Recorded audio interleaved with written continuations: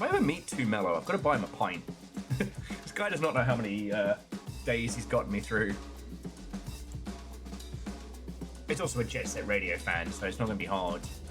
Verdant. First. Let me update the boards. Ortosini, Blasto and welcome. Kakazi, Eagle Birds! Eagle Birds! Oh, so Verdant, that puts you in the lead this month. This is still a pretty... This is a pretty open month. You're at 2, Lance is at 1, Yeti's at 1, J-Post is at 1.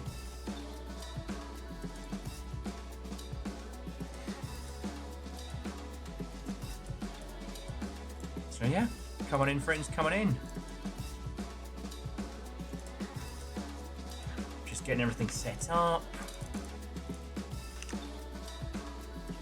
Jobs are good.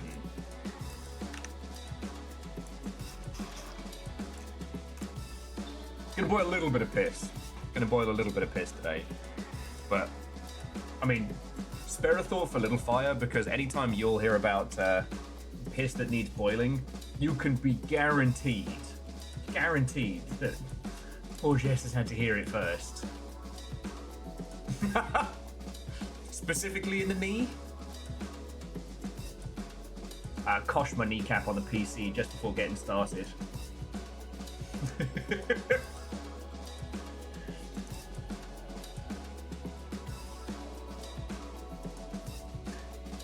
The amount of emotes of my own face that come from Little Fire's site. Okay. Oh, Aeon, what's and welcome.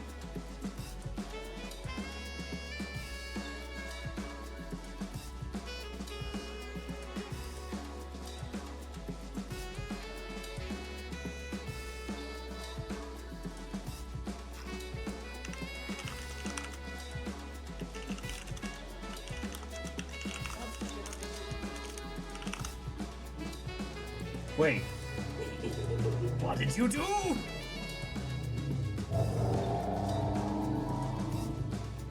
You just messing with me. Alright, there's nothing under the keyboard. Congratulations, you got me to check. That fucking giggle.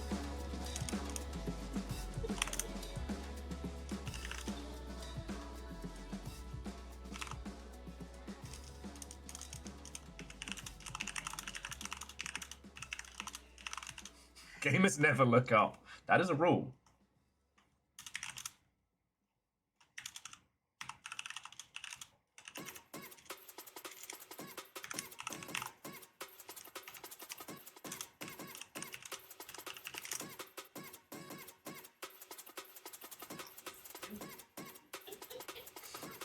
What are you lot doing?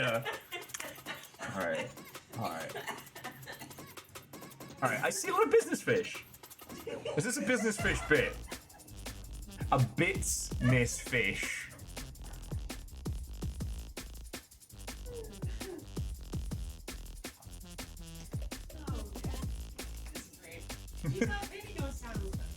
What have you done? Did you know that the N gauge is a pun? Oh really? Oh my god! And you're right, business fish is serious fish.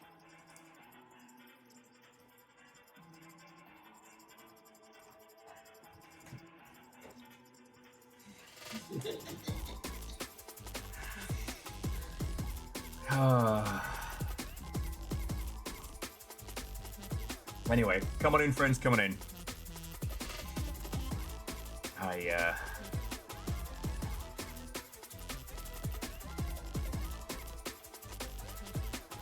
Gonna just roll a little.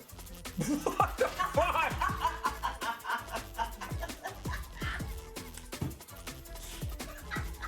Why did you do that? Fucking burger time! Popping up multiple times and you just happen to not be looking at that side of the screen. Oh, because I was doing the we're gone live.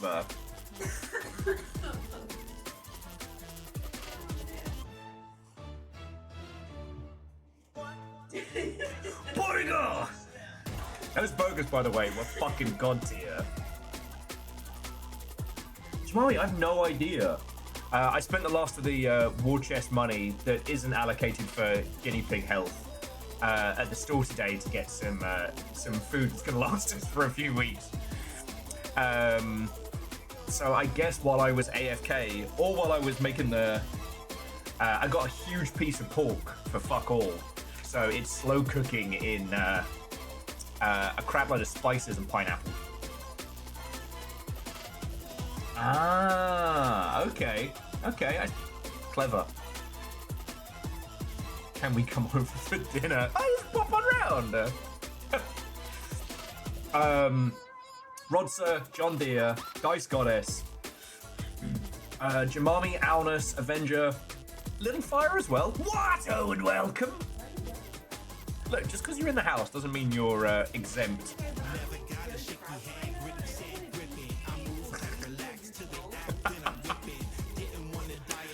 Well, wait till you see what I've posted about Valve. So.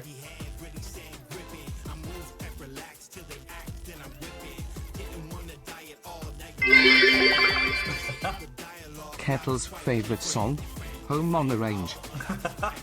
Errorman, thank you. Though I'm not ashamed to admit that whenever anyone says Home on the Range, I do think of the... oh my god, the movie's actually dropped out of my head, but the bloke with a lizard for a pet who captures animals. Fuck, what movie's that one's from? It's not Fern Gully. Fern Gully is Tim Curry as the sludge monster. Oh man, okay. What? Errorman, seriously, thank you. That's $10. After yesterday, I'm amazed anybody has any bits left. I'm very grateful. Is it Rescuers?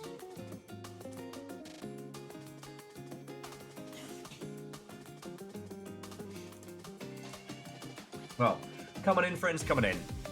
I decided to... I don't know if it'll get any traction. I did throw a little bit of a hand grenade out into the general blue sky region. Because,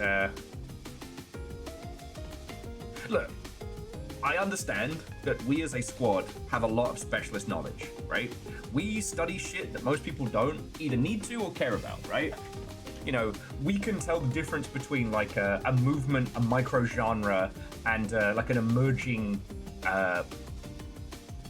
sphere of video games. Do you really need to be able to tell the difference between, you know, chaos co-op and friend slop? Not really. But the thing that still boggles my fucking mind, people don't get Steam. Steam! And before going live, I was just having a little scroll, you know, seeing how everybody's doing. Some of you might remember Gavin from Bleeding Cool News. In previous GDCs, Gav and I have hung out, especially doing Control Alt GDC. And he's posting some stuff from there, and it's really cool. But in between that, I saw people just being like slap forehead idiots about video game business, and I'm looking at these accounts, and these are people who run studios or run publishers. What the fuck? True, having the job doesn't make you good at the job.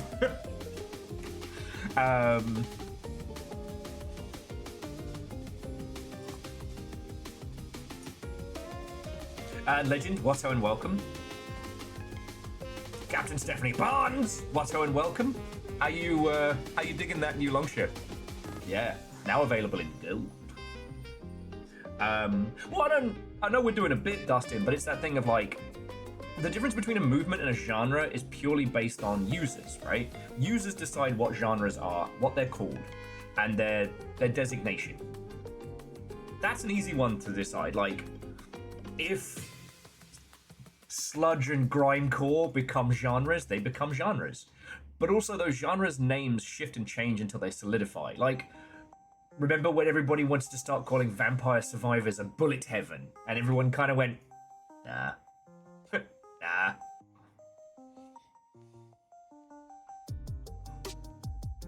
Yeah, if someone is terrible at their job and keeps it, who's their manager? Just got back from the dentist. I've been there since 2:30.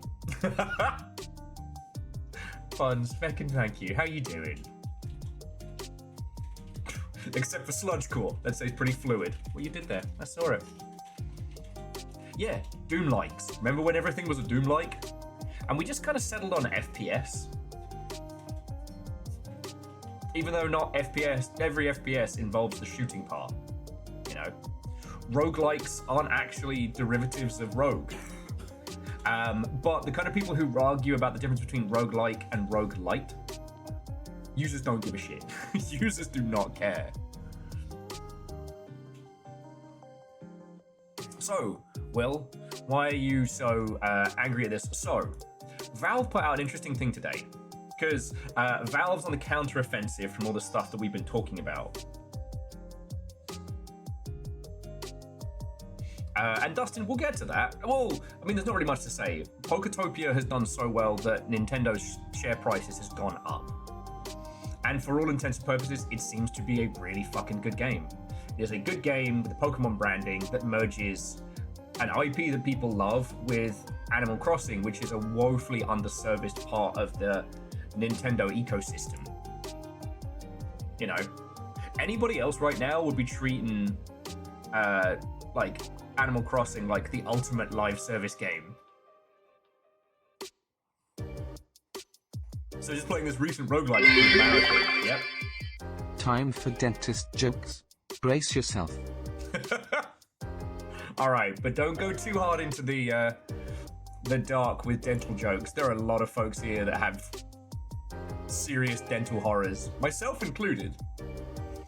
Like, I broke a tooth on some goldfish crackers the other day. It's just like that now. That's just my life. It's okay. We don't need teeth. Exactly. Teeth of a nerds. Just put all our food in a blender. Glad that Ehrman is helping with filling that joke. Nah. And yes, Alnus, to quote Sir Frederick Durstington III, it's just one of those days.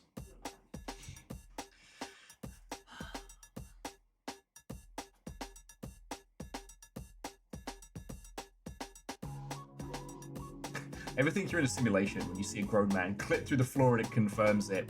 Nah. I just assume I'm having some kind of episode. But yeah, so, okay. The thing that's got me fighty today.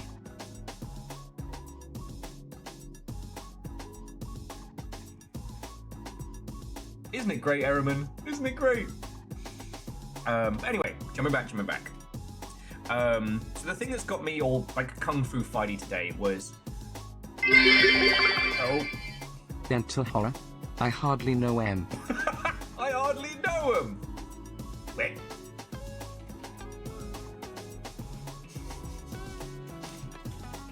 Jamami, thank you. Jamami, Ehrman, all of you, fucking thank you. Alright. Yesterday, I don't know if you all saw, we set a new record for hype trainage.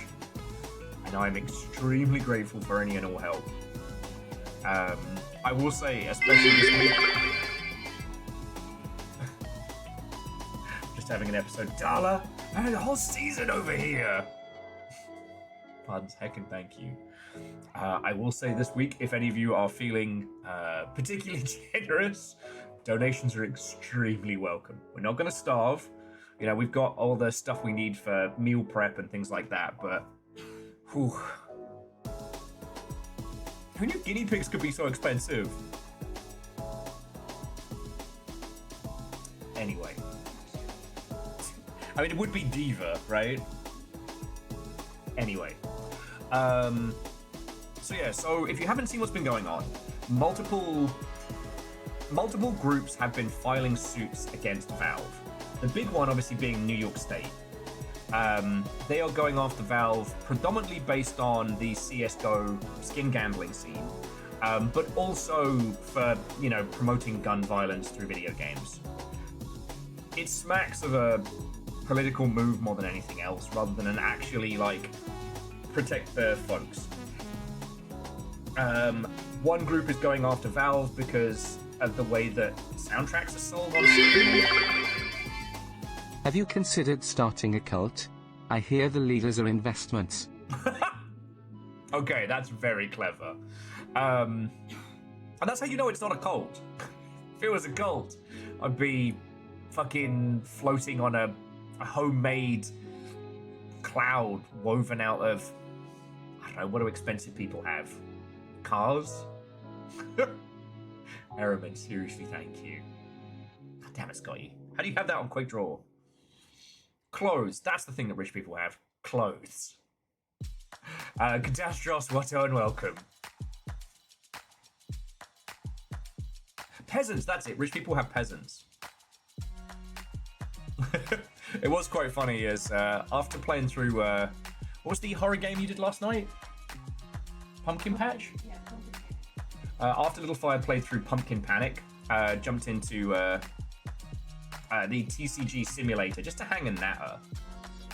And we, at one point, I guess the loopies hit us and we were just pretending to be the riches. Chasing people around the store going, poor! There's one poor! I damn it, dropped my monocle. Hoffers, I was just putting it on to boil, actually. So you haven't missed anything. Alice, don't drink what comes out the kettle. We've got some actual juice somewhere in here. Could you, I really should. You only make that mistake once, though.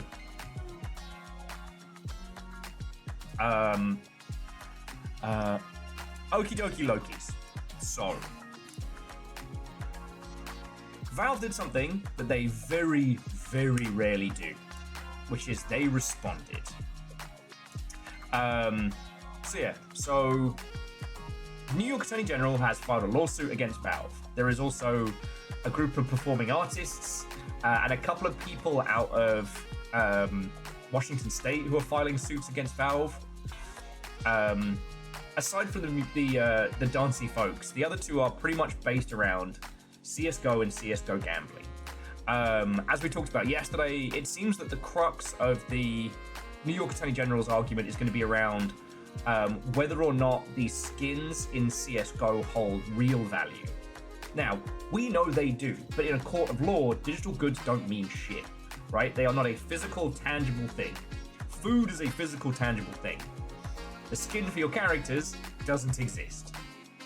And it seems that a big part of what the New York Attorney General is going to be putting forward is that through playing CSGO, an individual is able to make enough money on skins to sell those inside the ecosystem, buy a Steam Deck, and then sell that Steam Deck at like a Best Buy or something, thus proving that those digital objects have real world value. And if they have real world value, that means that the third world, sorry, I did not mean third world, the third party black market gambling around it is something that is facilitated by them. All right. It's a lot of legalese. I highly recommend Eurogamer's breakdown on it, which I can pass you the link to somewhere. All right, I'll have to dig that up there.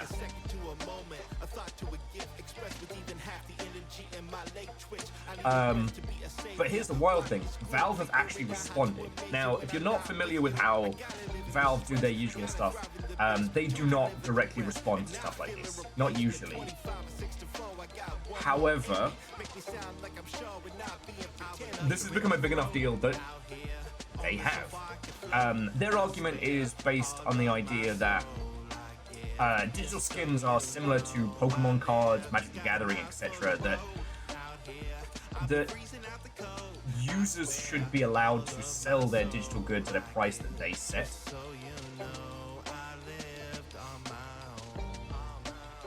You know, they're saying that the quote-unquote loot boxes are no different than mystery boxes available in stores and sold in children's aisles. Now, we'll see how that goes. But it's just interesting that they have directly responded. And at the same time, Valve put out some interesting numbers today. Let me see if I can find them.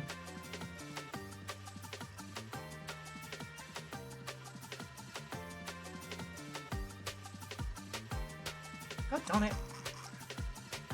All my nonsense is all over the place. Oh, sorry, I had the wrong site. Okay.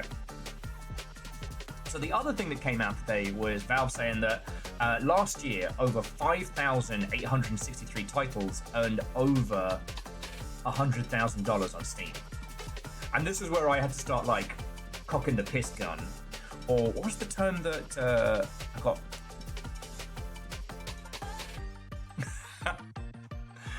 This is where I had to prepare to fire into the Pico system. Got that one from Laura from work. I've also got overpopulation ready, just in case we need it.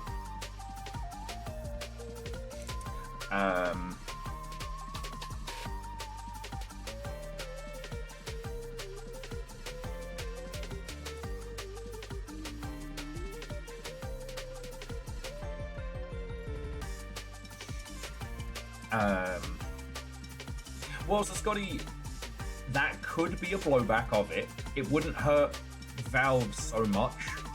And whether or not it, you know what, it would definitely fuck. That would definitely fuck, you know, big games like Fortnite, Roblox, etc.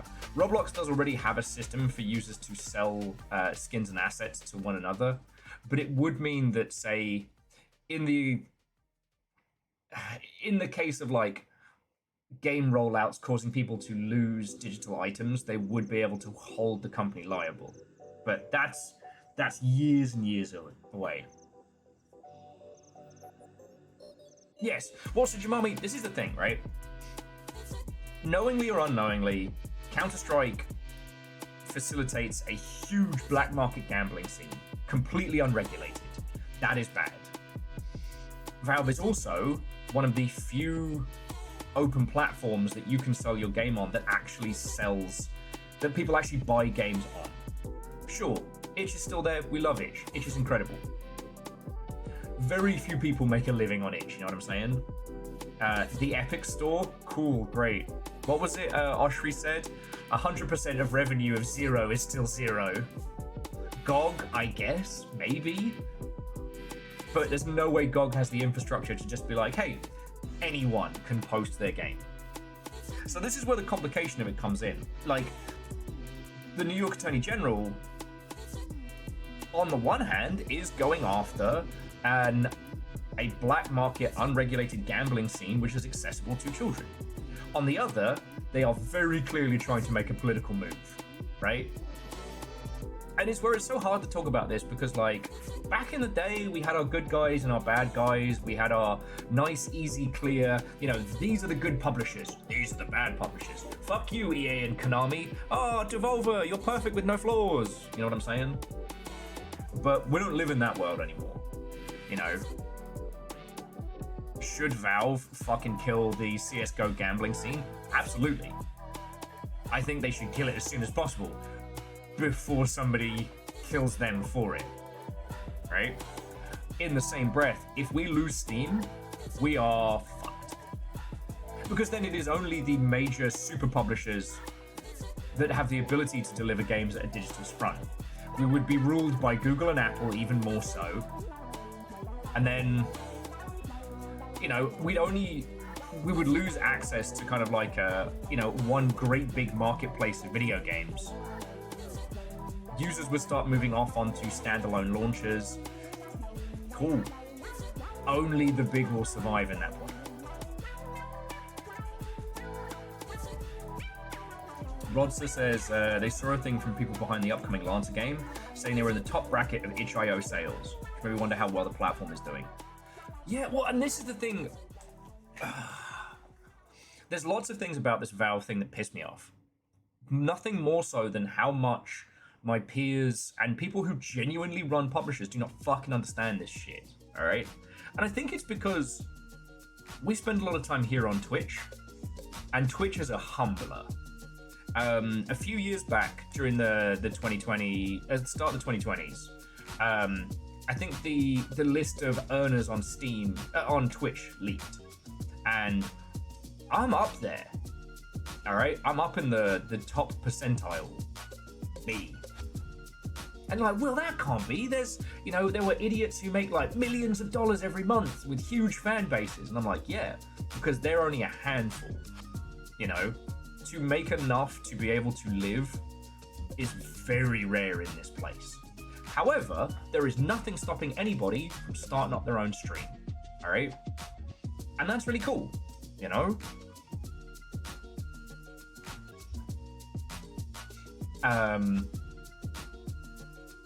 there is this insane concept that a lot of people seem to have internalized, that Valve, that Steam is your friend.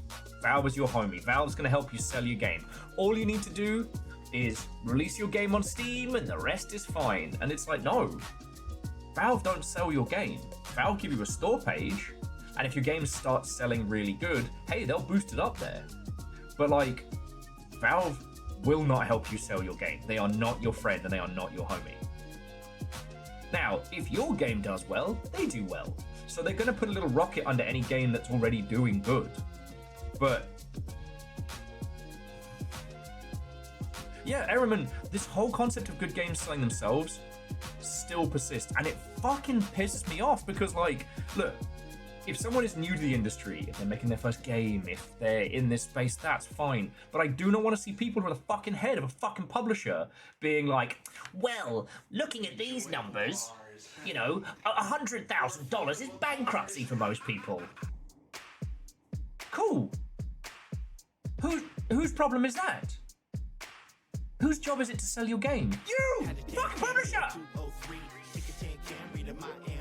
Right! Surprise speaker face! Will Overguard, our man in the 1%. Shitaru, that's me! And remember, I'm not an example, I'm a cautionary tale. And PVS, what and welcome. Yeah, Valve is your warehouse. Valve is your shipping infrastructure. UPS doesn't help you sell your fucking Etsy prints. Wait, I can't remember if we're supposed to be using Etsy or not. That's someone else's problem. You know?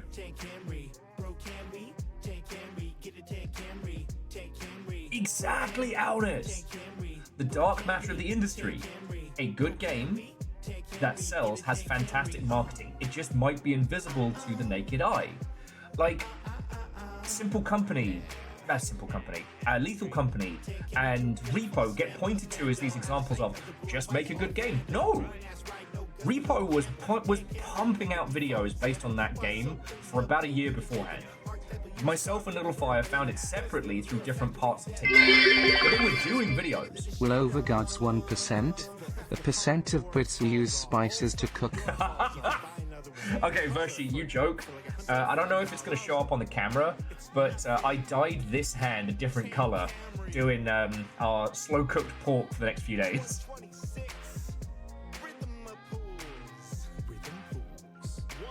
And Vershi and Shitaru, fucking thank you for the bits. They are very, very welcome. Donations especially. Exactly! Zalavir doing silly little bits on Blue Sky, that's marketing. And the fact that people keep fucking missing this and going like, oh, well, you know, there's something special about Strange Scaffold. No. The reason why we talk about Strange Scaffold is it's work. Zalavir was making little tiny games and then little smaller games and then working with friends and working with people. You know? Dude did not just kick fucking El Paso Elsewhere out the door and have Hollywood knocking around.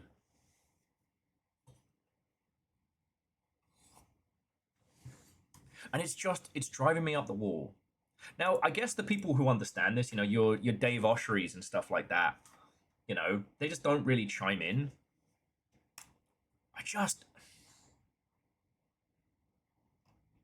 want to get fighty. Hang on.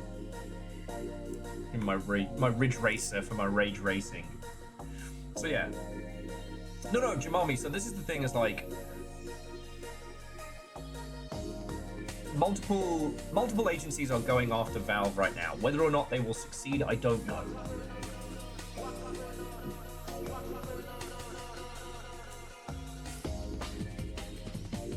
You know, currently I do think that the New York Attorney General is trying to make a play for, you know, more political mojo because of the inclusion of things of like the Valve is promoting gun violence because of they promote CS:GO. I know, right?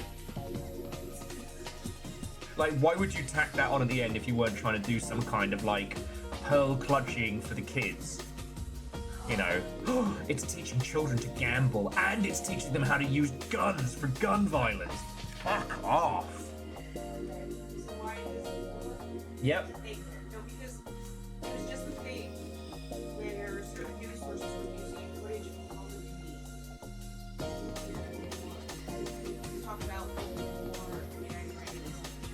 Yes. And I'm like, you can't sit here and talk about Bungie when you also literally use Call of Duty in small enough. Yeah, I mean, you've got. Always been But also, War Thunder's been used for fake military footage over the last couple weeks. anybody knows Call of Duty is behavior for propaganda for our military endlessly. And just, I mean, I know we all know this, but Virtue's saying it needs saying. CSGO, as a tool to teach you how to use a firearm, could not be worse. You know what I think is a great tool to use to teach firearm usage? Gmod. If you can survive Gary's mod, you can survive anything. I mean, Kakazi, this is where I don't get into a lot of real-world politics stuff, because it's very easy with someone with my level of caucasity to speak with absolute authority on a sphere that I do not know about. I don't know what the current climate in New York is like. I know Momdami's in, and we're happy about that. We go, yay!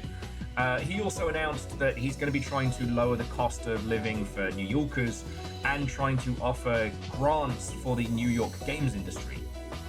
So he's trying to court games industry folks away from the West Coast back to the East Coast, because most people got priced out of New York and then went west. And I think he's trying to pull the reverse, which is fine. You know.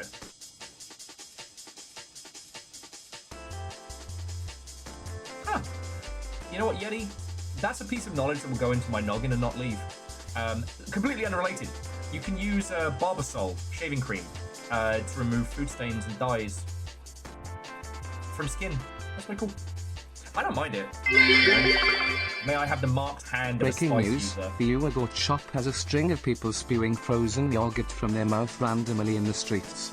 The shop claims no responsibility and recommends parents have a new way to feed their kids. Make children battle for yogurt pots.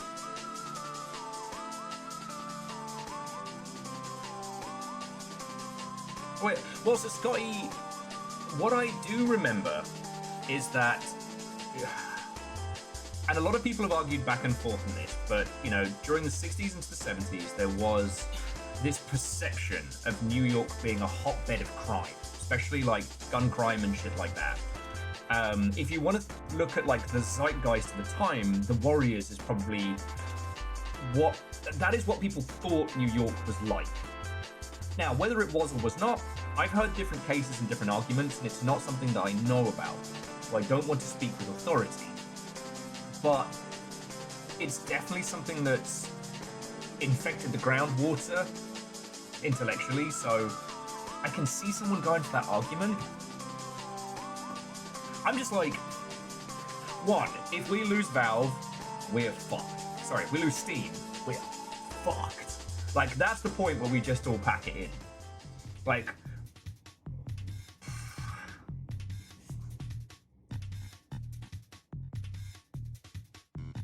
right, but we're talking about the 60s, right? When Blade 68 is kickstarting. Just more in terms of, like, you know, perceptions and how they might affect the Valve case and things like that. And Favor 6, of course I've seen Pluto.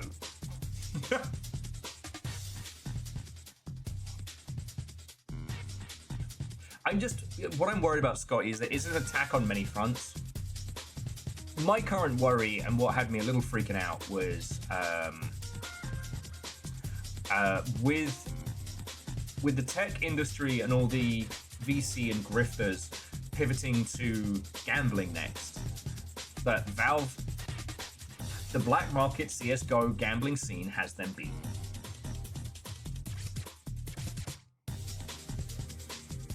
Yes, and Kakazi, Valve isn't our friend, but they are holding the line against something much, much worse. Can you imagine if EA commanded the PC gaming market?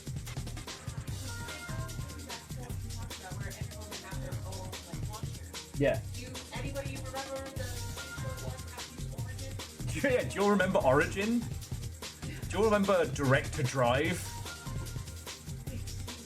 Yeah, there was that spree where like every other PC game would have its own unique launcher. Literally, dude, fucking PC's riddled with goddamn launchers. Yeah.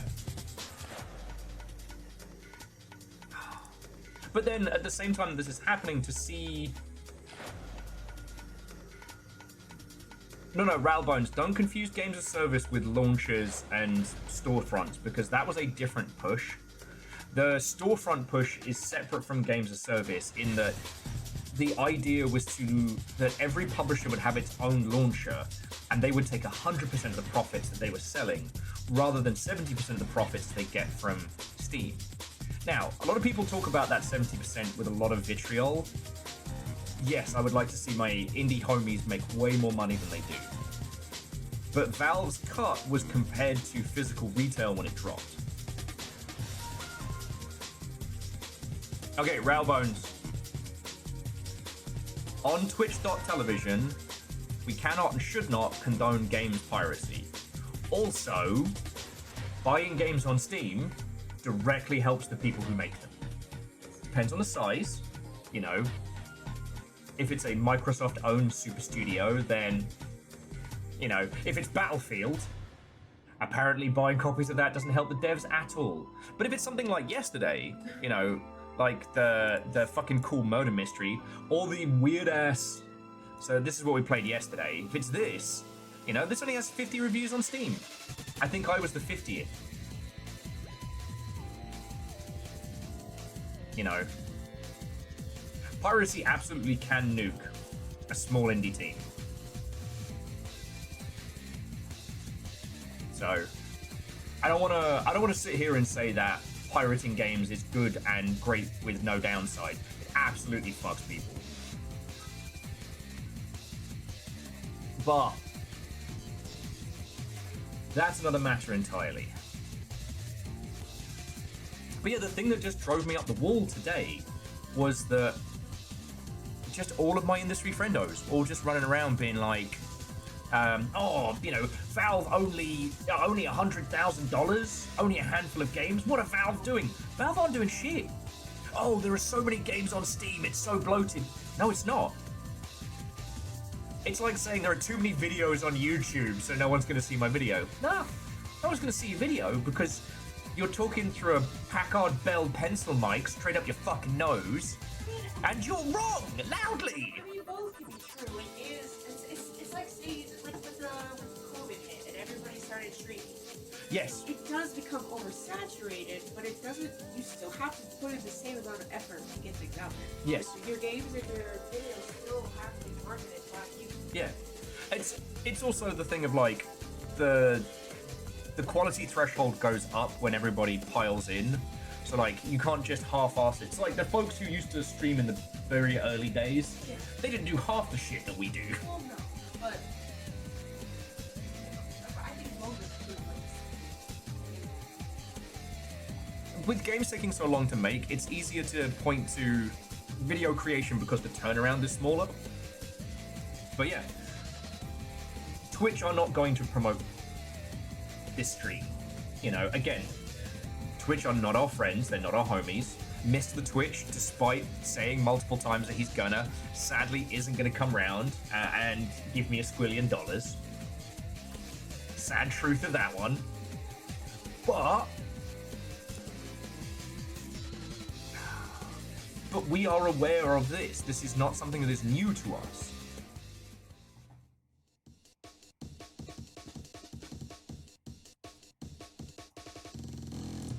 Yeah, well, Kakazi, and that's what has been happening over on Epic.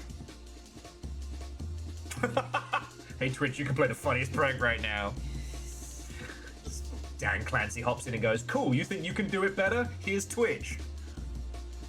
I don't think I actually want that curse. I'm gonna be... I don't want that curse. Nah, don't put that juju on me. I don't. You could not. Well, that's not true. But I found this Verdon with actually I found this channel being called out by Mr. the Twitch and he recommended you.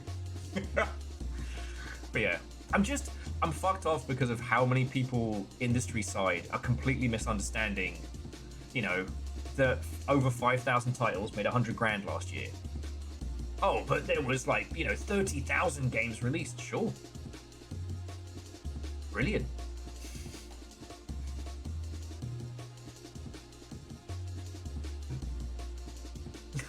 Virtue was like, man, Mr. Twitch just handed me $1 million in an envelope addressed to Will.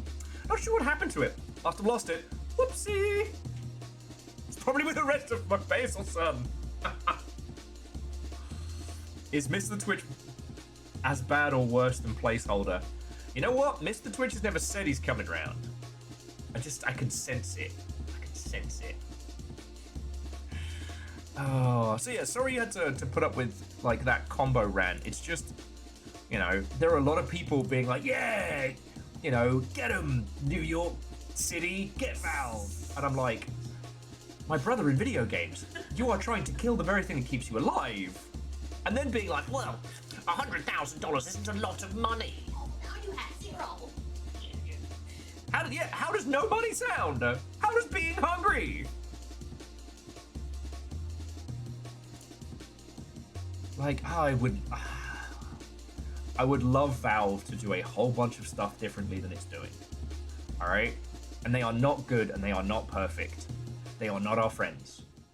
But right now, the biggest PC marketplace on the planet is accessible by you. Because one thing struck me when we were looking through those financials, and I don't know why I didn't have a head slap moment sooner. The Chinese market is now the biggest market on the planet. Now, at what point that happened is debatable, because it does seem like as more and more Chinese consumers have gotten either around the Great Iron Firewall or have had access to more games as that, you know, has expanded upon, that would require some serious research. And I don't have a grounding in the Chinese industry and how it has been changing, you know. But if your game is on Steam, in at very least, like, I believe simplified Chinese is Mandarin, right? Right? Yes. Yeah, I don't want to assume. But if your game is available in simplified Chinese, congratulations, you're about to spike. Like, at some point last year, the number of Chinese users outstepped English language users on Steam. And over the weekend, the platform hit a brand new concurrent high of 42 million users.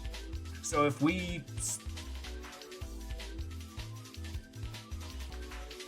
So simplified Chinese is the writing system, Mandarin is the spoken language. Okay, so they are separate, but yeah, thank you. Right? Simplified English is what we call American. Gonna pay for that one later. One singular bean. A single Heinz bean.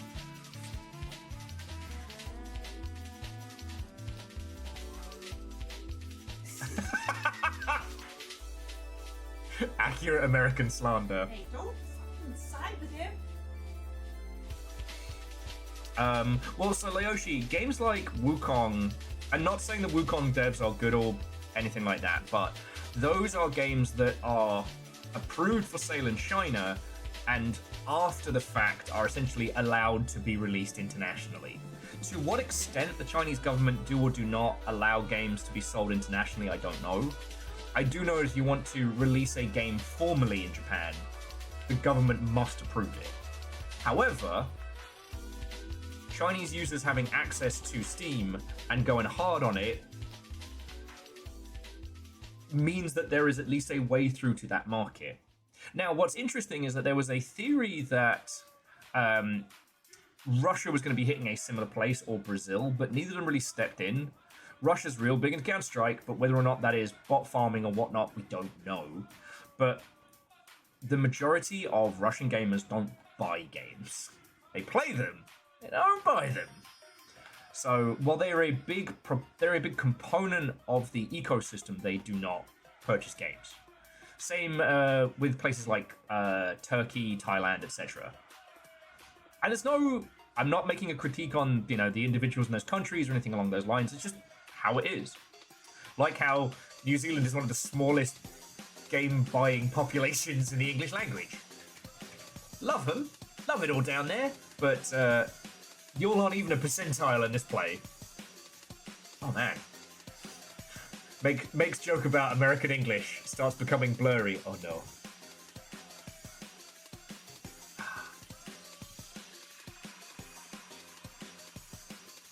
Oh, Lyoshi says, think about what games got Chinese consumers to install Steam the first time. I'm not sure. There was initially a Chinese version of Steam available. But again, this is where my knowledge of spheres of gaming is limited. I'm not going to sit here and tell you how the Chinese market has become a powerhouse. Like, it is something I would like to research, but, you know, whenever you start looking into this, you start stumbling upon people who've written up like mobile gaming stuff and things like that, and sure, cool. Mobile gaming, the biggest emergent market in that is actually India. This is where a large number of people are playing things like, you know, PUBG Mobile and shit like that. That's another story.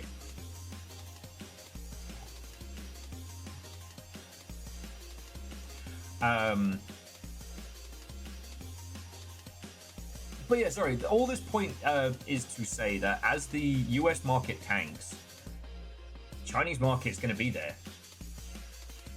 Now, what does that mean to you?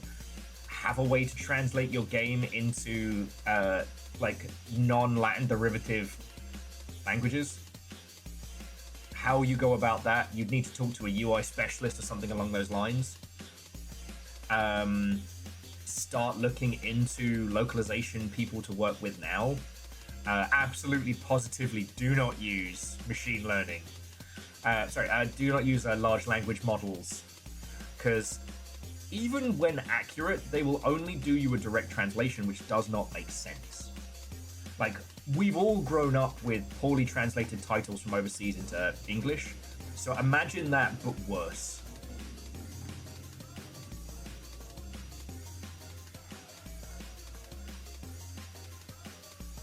So yeah.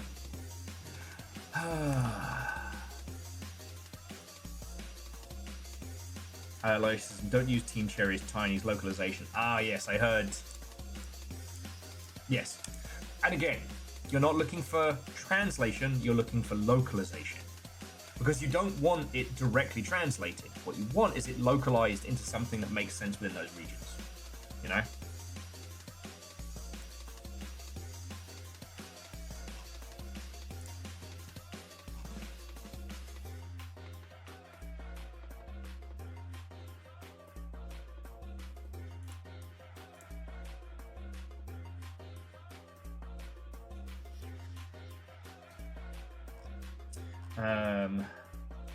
So yeah, as for other video game news, I'm still seeing Gav's postings of going around Control Alt GDC. Fearless made found an interesting thing from PC Gamer early on today, that for the first time in a long time, there are no blockchain, crypto, or NFT talks at GDC. Obviously, there's a bunch of AI horse shit because that's going through its death nail. I keep calling it Poketopia, or Pokepia, or whatever the fuck it's called. The Pokemon Animal Crossing game has done so well, Nintendo's stocks have spiked upward. Microsoft's doing chaff PR at the moment. Yeah, bless the death of NFTs. Yeah, it was looking real dark for a second there, you know.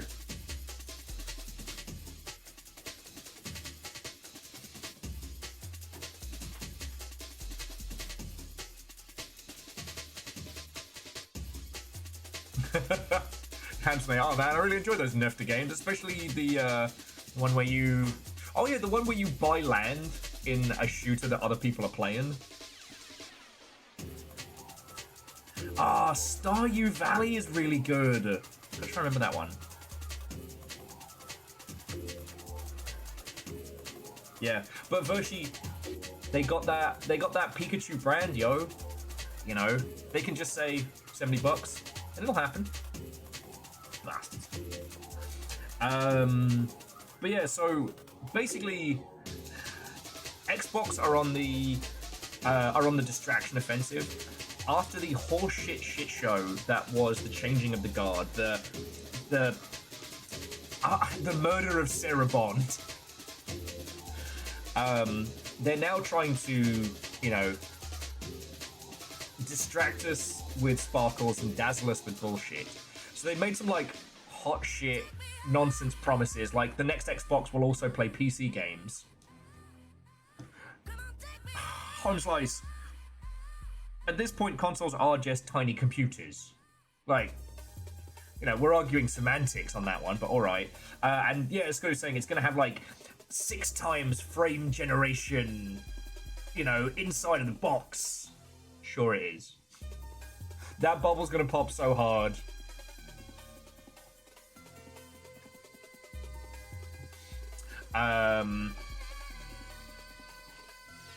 But the thing is, there are no dev kits.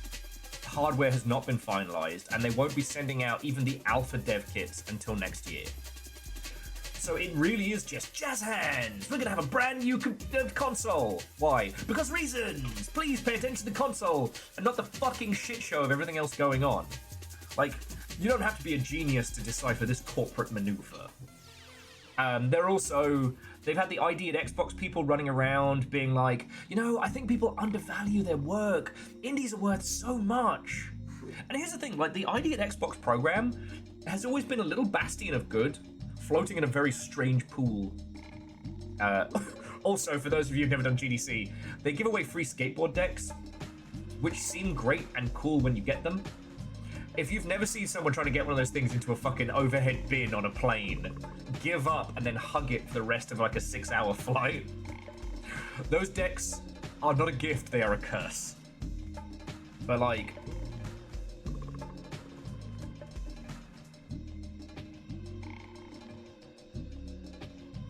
everything's an Xbox. This new thing is especially an Xbox, possibly even all doubling that.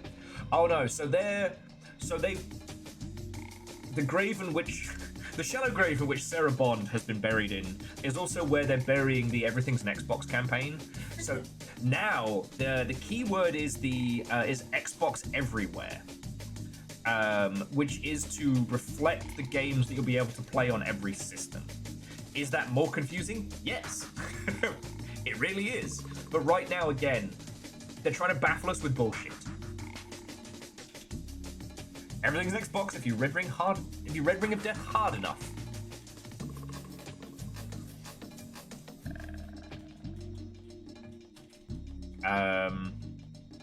Oh, Google's been trying to show off its AI tools, which are fucking funny. So the thing that made everybody's stocks tank because people with money are fucking stupid, whether it's due to, you know, brain weevils or AI psychosis. What was it, like a month ago? Google unveiled Google Genie 3, which was going to generate a video game. Sure. It hallucinates gameplay and then generates images of what it thinks that game would be. It breaks down after about a minute. And it breaks down fucking weird. At Talk of GDC, Google DeepMind said that the generative AI tech is not intended to replace traditional video games. Fuck off! Again, I just want to shout out Lewis Packwood, who's the features editor over at gamesindustry.biz, whose level of professionalism when facing such a monumental surfable wave of horseshit I aspire to command. Rattlebones, I don't know what it is, but there's a certain point in, I can only comment in like video games and, you know, tech spheres. People reach a certain amount of money and they go fucking stupid. And I've just been calling it the brain weevils because I don't have a way to properly convey it. It's like you can spot the exact moment in the career of Molyneux when he caught brain weevils. But yeah, so they outlined the, you know, the Project Genie. They're now calling it Experiment, and it's fucking horseshit. Again, I'm looking forward to having a chat with Tommy Thompson when he gets back from GDC, because he runs the AI in games. Generative AI people keep hiring him and keep bringing him into their AI talks. He is not of their ilk. You do not have to worry. He does not have the psychosis. Send a Scott in there and sort it right the fuck out. But I'd be really interested to see what he's seen of all of this nonsense. Yeah, Alnus, you're right. You know, the Jinn, famously through mythology to be a group of upstanding and helpful spirits that don't fuck your shit up at all. That's the Little Jinn, right?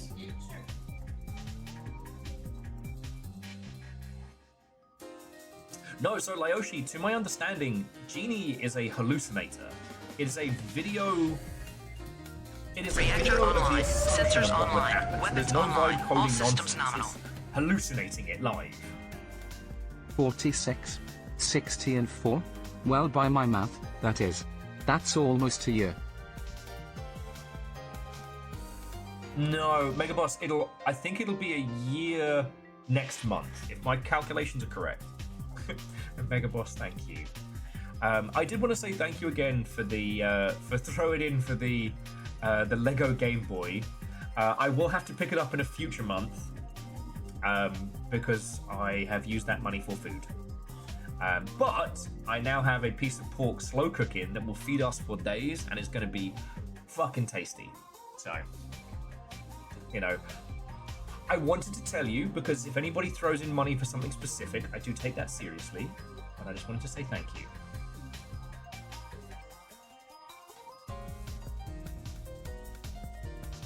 Lyoshi, yeah, so far as I understand, it is just a wrapper for an AI video generation pipeline, but essentially the prompts become the controls.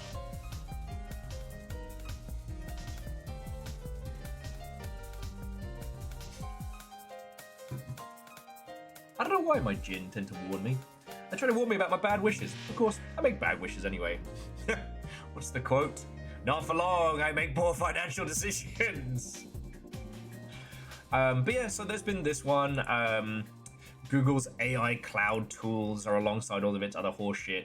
Honestly, the only thing I've seen, again, coming from the Google stand is the 6-player swing, which, much like all of this AI implementation, is woefully unthought. Yeah, Scotty, my Jinn tries to warn me all the time. I just don't listen. I just don't listen. See if Gab's seen anything else cool.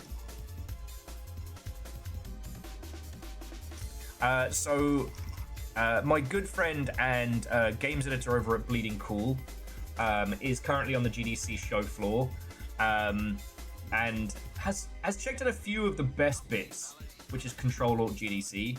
So here we have Udon Uncaged, a Zorba mop, which is fucking cool. That is a real-size monkey ball maneuver.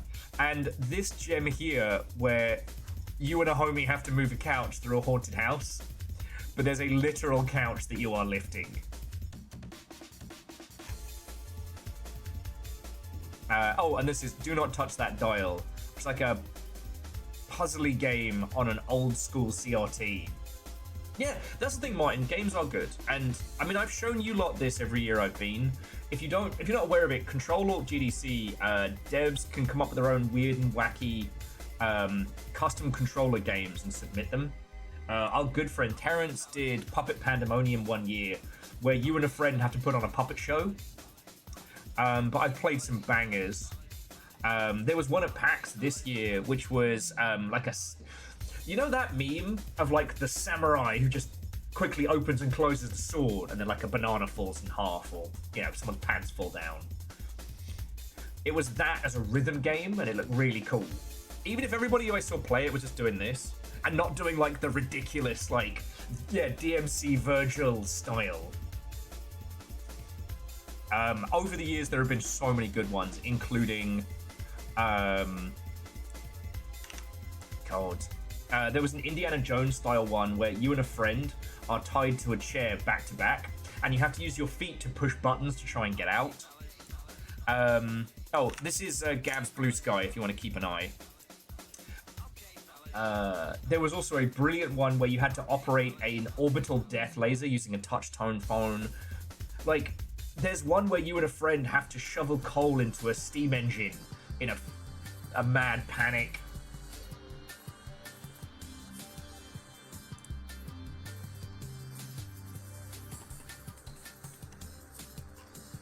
So yeah, we'll see if Gav finds any more bangers for us.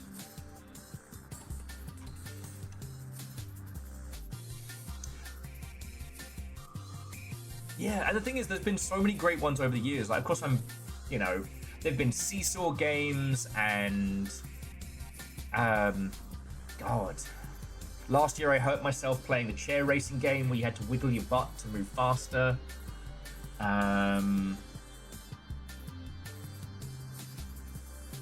Control Alt GDC is wonderful because it's such a counterpoint to the commercial stands like Roblox and, Unreal and things like that, trying to sell you a million things.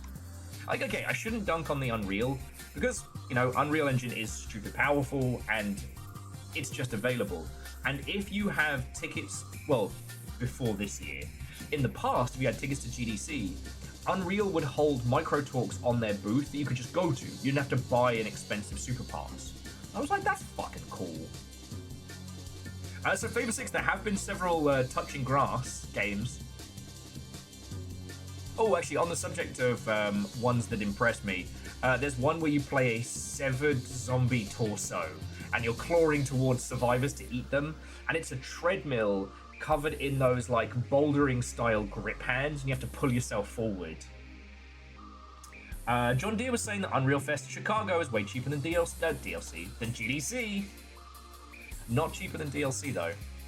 Looking at you, Trade Sim.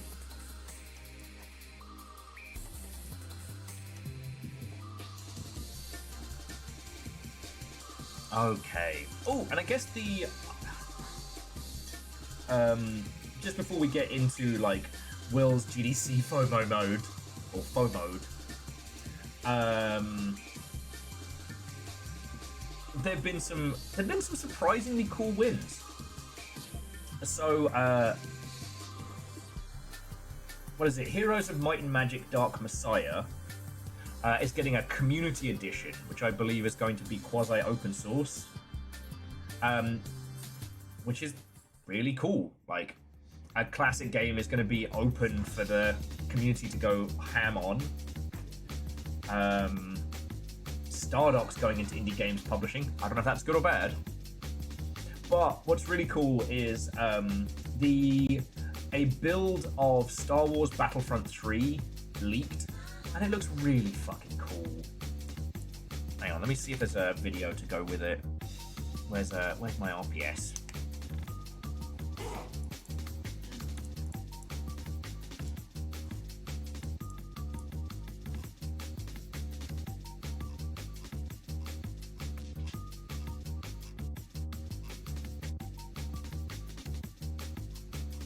Yeah, the community edition of Heroes of Might and Magic Dark Messiah has Ubisoft's official blessing. Also, bless you. Yeah, so have a look at this. So yeah, this is some in-game footage from what would have been Star Wars Battlefront 3. Now, famously, as LucasArts was, we didn't know at the time, but as LucasArts was winding down to be purchased by Disney, a lot of video game projects unfortunately suffered because of it, which is really sad. So unlike a lot of other business things, I can't actually go, oh, LucasArts, what are you fucking doing? And then when Disney took over, they didn't really know what the fuck to do with games. So it kind of was like, EA, do you want the Star Wars license? EA's like, yeah, right.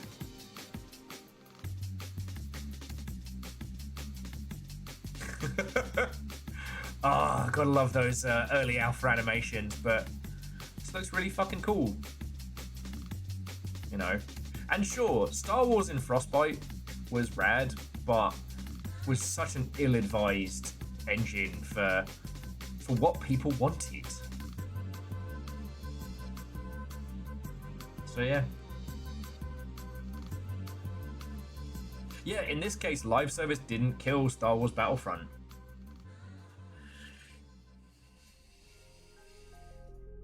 Although EA nearly stacked it so hard we ended up with loot box legislation. Now, I will still argue that Star Wars Battlefront 2 is one of the great games, and its focus on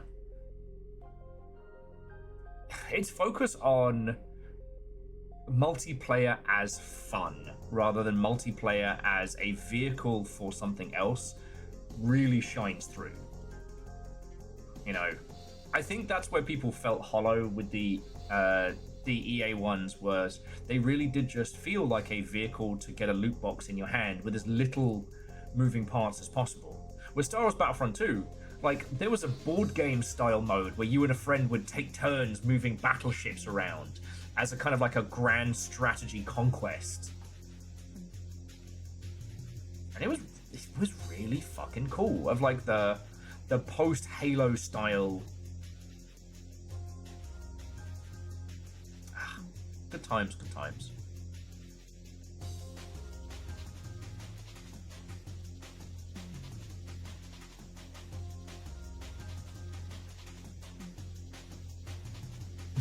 Okay, yeah, grenades were violently powerful.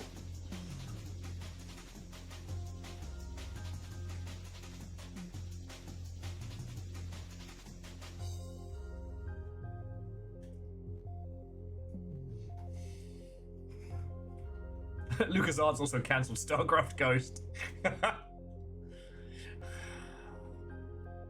Of all the Blizzard titles, that's going to be the one that comes back. All right.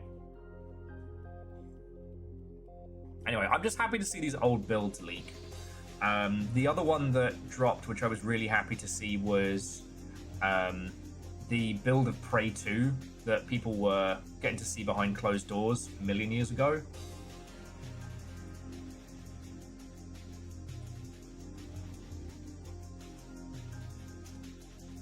Good times, good times.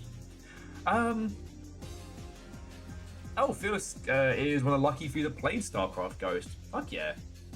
I wasn't even in the industry when that was still floating around. I'm still gutted I didn't get to do the Halo augmented reality presentation.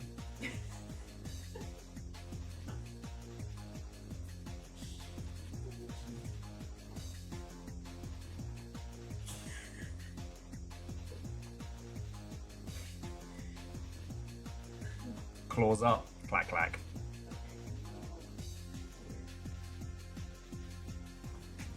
Should I worry? No. Okay.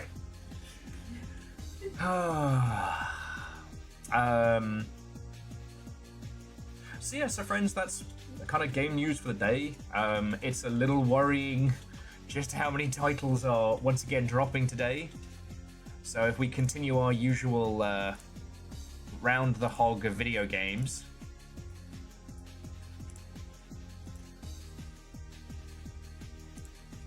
Oh yes, and that's what we're going to be playing today. So we'll talk about that in a second. Like, if you didn't see it, so I didn't get the chance to play it, but Mama's Sleeping Angels was a big hit from Steam Next Fest because it's fucking weird. I don't know who's making Bubblegum Galaxy, but it seems to be a combination of Dorfromantic and Katamari Damacy. Crab Meat has been fully released. 14 reviews. Mr. Sleepy Man, you know, 58. It's not bad. Why they chose this week to release, I will never fucking know. But there is no plan so well conceived that it cannot be doinked up by idiocy. Oh, Runeborn's doing good. But, like, look, it's basically new Puzzle Quest and good. Yeah, Ratbones, I've been keeping an eye on Mr. Sleepy Man. They had a really successful campaign on TikTok and were at PAX and things like that, but they've definitely suffered from the Christmas reset, and they have chosen a fucking horrible launch window. Because last week was the everything. This week's busy but not as bad, although Fatal Frame's out today. It will be. And see, fucking yo, how are you doing? 42 months. The answer to a great many things.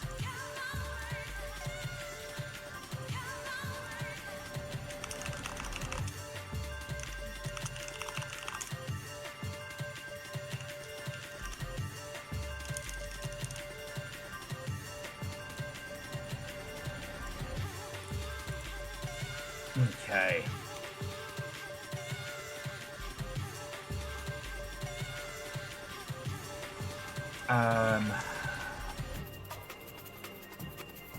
But yes, launching Mr. Sleepy Man this week was a fool's errand.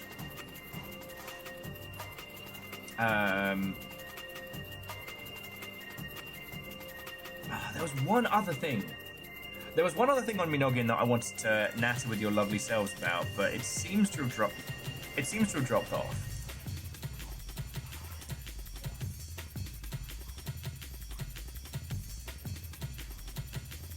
We talked about Google being fucking useless.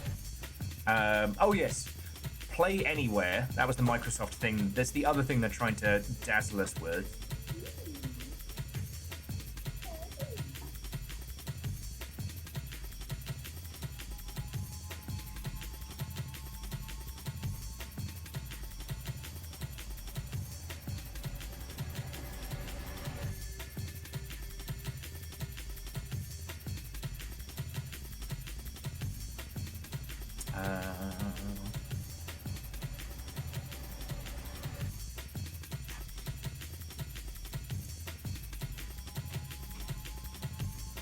Okay. You know, I don't think I have anything else to be throwing in.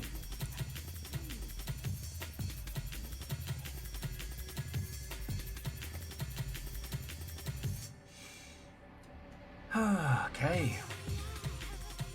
Okay. Getting a little into the... There we go. And change rhythm. Getting a little into the... A little too hard into the paint there for PlayStation jungle music. Oh. As for everything else, I guess quick little update on everything going down here before we get into Kromlech. If you haven't been about, so tomorrow, Diva the guinea pig is going in for her little surgery. I've got rides and stuff all sorted. A wonderful friendo is helping out with that one. And we don't think she's going to need an overnight. So touch wood, touch wood. It did strike me though that tomorrow's stream will be a little bit weird and perhaps broken, which does not bode well for blueprints. But even if I just like sleep deprivedly, idiotly bumble my way through it a bit, or maybe something else. All right, there will be a stream tomorrow. Yeah, and Jemami, like, it's not going to be quick for her poor self, but, you know, it'll give her many years and definitely a much, much higher quality of life. Or she'll just flip me the bird with her little guinea pig paws and fuck off up the rainbow bridge like a little arsehole. Divas like that. Sorry, I don't mean to be glib, it's just, I've lived with this guinea pig now for a couple of years, and she is her own boss. She's bitten me! I didn't even do anything to deserve it that time, just as a flex.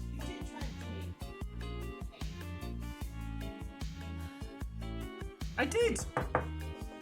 I did! First, she has a suggestion of what I can do as a blueprint stream tomorrow, which won't require big brain power. Bring it by later. It's just gonna be a huge bag of weed. Just gonna get baked out of my gold. A little basil threat. Fuck, are we gonna put the plants? Just get the back of the apartment. Okay. But it does mean tomorrow is gonna be a bit odd. Video game wise, has anyone not heard me talk about Horror Palette yet? Because Little Fire found this game and it's fucking brilliant. I'm I'm about to hit 40 hours on it, I and it. really want to do another stream on it because once you start getting into once you start picking up pace, it's not so whatever, but the beginning part takes a lot of getting into. Yes, I mean, I had to leave it running a few times just to get all the gems to start cracking the puzzles. It's a hell of a look. Thanks.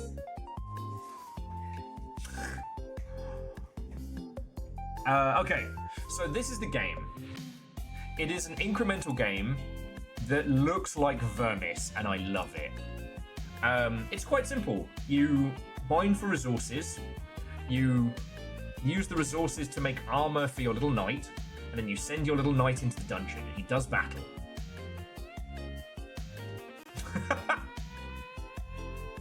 Do you mean, can Littlefire see Russia from her back porch? Minushka! Minushka, when will husband return from Gulag? Okay. He's dead.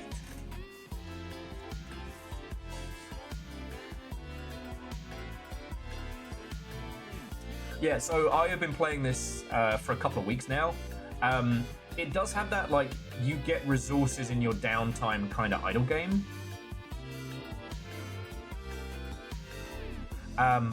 And it is genuinely inspired.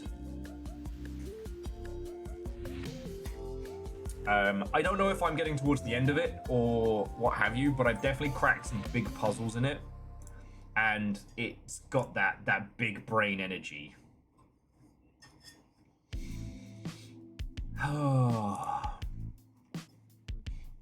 That's been the only really interesting thing. I haven't had the chance to play any more Marathon, and I haven't had the chance to play any more Arena. I got to play a little bit over the weekend, and it was lovely.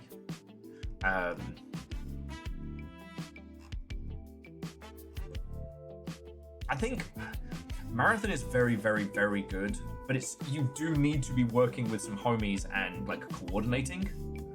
And the thing I like about Arena is I don't have to be on comms to do well. No, I did definitely get to the point of sleep where I did one thing and someone on the team was like, "Why did you do that?" And I was like, "Oh, well, I did it to..." Oh, wait, no, that was incredibly stupid. Okay. But I don't... Oh no, Raw Bones, it is, and it's extremely good.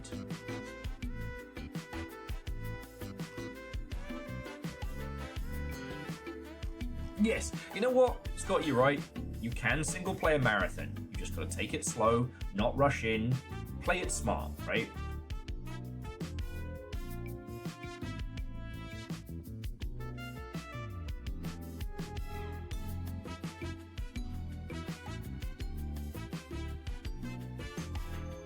Well, Lyoshi, did you skip to the end?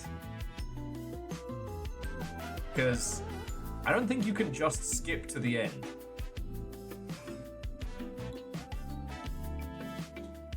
From what it has taken me to get as far as I have, one does not accidentally stumble into that one. Because I was starting to feel like, alright, now my character is kicking a lot of ass, I can just leave him to do things. You know, I'll have this licked in no time. And then, puzzles.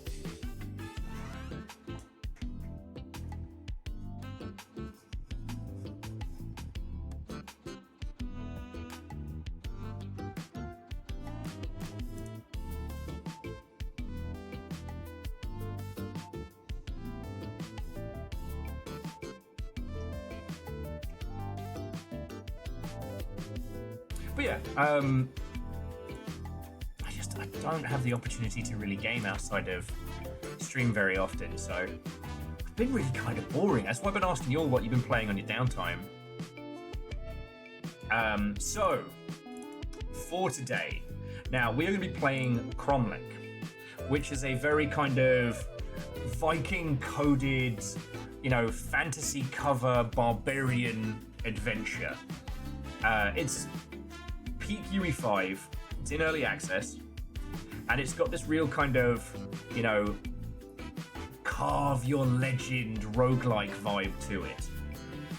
It is a very new team, and I would say that the reason why it is mixed reviews on Steam is it is not optimized. Thankfully, I have, you know, a behemoth with which to work. So hopefully, again, touch wood, don't see any problems.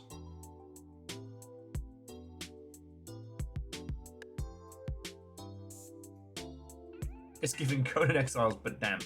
And less wobbly knobs. No, it's very much trying to be that, like, you know, classic fantasy cover, you know, battle.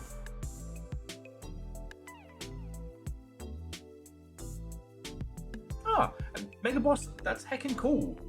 You know, honestly, I do like the fact that we have a lot of people here that are still, like, core Warframe players, because it never gets brought up in conversation. Warframe is to online games what Strange Scaffold is to indie, right? It is a repeatable methodology for making an online game sensibly and scaling up, right? But no one talks about it because, you know, it's not making famous people in-game, you know, gig money. It's just making, you know, a large profit, not all money.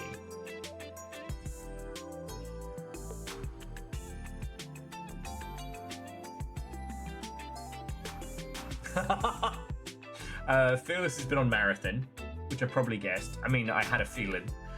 Pushing into Dire Marsh and was playing several runs before they realised their mic was muted. Yeah, I would definitely... If I were playing for my downtime, I'd probably be playing with Yule and obviously with mics on.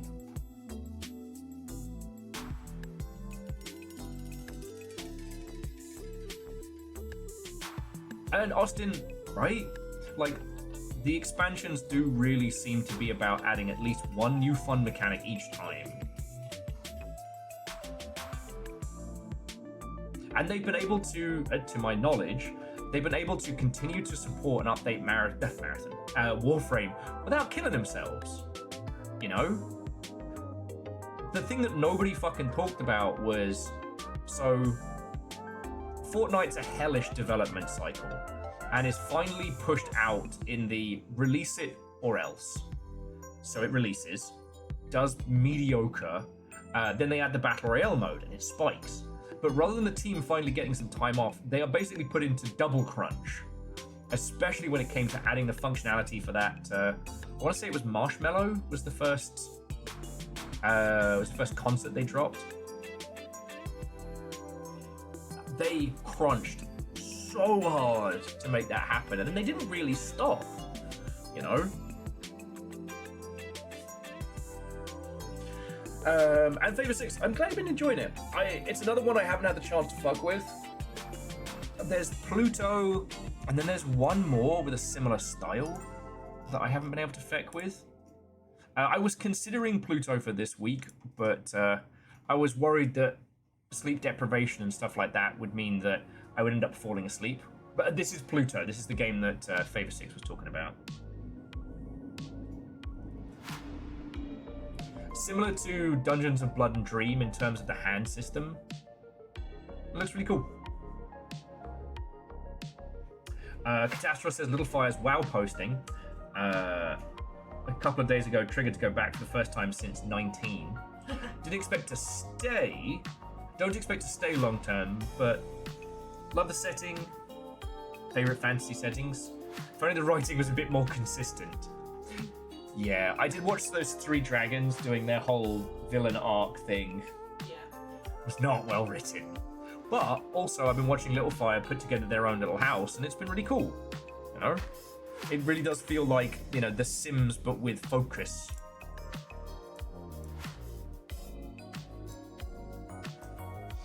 So honestly, the only thing that stopped me going back to WoW whereas Little Fire has been, it's kind of twofold. One, if I want to play as my character, I have to log back onto European servers, so I'm just going to eat that like 300 ping. Okay. And if I want to play in the US, I will have to spend like $70 to get a copy of the game and then the subscription stuff and things like that. I'm like, nope.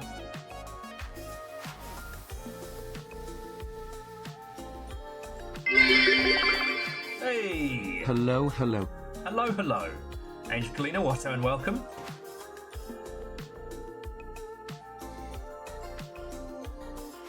But yeah. I guess I'd forgotten Blizzard games, not cheap. But yeah, just, okay, before we get into this though, I do want to like highlight again, if you want to look at a really good example of a live service game, doing it well, not being shisty or weird, just look at Warframe. Now, I can't say that, yes, your game can guarantee success launch like Warframe could, but Warframe launched with a small team. They got lucky, certainly, but they were able to grow that team and that project in a way that worked, you know? They readjusted the business model to suit what players wanted. You know, initially it was going to be this thing where you could have any Warframe, but you then had to pay to get the more powerful upgrades, and people hated that. So they were like, all right, well, we'll just have it where you can either build the frame or buy it. And everyone was like, yeah, all right, okay, we like this.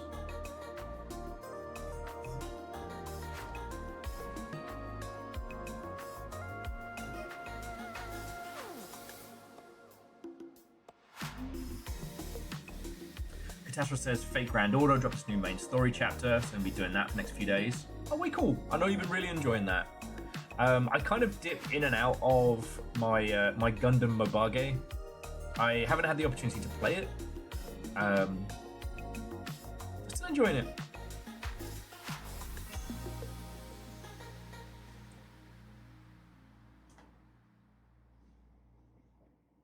Oh, I'm going to want a controller for this, aren't I?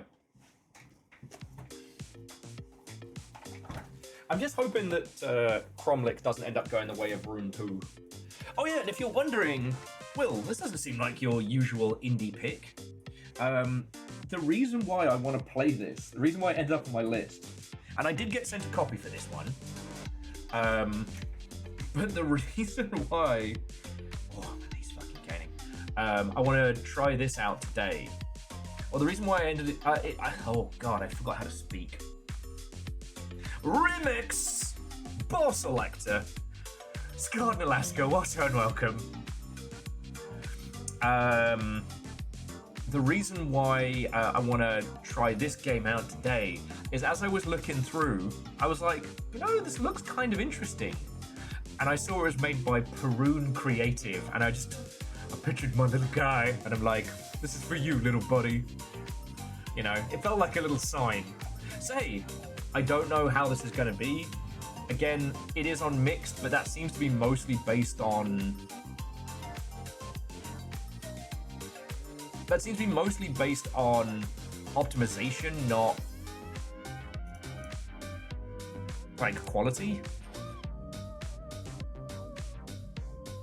Did we ever add Tiny... I guess we didn't add Tiny Perun as an emote here.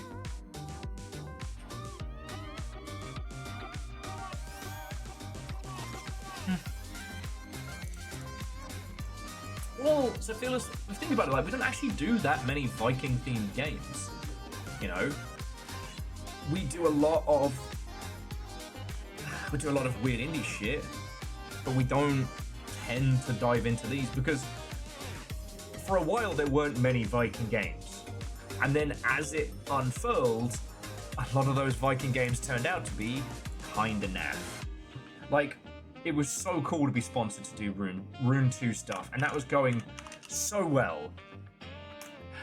And then they pivoted, and that pivot was not a good one. But hey, I get to show you all this.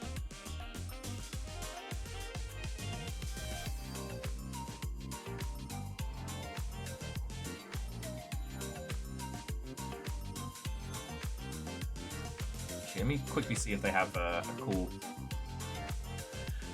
site I can take some key art for. Yeah, there he is. That's my little guy.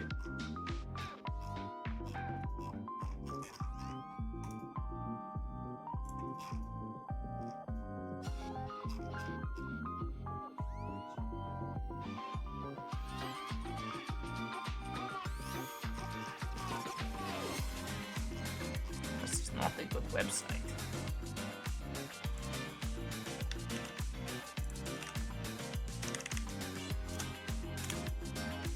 See if we can find a good one.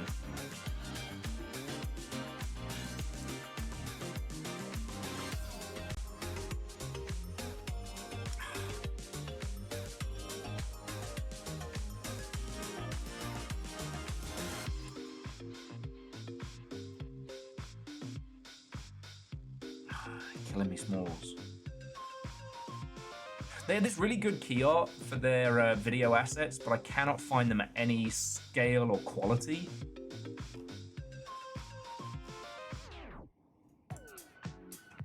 Like, it's too, okay. It's too small for me to even show you. So, like, the gameplay trailer thumbnail here looks fucking cool. I want to say Frank Zappa, but it's not. That's the dude with the mustache. But there was a famous fantasy illustrator who did all of this stuff, right? And they've really got that vibe down pat. Okay, this is a little better.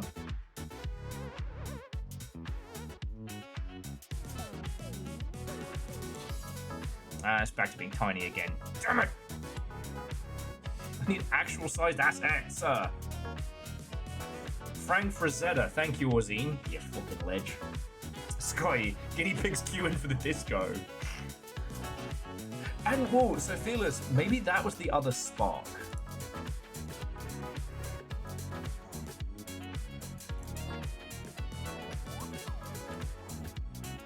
What is this?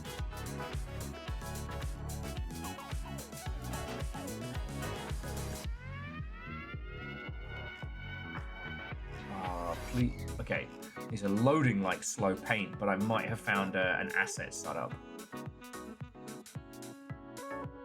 Oh, that was the other thing. While not the most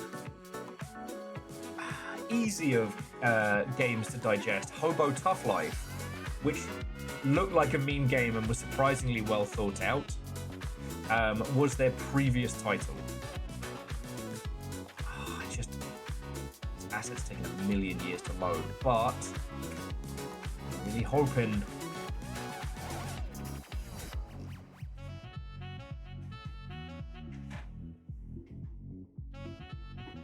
Kromlech is my favorite orc alternative bits brand. I did notice that as I was googling this.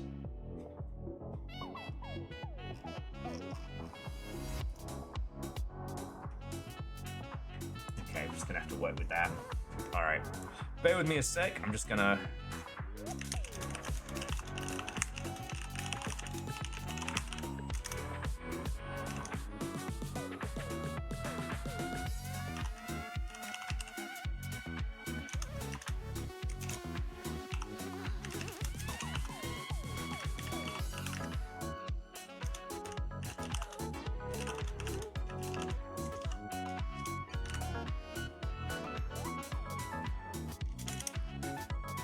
And shit, why not put my own little... Why not plug my own stream? Okay. Okay. Promo done.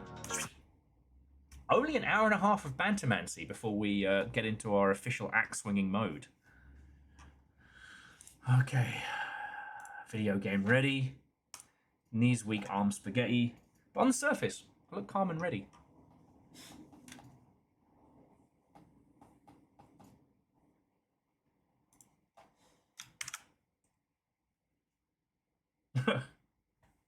Look, I got to boil my piss. I was so mad about that. You know what? From that thing earlier about... Oh.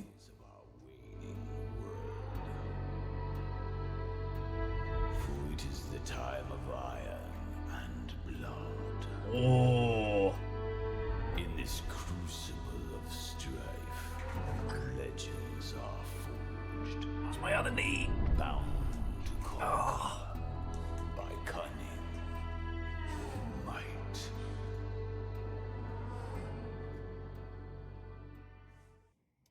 Sorry, I didn't mean to undermine our introduction there by cracking my other knee on the other bit of the PC, but here we are.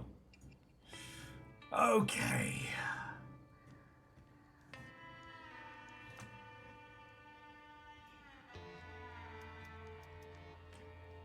Oh, I'll have none of that frame generation. I'll have none of that. VSync on. Motion blur off. Yeah, let's go hard. See what his heroic visuals gets us.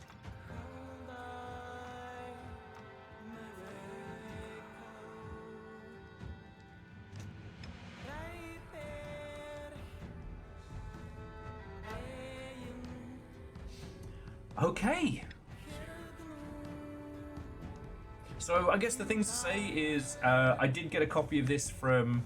Turns out after I already wishlisted this, looking to share it with you all, my buddy Dogbert is working promotion on this one, so he did send a copy over.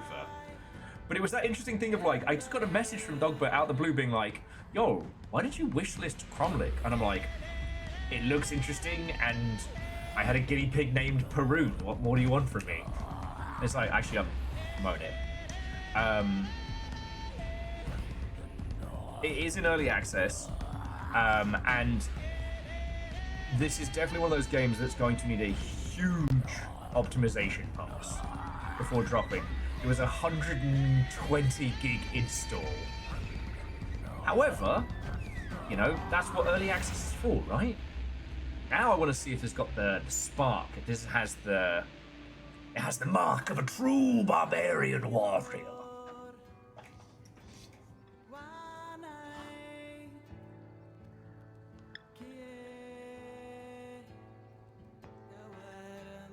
Oh no, Fearless. I saw the UE5 on the splash screen, 100%.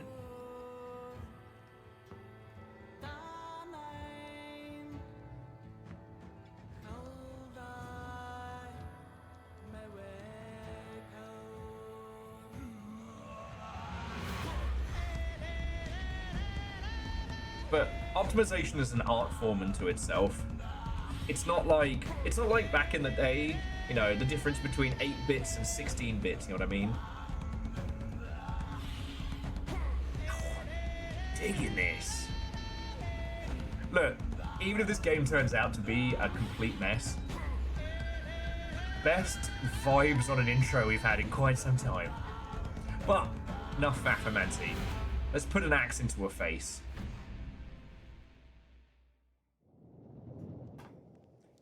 A warrior's dream.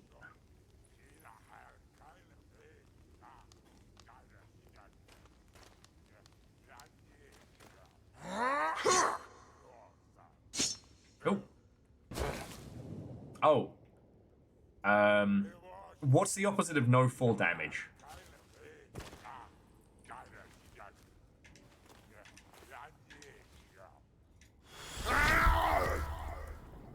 Oh, don't worry about it. I can just shout about it. Wellity, wellity, wellity. Person we've never met before. Light attacks are fast, deal little damage, and maybe build up heat. Heat is spent to multiply the damage of heavy attacks. Okay. And you can.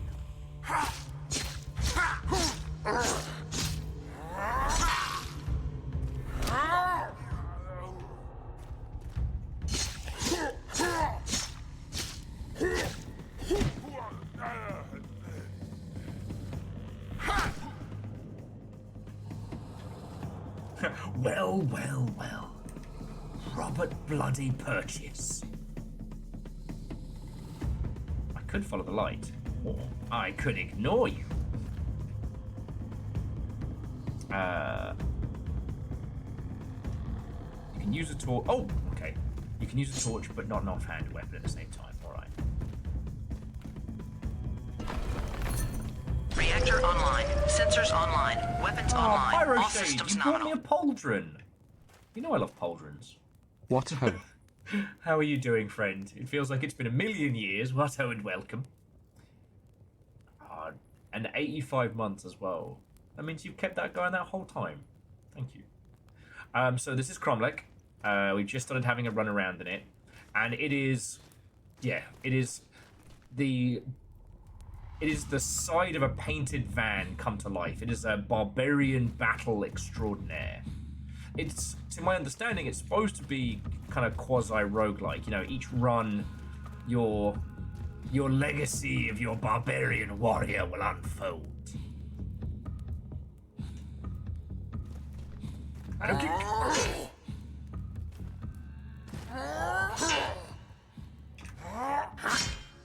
Okay, okay.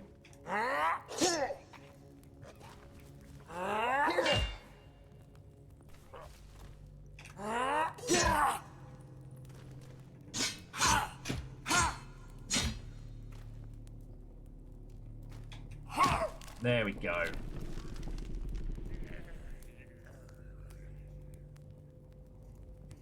Nah. Chuck Norris has the weak knees. He could not do this.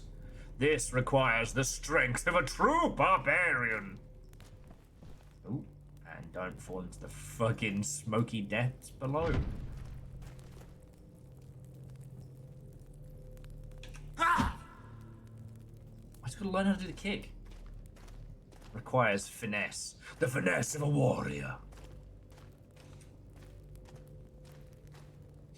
But yeah, so Pyro Shade, what turn? Welcome. How goes it? Trying to fight this guy. Destroy your opponent's armor. Ah, okay.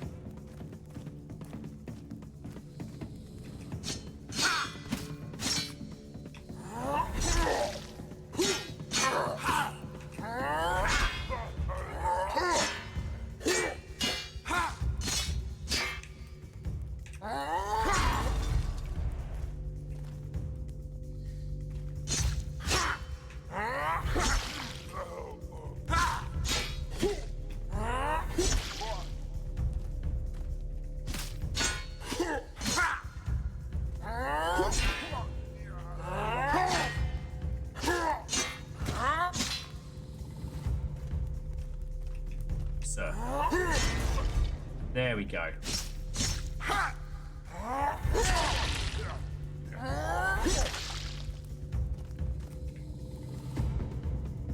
Parachute it goes, finding friends in VR and whatnot between moments of weird sleep schedule. God, who'd have a weird sleep schedule?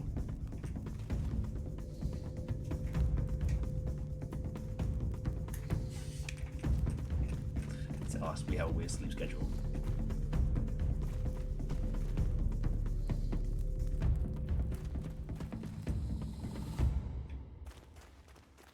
What even is time? Exactly. Wait, no, hang on. I got myself spun round. Kicked that guy a little bit too hard. I believe we're all out, and I did already go to the store this morning, so I don't think I can get you a sleep schedule. But, you know, if I pop down to Trader Joe's later, maybe I can pick you one up. I don't know if their sleep schedules are any good. What are you pissing? What the fuck? Okay, so that poor malnourished peasant there was taking a quick piss, tried to take a swing at me. I decapitated him. I don't know if you saw, he kind of went, wait, what? I think we're going to have fun with this. Well, there's one thing you've got to know about me. I do love being a barbarian.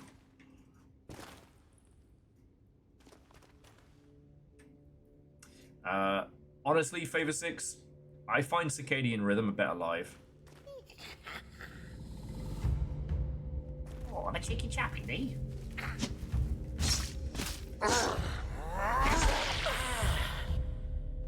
Tar for the arm. Let me give you a hand. I'm in the moss.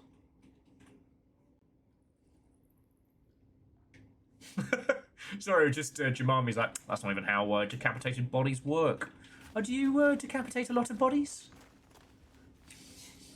You can't just ask people that. Who does your research?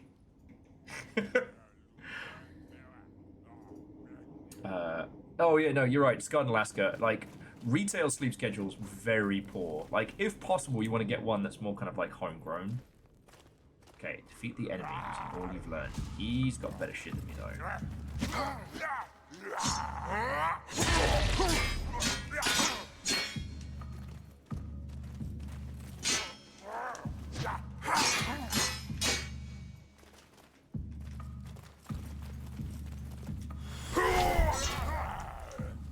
Okay.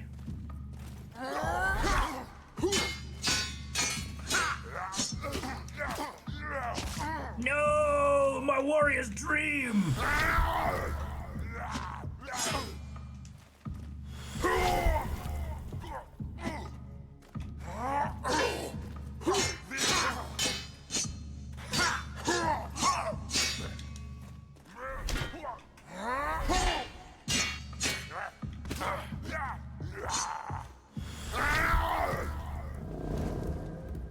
Oh, crap.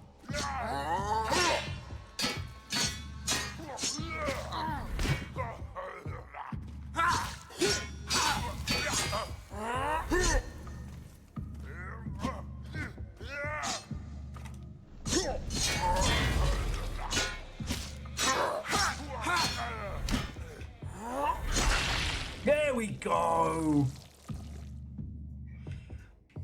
So it's interesting, right?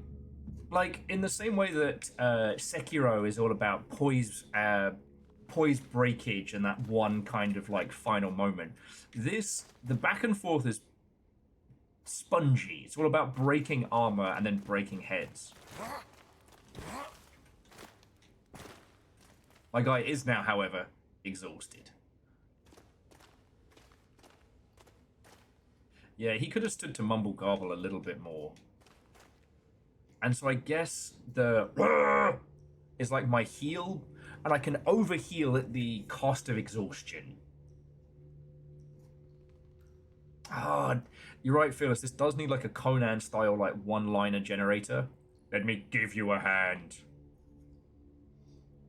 That guy lost his head. I'ma punch that camel.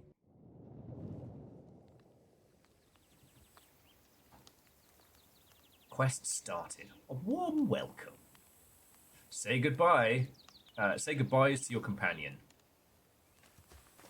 I'm gonna miss you, strange skull and some skin that I have best friends with. We have known each other for a very long time, but I will miss you as I go off to become King, Barbarian, Lord, King, Godman.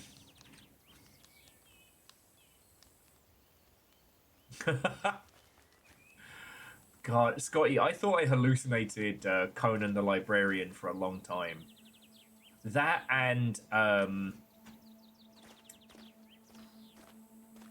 what was the one from Last Action Hero?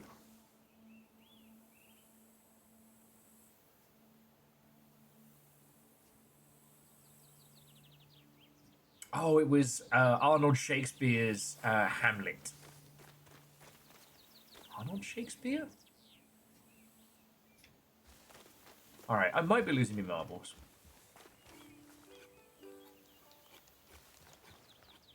Hey up, Bard. Shall perish. Shall fayu fish luchishimanu gidansa kaunu.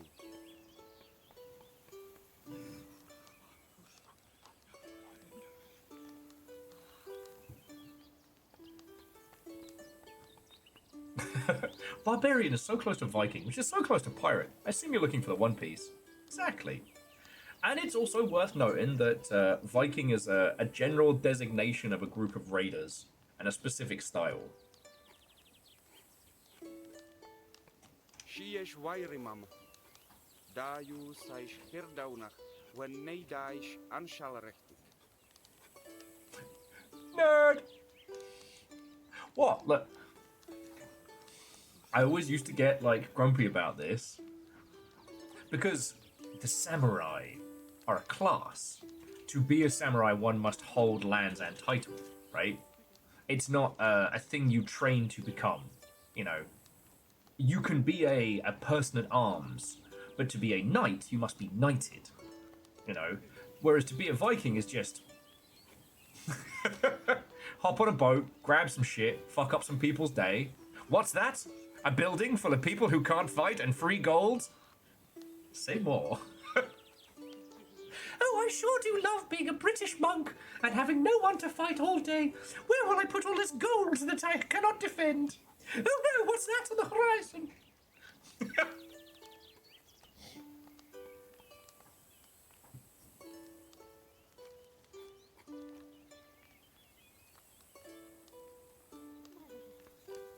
Faurshkukwem. Faureteme. Daju deren yiberchen welniman kovreit shini shalshketrai. The bard is telling me that I've saved these people's lives. I'm apparently the good guy. Let's change that.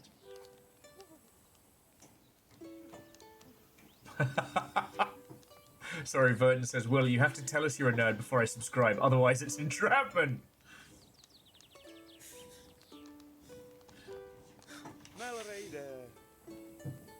Alright, safe travels, weird bard. Da schnaufte nach Power Hirde to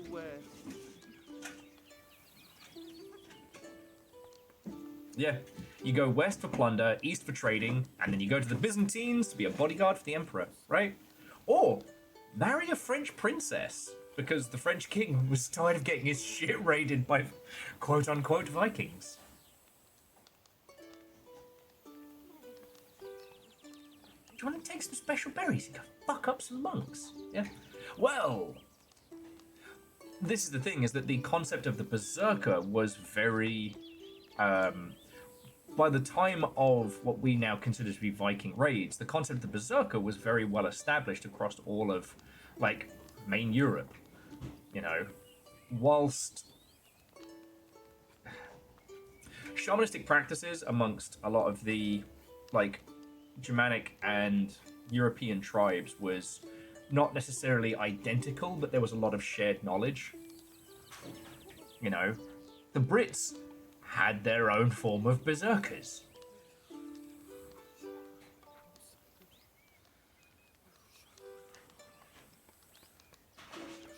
One thing that I find very, very interesting is that the idea of, like, berserkers running into battle with no armor is often discussed as being like, oh, well, going light meant they could, you know, cover ground faster, and sometimes they would even be nude to move the quickest. I've heard other people talk about the effects of whatever substances they must have been taking to go into a berserking state would have made them super overheat.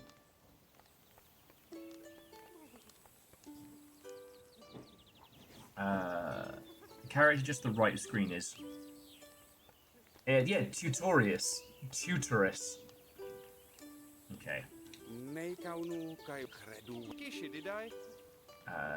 piece.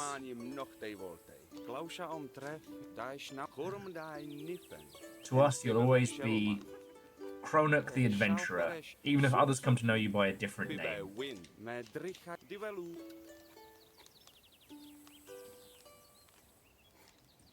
Oh, I actually didn't know that. Catastros says that William the Conqueror was, perhaps unsurprisingly, the great-grand-something of Count Rollo himself.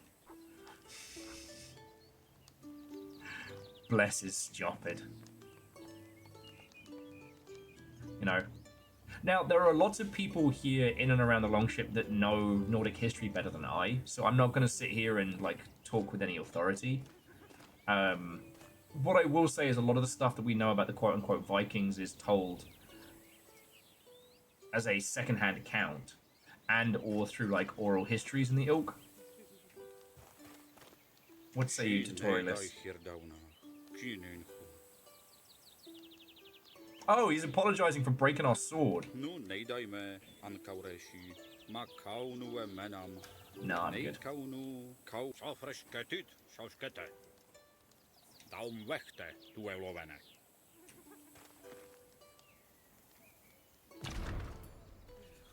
I've got some oil and feathers.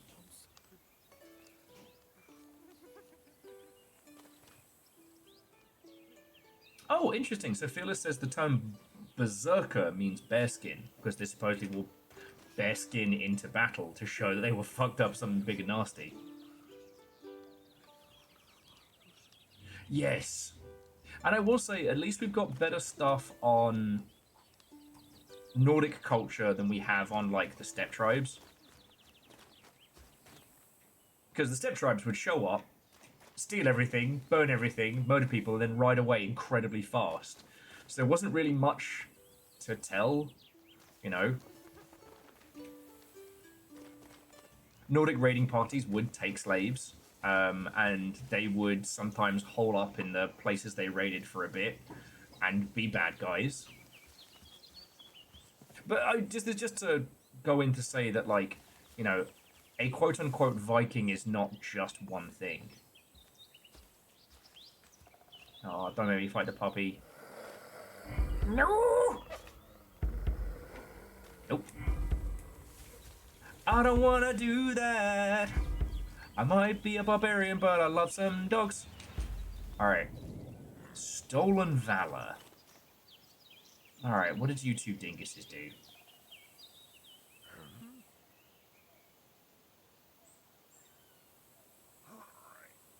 So Simple Chaos, this is why I love these discussions. Simple Chaos was also saying that, you know, the reason why the, you know, barbarians were as lightly armored as possible, if at all, was so that the rest of everybody else knew to give them space.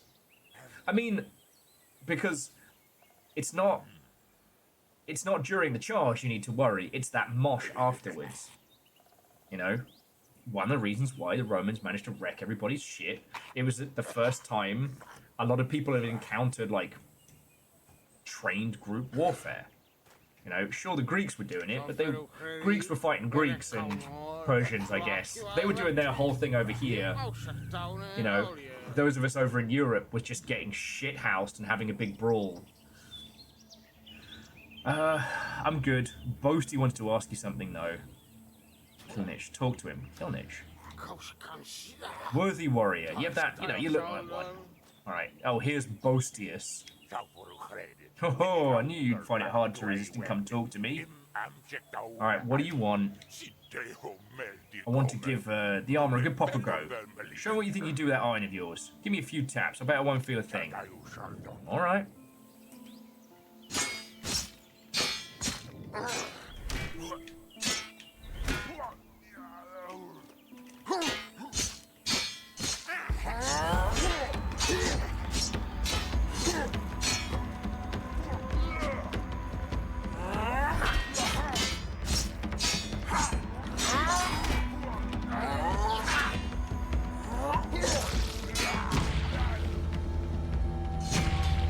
Am I dead?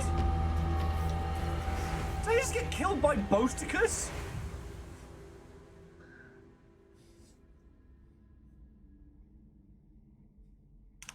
Oh, I'm coming back for this guy.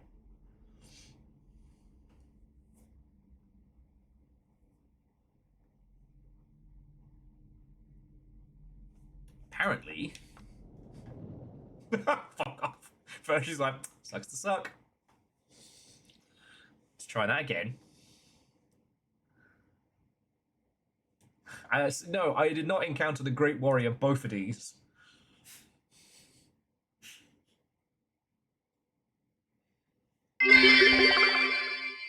The will endures, but not will. Okay, so Cycle 1, new crisis. Occupied mine. A band of brigands has stormed the mine and has begun pillaging its valuable resources. Okay. Okay, so it... Alright. So the roguelikiness of it is the cycles. Interesting. And Jamami, thank you for the bits. Like, seriously. I guess all I got is this naffed up sword. Fuck off. Is that a roguelike or a roguelite?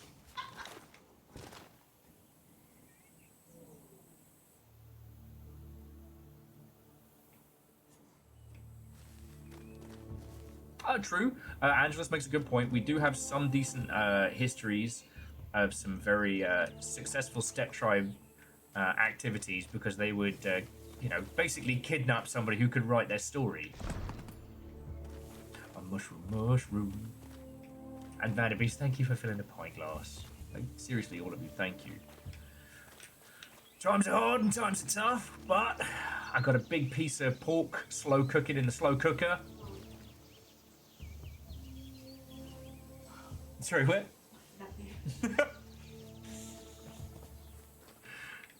Alright, now where's Bosticus? And I do find this stuff fascinating because, like, again, loads of tribes that operated through oral history. Alright, Ballsticus.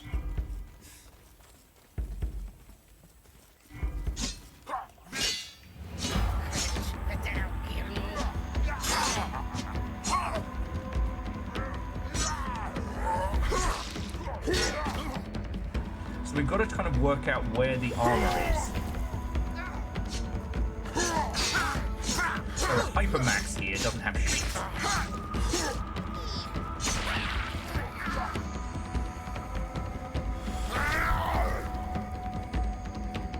Bosticus, he's got his shield up high, so any kind of like overhead attacks. But notice he's got full armor on his other side. Now we can kick his shield away. We can kick his shield away. Yes! Get fucked! Twisted dick! Twisted dick! That's an MMA fight, dude. No. Dude. Twisted dick! Twisted dick! Alright, now, was that worth 6 coins? I don't know. Is 6 coins a lot? See if we can go back in for vengeance. And he's got the look of a twisted dick about him. Are you okay? The gremlins have tasted blood. They have seen violence.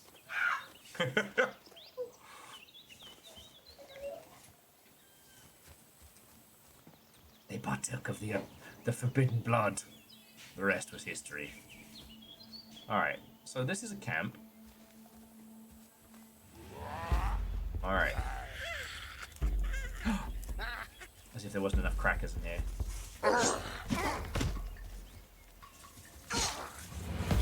Oh, and friendly fire as well. Now this guy kind of worries me, because he looks like he knows what he's fucking doing.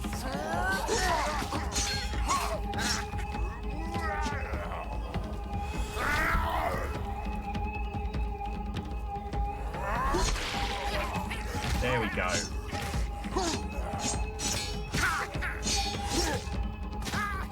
Yeah, so these little guys are all about just... They have no armor, but they're trying to surround us.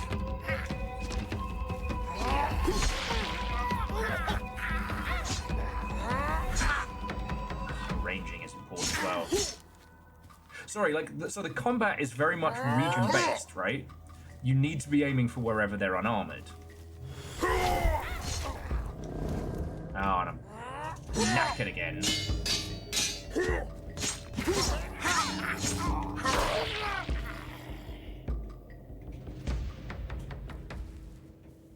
And these guys didn't drop anything.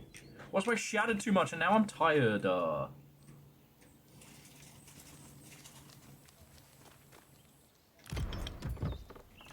found 2 trinkets. Look at my fancy beard. Twisted Dick is my truly unpopular Twisted Sister cover band. Ooh. Get a little spot of lunch, some animal pelts. Okay. Let's see what we picked up so far.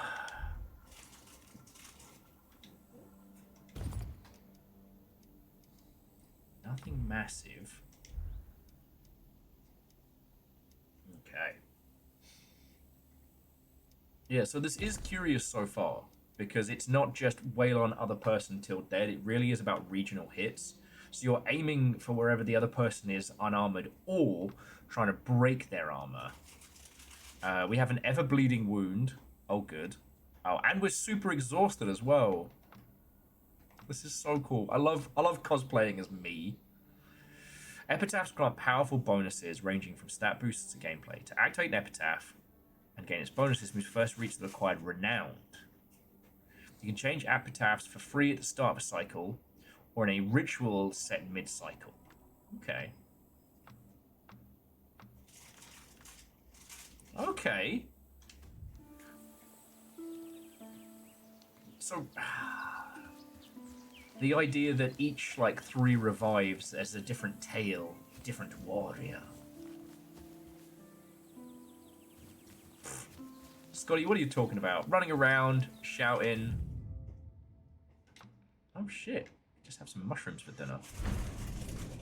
I could run around and shout all day and attack people. It's so easy. I don't even know what this guy's whinging about. Also, not to brag or anything, but I think I might be the #1 Kromlech streamer on Twitch.television. This is it. I'm going all in on Kromlech. Give me a minute, I can fix that.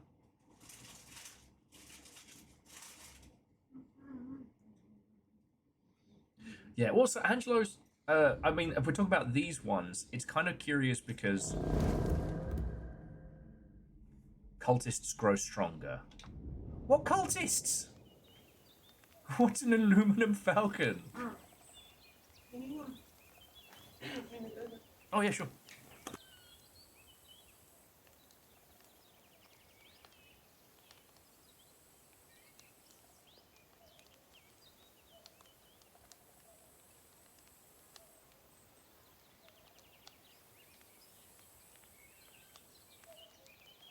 Okay.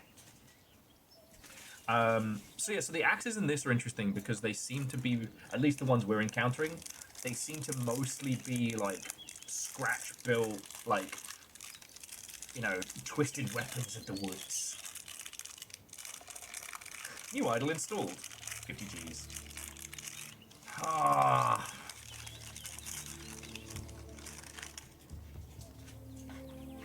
Maybe I could. You sure about that? You sure about that? Fuck. My poor knees. And he just recovered my fucking back.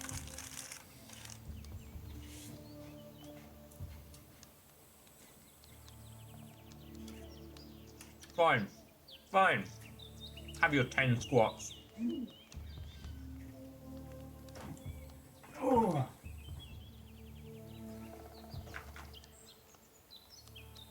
Okay. Okay. Oh. Oh. Are you finding squats getting easier? The squats are easier. Everything hurts every day now, but the squats are much easier. I've gained activity, but also a body racked with pain. So, you know, thanks everybody! I was almost about to say I'm not getting paid for this, and I was like, wait a second, no, this is because of the snare way. Can't whinge. Alright. 1, 2, 3, 4, 5, 6, 7, 8, 9, 10. Did someone say snail way? At least the snails know how cool we are. To the snail sim dev, Watto and welcome. How you holding up? I am sorry we didn't get to join you for the last snail party. There was a plan in place, and then life happened very much. I was going to go into the snail disco and host like a little snail rave.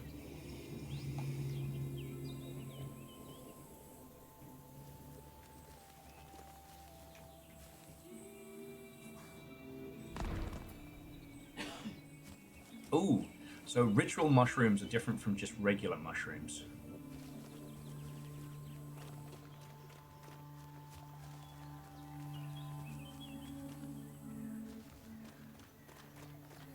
Alright, so is this guy gonna try me? Alright.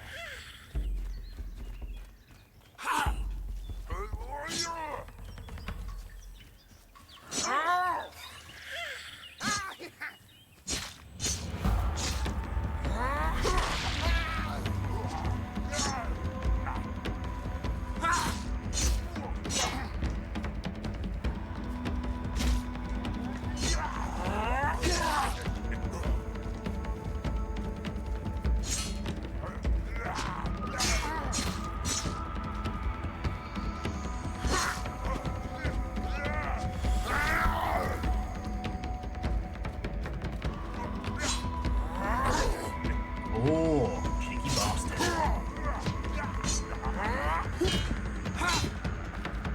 Yeah, so now he's got his shield front stat. But, ninja kick!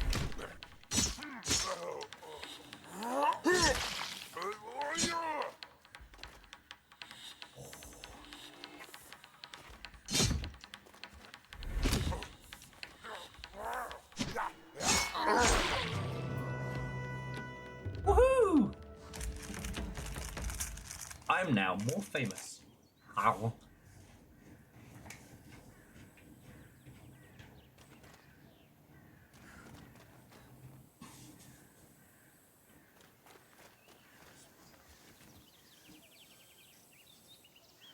Nothing says jumping an old man on the road to really to get that fame popping.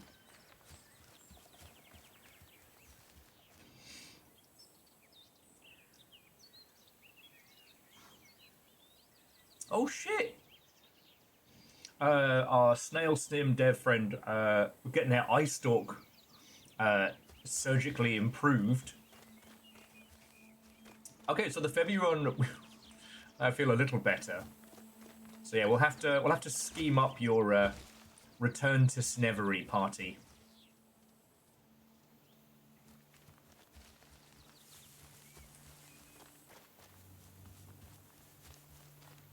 Okay, so resting ends the day.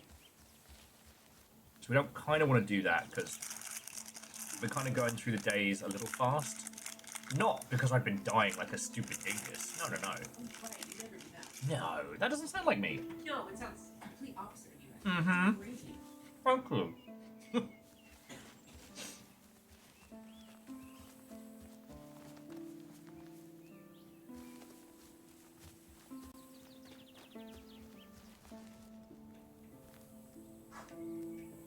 There's a little stop sign behind there. So I think that's as far as we can go in this map right now. This game is in early access. Okay. It's interesting to come across a combat system that isn't, hey, we did Dark Souls again, or we did Sekiro again, or we did Devil May Cry again. You know? It's hard to get excited about a third-person hack and slash. Sure, it isn't death, it's your nagging steel allergy.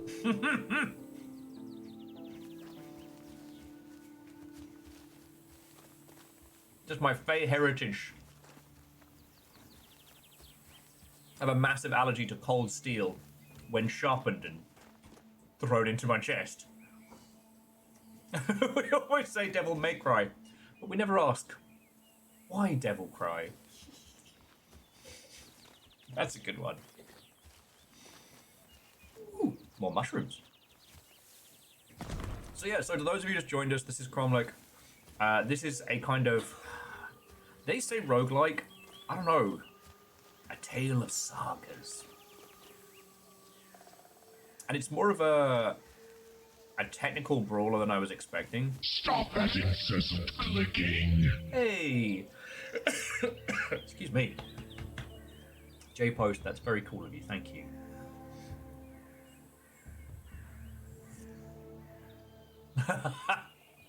Aeon says, you know, I like watching a lot of streamers, but you're my favorite. Yeah, what you did there. I saw it.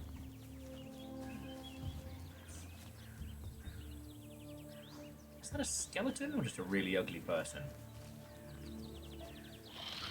Oh no, it's Strauger.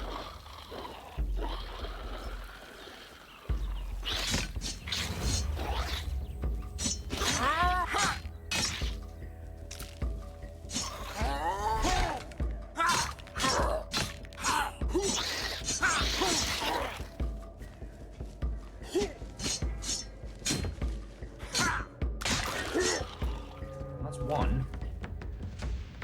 They don't seem as scary as some of the other humans I faced, but that might just got unlucky there.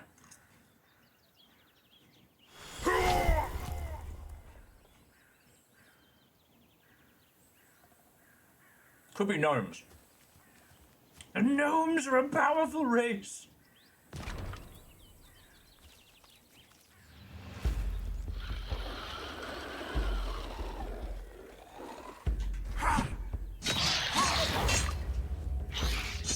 Oh, you fucking bastards! Twos. Notice they keep trying to actually flank me as well.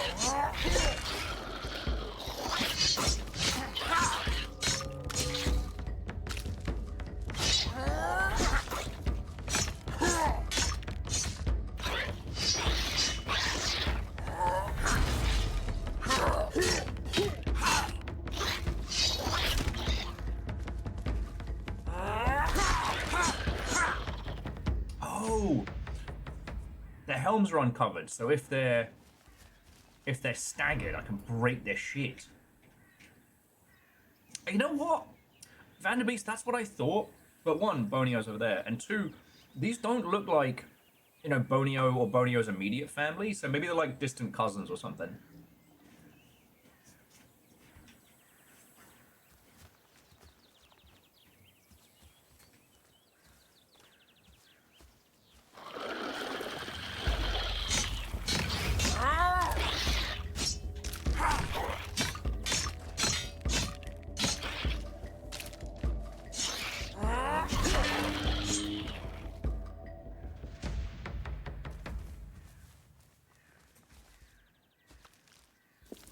The way they snap into being before charging you.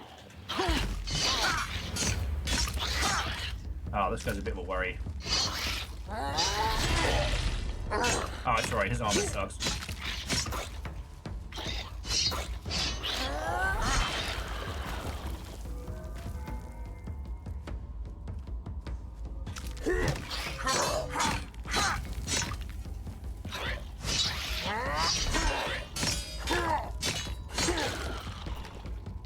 Okay. Yeah, I'm starting to get the hang of this now. So, again, you have to work out where they have the least amount of armor, and then just purely aim for that with those huge swinging strikes. I've got this.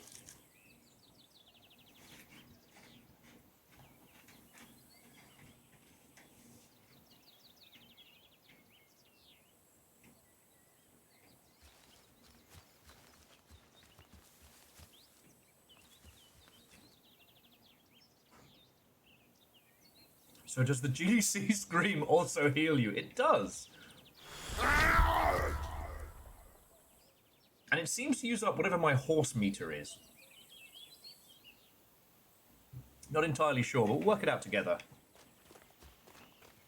It's just that interesting thing that, like...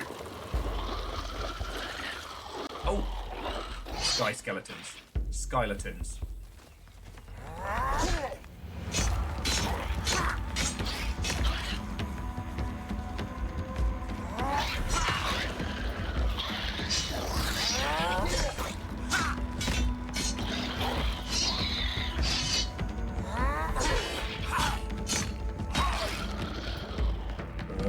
There we go, Jamami. The mystical sword of my shoe. No, so what I was going to add is that obviously it's changed in the last few years, but it used to be kind of wild that there were certain topics that are so ingrained in nerdery and culture that you would expect there to be shitloads of games of, i.e. Vikings, pirates, ninjas. But aside from ninjas, for Vikings and pirates, it wasn't that great.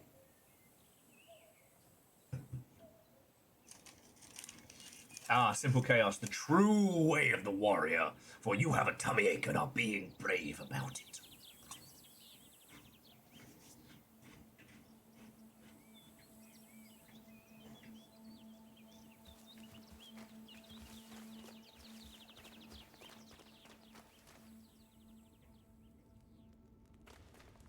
Got ourselves some proper dungeon crawling now. And what's interesting is that these skeletons are simultaneously less and more dangerous than the brigands. Because they don't tire. And they are fast. Their armor's trash. So while they can hurt me very quickly, can kind of cut a swath through them.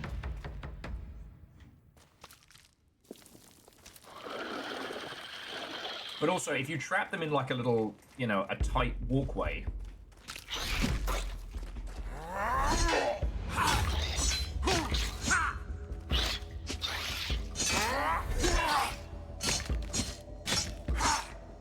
can't really do shit handle fun.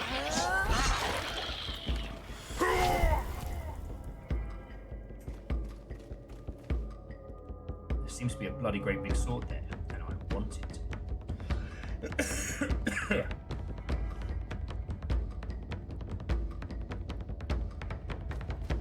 Yeah, you're right, Jamami.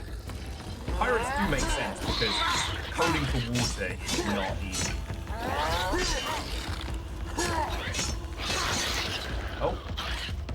Alright, apparently Derek wants it, right?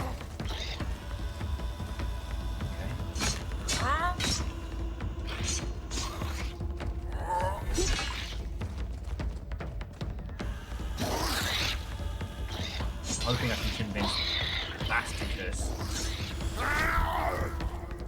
Bastard Spartacus to try and swing at me and crush Skeleton Derek here. No.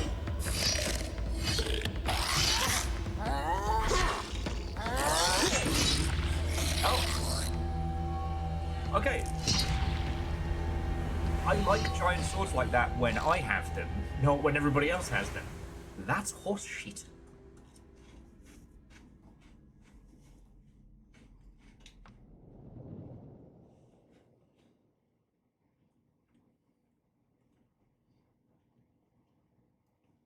You're right, Vershi. My mini-me needs a shield and maybe some form of underwear.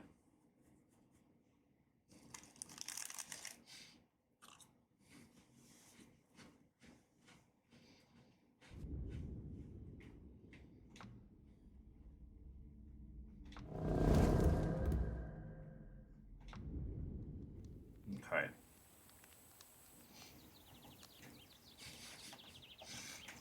Again, Animu bullshit is complete horseshit nonsense when anybody else has it. When I have it, it's totally fair and balanced and awesome. Will, no weaknesses, fire, and other people's emotional support swords. I will say, skeletons and the undead are definitely one of those spheres of fantasy that have become, I don't want to say neutered, but there was a time. Sorry, Scott, you mentioned the whole, like, Jason the Argonaut skeletons. An iconic piece of cinema history. Excuse me. But I often think about how, like, actually fighting skeletons would be fucking terrifying. Because, you know, it is funny how we've all decided what they would sound like. You know, the raspy hiss and ah. Really, skeletons would be silent. Excuse me, I'm so sorry, friends. Get some water in a sec. I kind of like the living armor from Delicious in Dungeon, how they get the fact that, like, no, a sentient suit of armor that cannot be harmed or killed would be fucking scary. Those things would be like the Terminator. Because sure, you know, you could, you know, break a few bones here and there, but what's holding these skeletons together and what stops that? You know?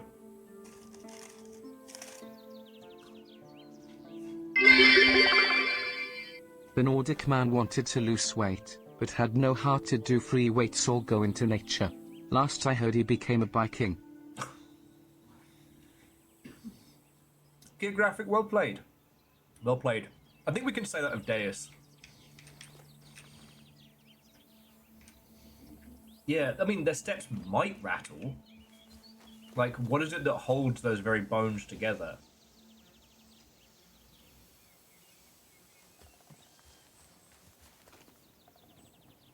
Like, yeah, skeletons are fucking gnarly. Oh, actually, in the world, and like the looping, is Bosticus... Yeah, Bosticus is still very dead. Just heading down here. You guys cool, or...?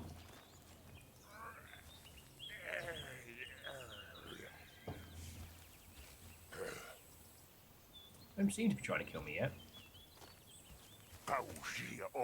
But you're lost. We're here first, got it? This is our tomb, so everything inside is ours.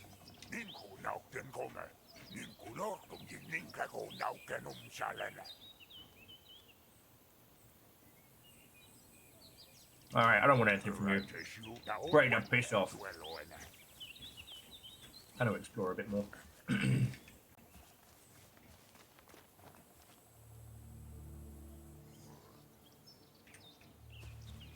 That's why I thought Dark Souls did it right. Making skeletons, like, infinitely, like, reanimating. Like, sure, one or two of them isn't really a worry. But a gang of them? Those rattling bones and raspy voices. Or rasping laughs. Like, you're in shit.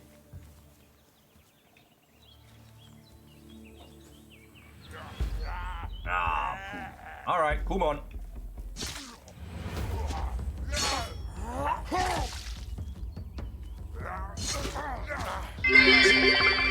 No!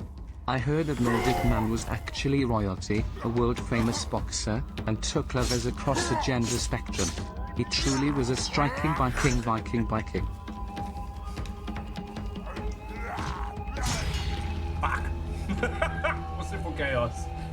you for the bits.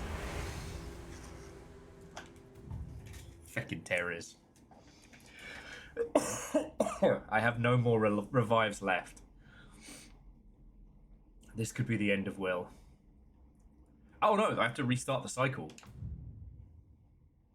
Okay.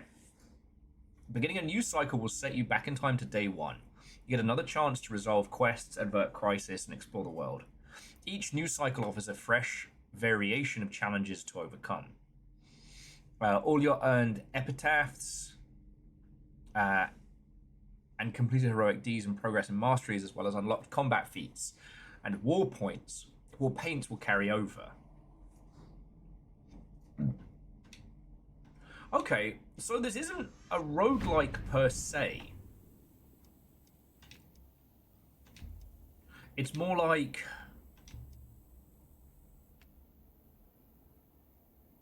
I guess it's closer to like Way of the Samurai? Like a time looping little hero quest, but varying deeds and war paints and things that we unlock we get to keep between runs. A gentler Majora's Mask. Look, I'm so sorry. Once I load in, I'm gonna get some water because I don't want to cough up a lung into your into the microphone. I just got something caught in my throat. Okay. A warm welcome as we return. Exactly. You fight that, Sunrise. Let him know who's boss. And friends, I'll be back in just a second.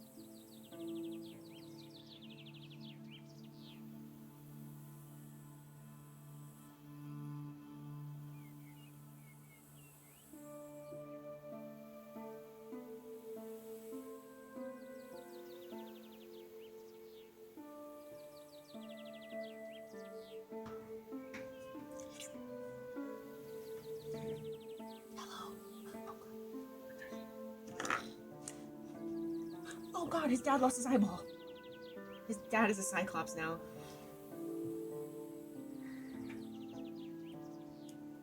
You know what? You know what I'm gonna do?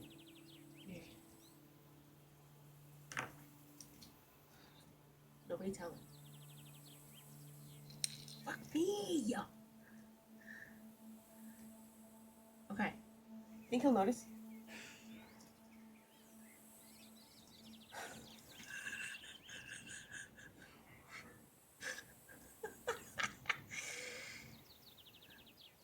It's gonna take him a while to notice. It's gonna take a while.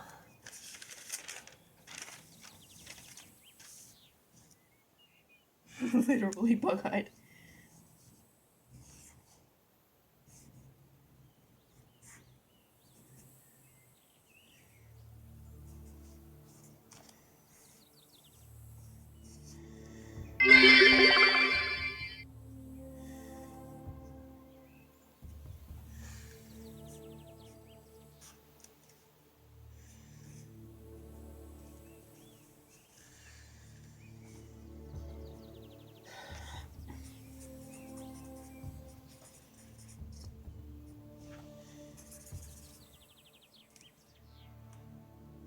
Behind the monitor? Okay. I'll do this. Because he hid the fucking post-it notes. Go figure. I don't know where they are. Okay. There is a note behind the monitor. Can I lift this a little? Oh. No. Alright.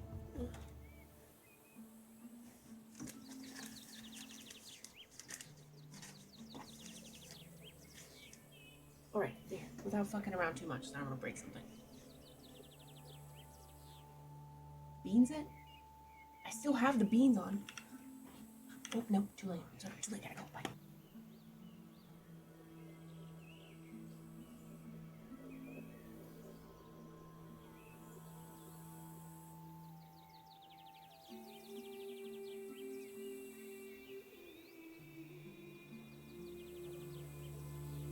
Those were a lot of beans. What did you lot do? What do you mean, what? Beans. Oh, jeezy. What and welcome.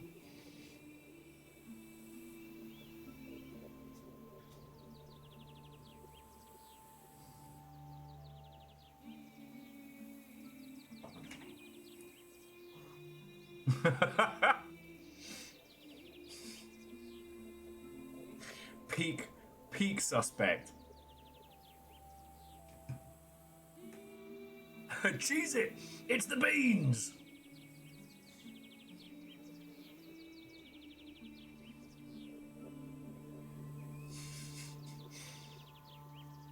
Well, let's go and have a look back, shall we?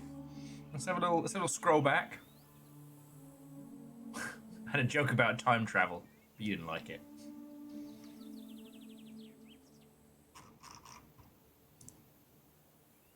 Okay. That's actually pretty good. And remember, friends, have your time travel phrase handy. You never know when you're going to need it.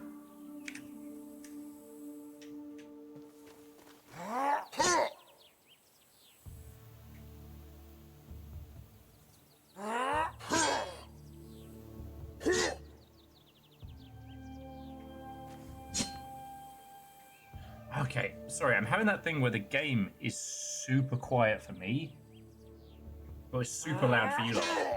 There we go. Do let me know how the audio levels are. Fucking business fish. Alright, so... this lot weren't really much in the way of help.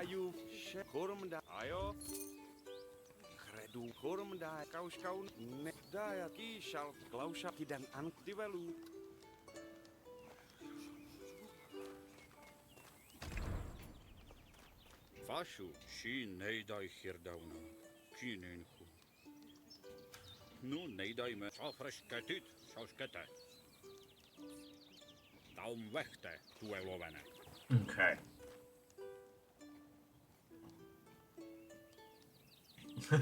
Jeezy and Littlefinger. Do I know you? Did we go to Chili's that one time? Let's try. Because in the Chili's, we all fan. In the club. We're not fan. Hey, Catastros, it was lovely to see you. I hope it's going good. Sorry that Littlefire got you back into WoW. They will be writing a formal apology for this later on. No, I will not. There will be no apology.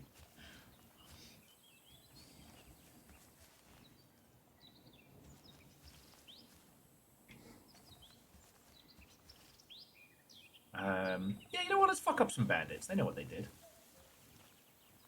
Because we didn't handle the bandits the first time we played. This guy's gonna be like, Portuguese.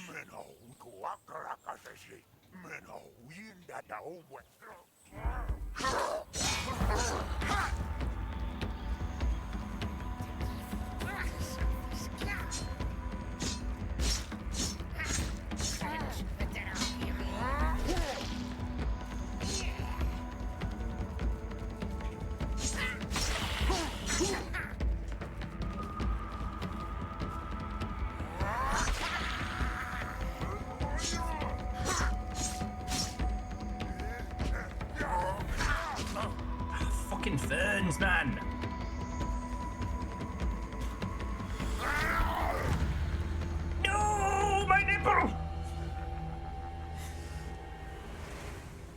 my lucky nipple. Wait, my favorite one? Yeah. Aw. It's got run straight through by a barbarian raider. Aw. It's alright, I'll win it back. Return the nipple at once you have stole.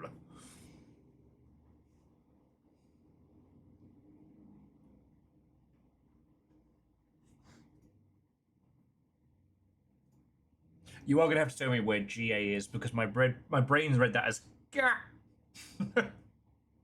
I have returned to Ga. No more Texas for me.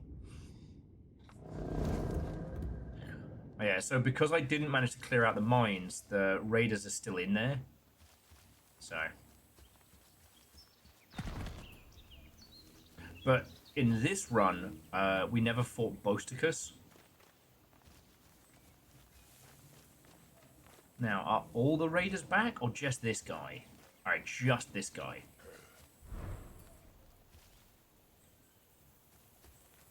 It's a trashy place for a fight, that's for sure.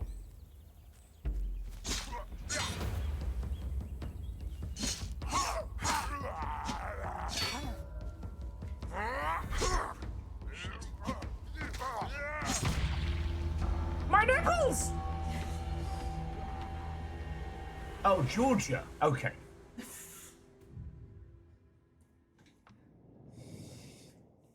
I have returned to Ga. On the great realms of the land.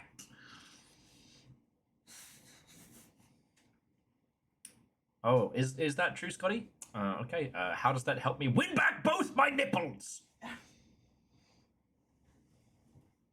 It doesn't.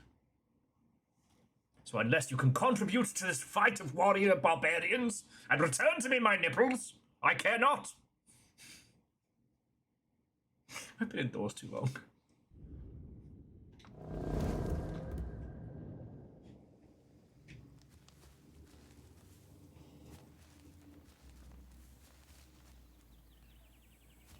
Alright, third time's a charm.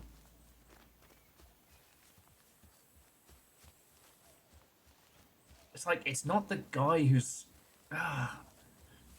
there's nowhere to go from here, right? Dueling with this guy is no mean feat.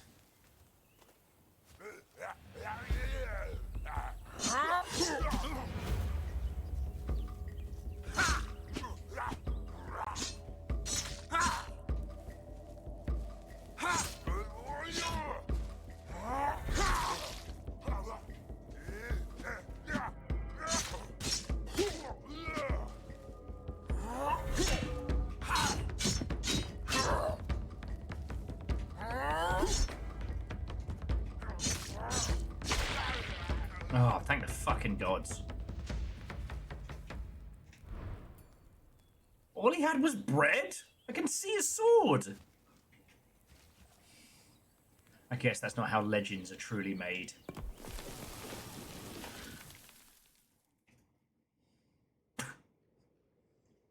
I did not give my nipples away that easy. This is workplace bullying.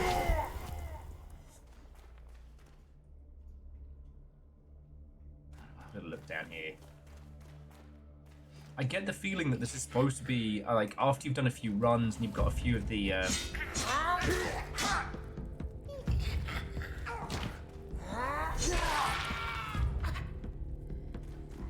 after you've got a few of the runic blessings in the ilk.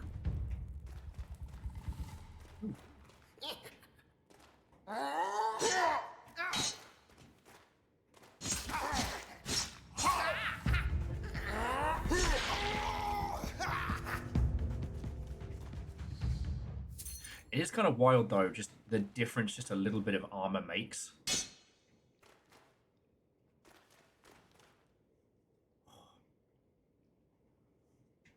Okay. You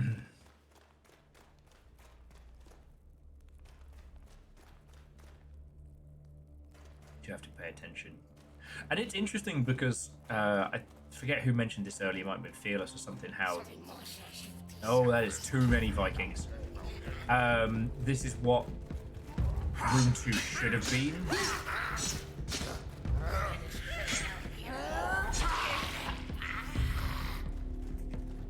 And I definitely agree. Because the fighting isn't just wail on other person till dead.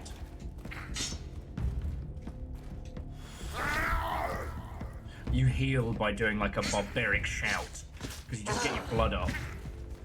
The one time you guys don't fucking rush me.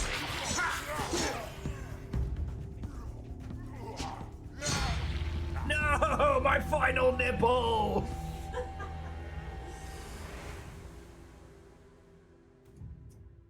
I was left with no nipples. Our journey ends here. Distraught, onward, nippleless.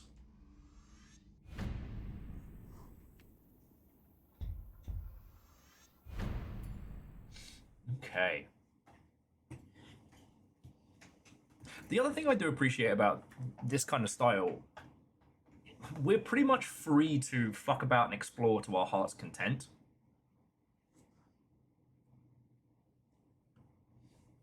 Mr. Gentleman. Mr. the Gentleman with no nipples is my full name.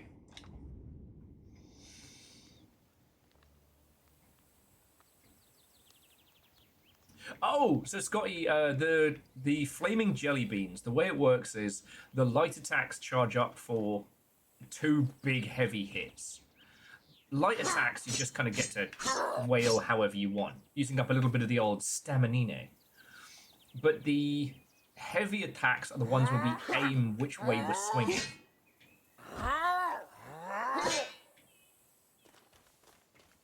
That's what allows us to really hurt them. So the idea is that you're not supposed to just wail on them like everything has been pretty much post Dynasty Warriors, but charge up enough and then like wait for that perfect one swing to just cleave their arm off. Sir, nippleless gentleman. Please, just call me nippleless. Sir Gentleman was my father. Okay. No bardic songs and nonsense for you lot. I got shit to do. I did fare better against the skeletons than I did against the bandits. So again, I'm wondering if there's supposed to be an early kind of check yourself. Not a driving instructor, but I don't know, a storm wall.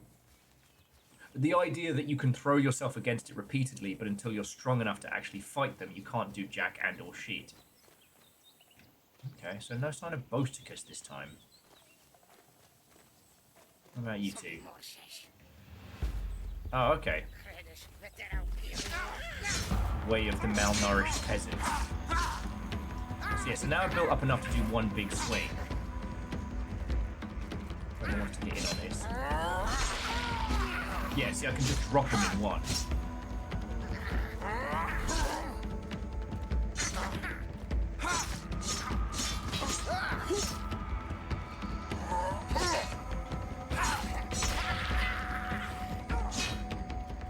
Quick Viking roar. There we go. A chunk of rotting meat. Oh, how's that block working out for you? Kabam! Kick in the dick!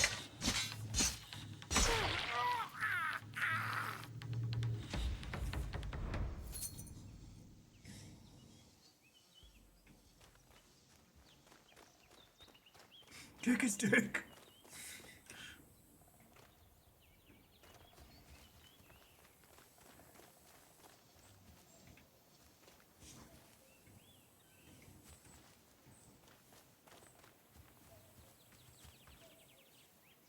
Not Sir Poop Shoveler. The Sir Poop Shoveler is toast.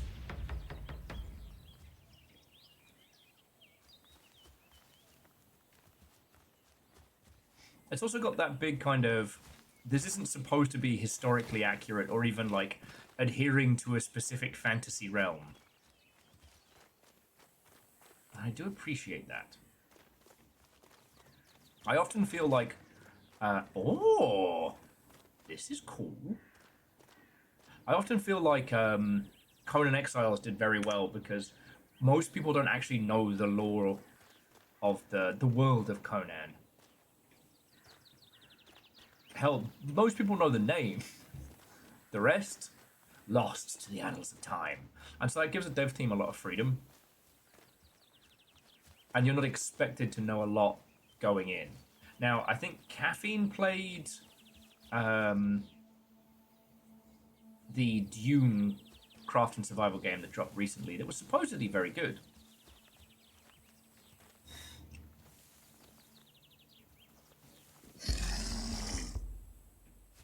Oh, this is bad.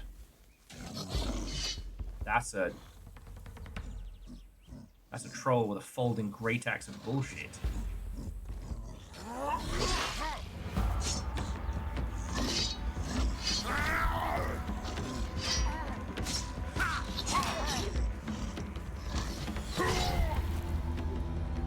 Yep, no. Troll says no. You're making your happy mischief noises. So I know to worry.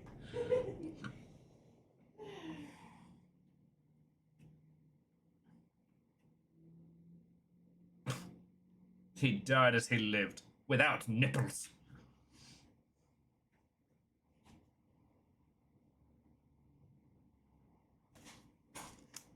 It's not under the keyboard.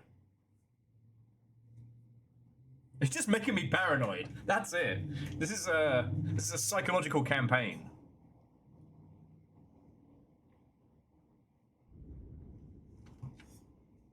Okay. Day 2 of 30. Okay, find and honor the nearby shrine of Laucus. Laucus?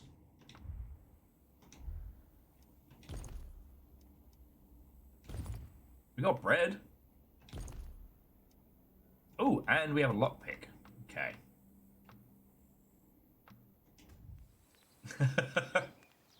I love that little gif. Alright, so we tried going down there. I guess where haven't we been? Bobbies, no! Yeah, no, you guys can fight the puppies. You're trolls. Nope, nope, nope, nope, nope, nope, nope. High-speed coward. These are the tales of the great barbarian Sir Robin.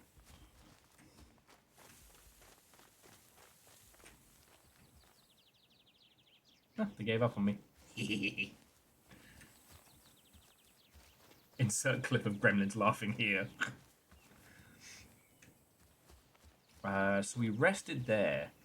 Does this take us to the great stop sign? It does. So there was the great stop sign of hand shattering. Let's see what's over here. Oh, piss the bed!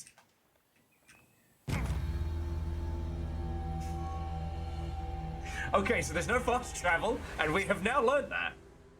I mean, unless you consider that to be extremely fast travel.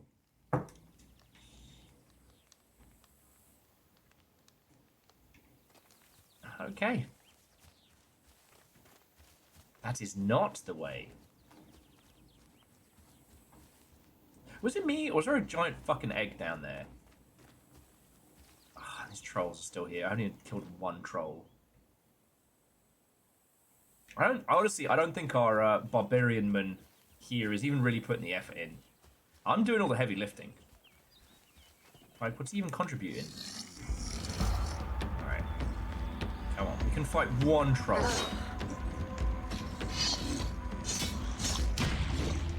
No, we can't! He bit my fucking head! He bit my head and I died.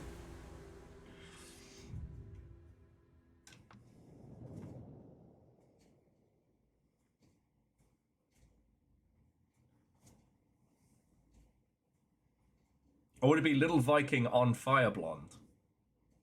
Jeezy, that's the question.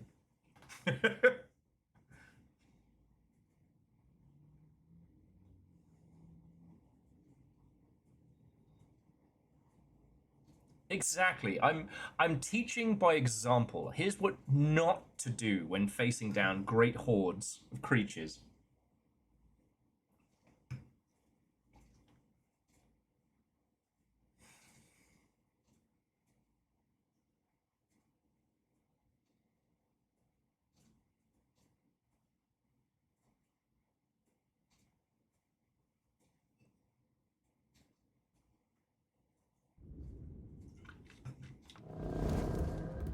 Oh god. Okay, so the bandit threat is now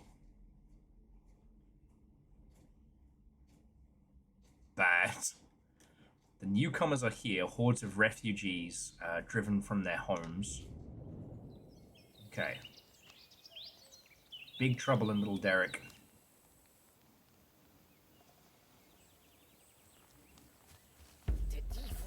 Wow, okay. I mean, I'll take some easy fights for a change.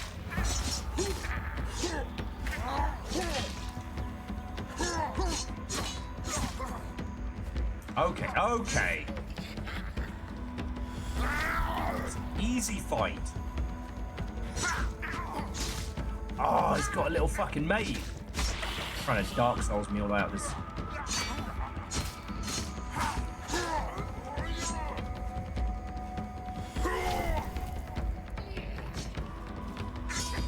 So you have no line in this blade.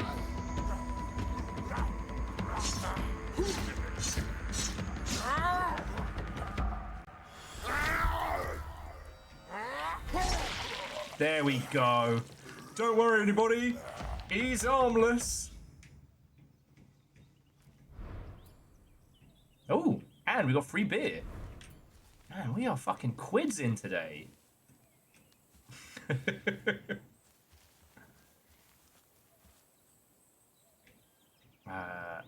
Oh, that is a big fancy chest, though. I think we can survive this. All right.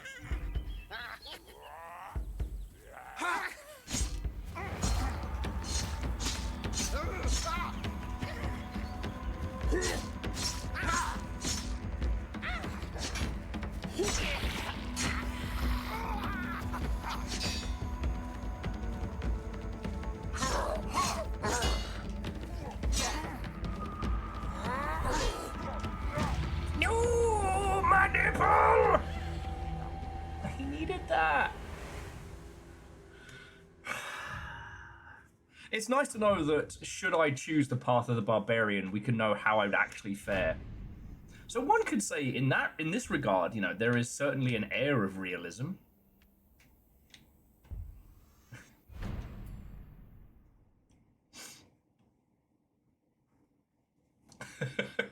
You're right, Simple Chaos. Not feeding the trolls is an important part of one's tasks when facing the internet. The problem is that I didn't realize that I would be the food. For I did not understand that I was in fact the lol cow.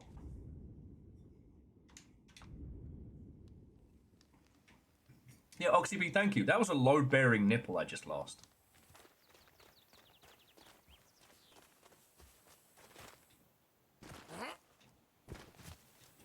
So it's, again, this feels more like Way of the Samurai than it does like a Viking roguelike. If you never played the Way of the Samurai series, they're kind of wild.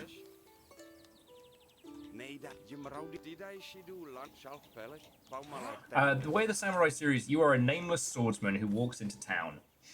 And the game, it lasts roughly like an in-game week.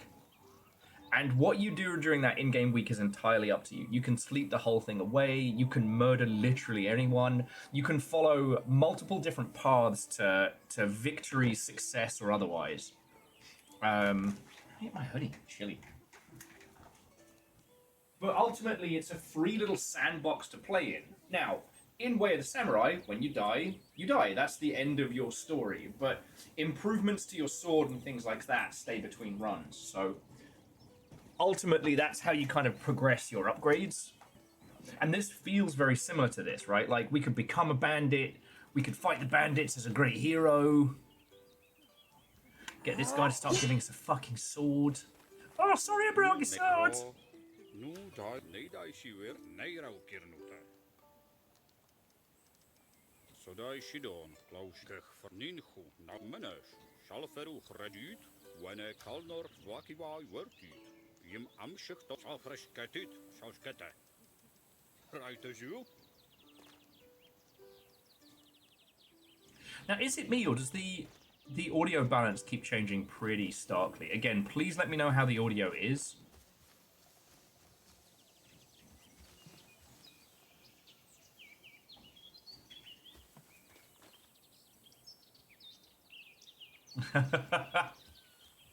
That's alright, Fancy Axe. I mean, it's no my shoe, but it's not bad. Okay, so yeah, now we're back at the start of the loop, and here's Boasticus, who's gonna claim that he's, you know, good in a fight. But what we can do is shit talk these guys.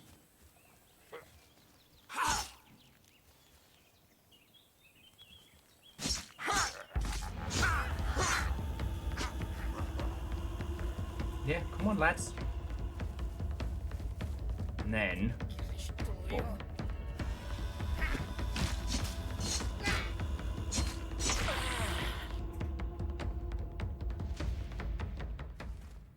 Okay, well, the other two threw themselves off to their own demise.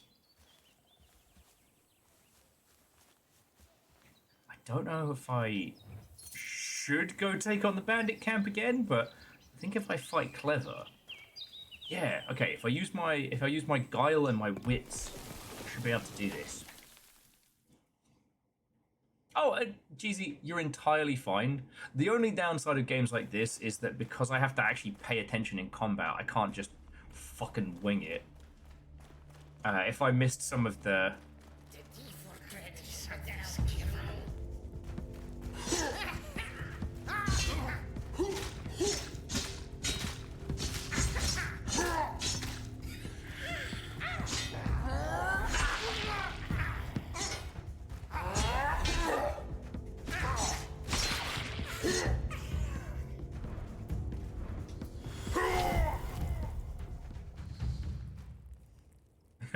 Both of these guys fell off a cliff. That's why he's my favorite philosopher.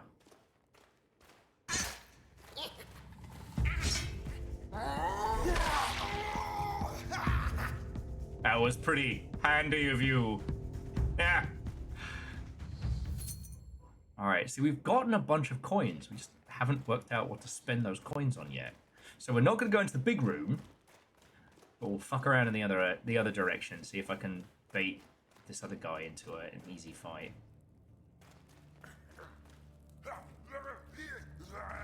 Shit, he's got a hat.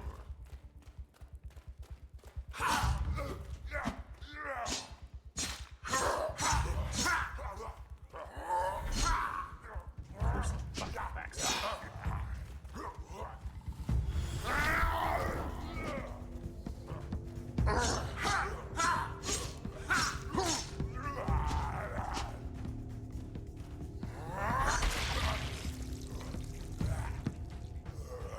There we go, Tar Muchley. Kinda wish I could steal his fucking shit though.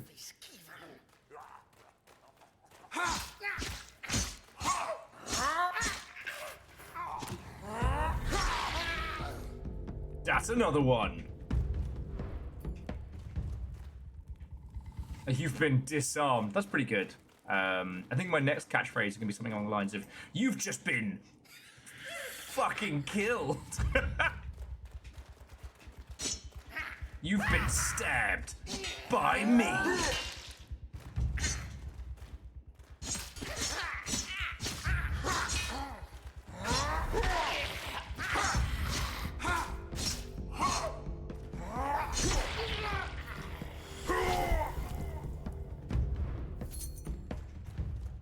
Ooh, free mushrooms. Free mushrooms, free scrap, some more coins. Okay. I hope you like being dead, because you are. There you go. Now against the spirit. That's a good one. Fuck. That's the best I was hoping not to deal with.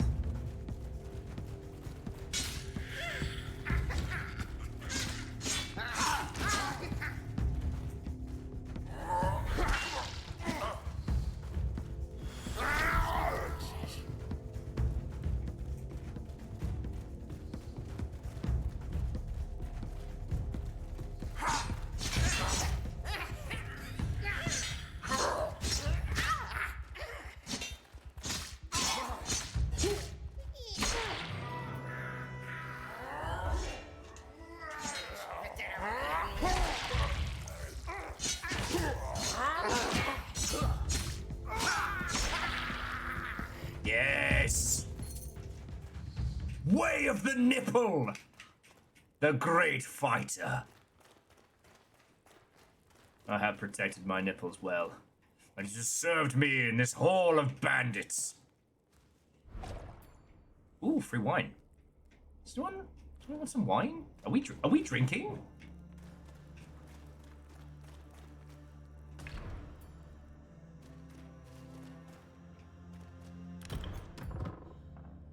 Ooh, a tattered hood and a warrior's pauldron. Now we actually have some stuff we can pop on.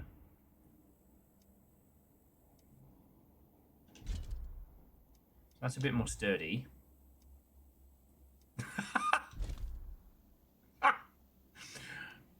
Truly a fashion icon and a great warrior.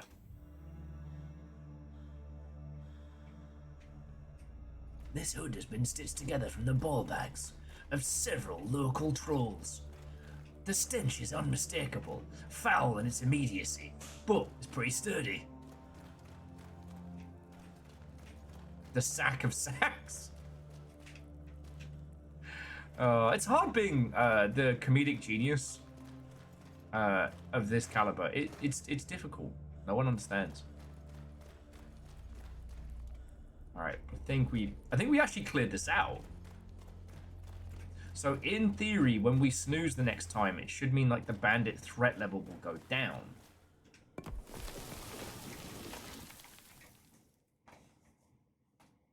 Truly an inspiration. I like to think that my great comedy genius will inspire a generation that may even surpass me in how incredibly fucking funny I am. Whether that's possible or not, only history will be able to tell.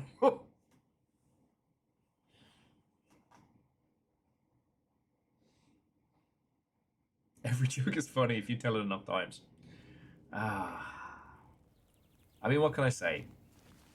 Every joke is funny if you're drunk enough. But hey, this is the first time we've gone in somewhere and come out with goodies. So, I'm not gonna lie, feeling pretty good.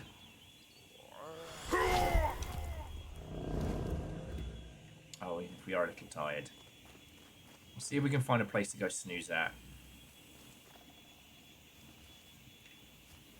So I guess the roguelike elements, or at least as they were describing it, kind of come from the fact that we don't necessarily know who's going to be where all the time, right?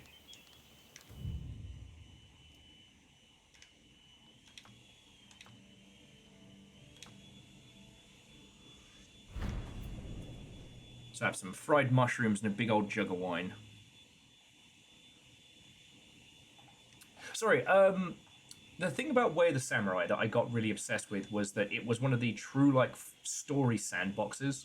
Because, yes, the story progresses across the week, regardless of whether or not you get involved. But how you get involved drastically changes everything. It also had this one feature where, in any cutscene, you could draw your sword. And so if somebody's just pissing you off, you're like, no, what, fuck this guy. Cut them down. But also... Ooh, okay, so the bandits have stopped, but the cult has grown in strength. All right.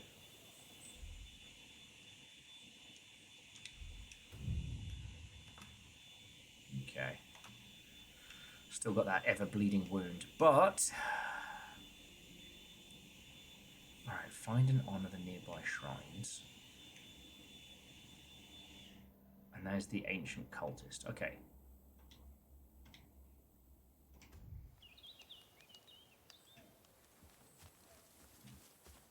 Oh, this is the ancient shrine. All right, hold that thought.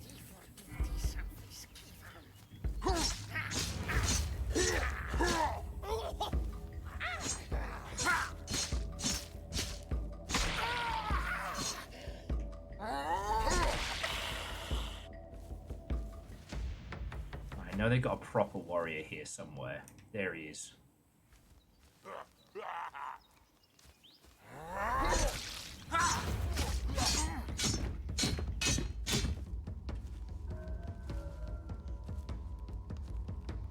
Yeah, as soon as you drop your guard, I'm taking your arm.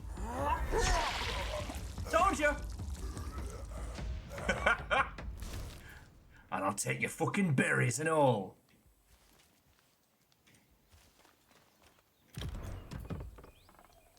wicker effigy, and a cheap shank.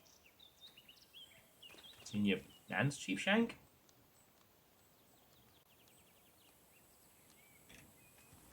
There has been some music in segments, but just not in this one so far. Okay, find and honor the nearby shrine. I thought this was the nearby shrine. No, nearby shrine is ahead. Alright. To the bandits. That is a whole ass roast chicken we're having for dinner. Let's fucking go. Here we go. Alright.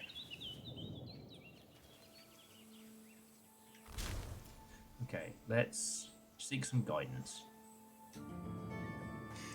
The Adept of War.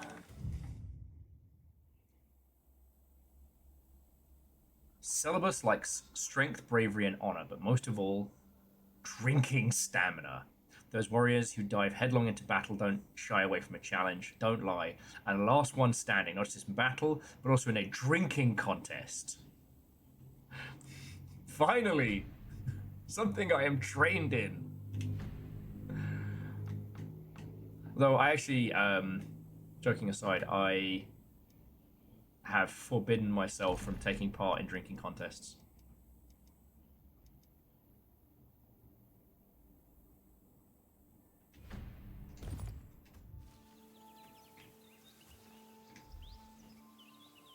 Fast travel costs less. Well, we don't even...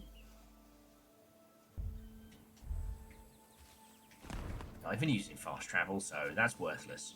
I'm in the Bracken, though.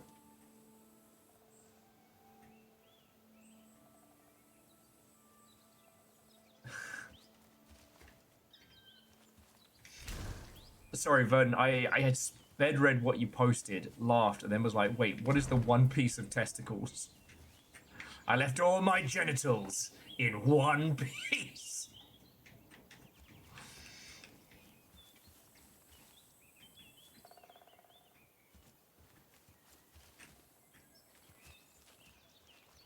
It is said that the pirate Gold Roger had every genital known to man.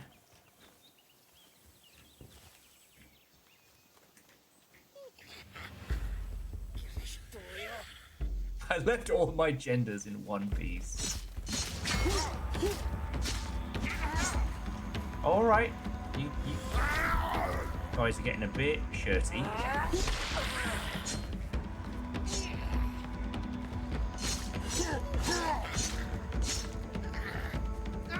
I left all my pee in one ball.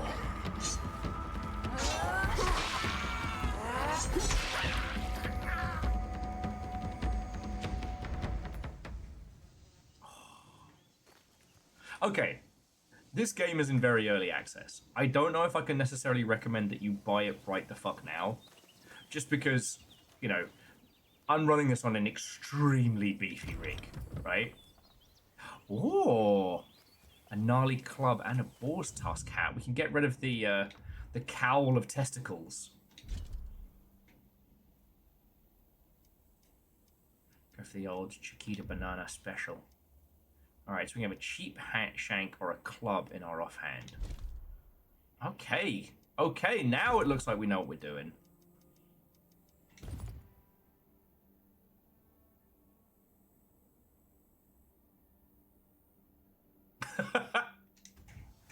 Oh no, Oxy B, I think you're thinking of the fan fiction there, and it's the D.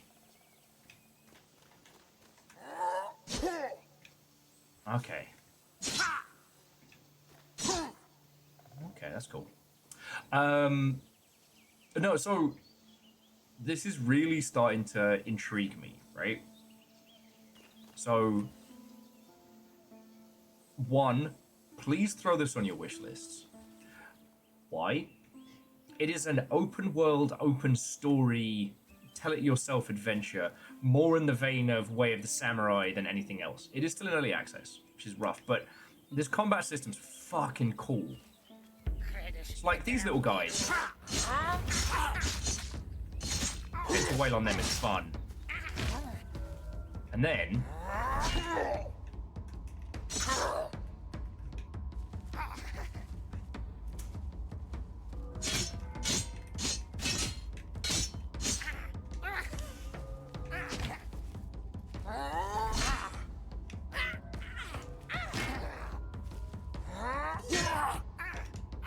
Okay, okay. I'm trying to make a point here and it's just kicking my ass.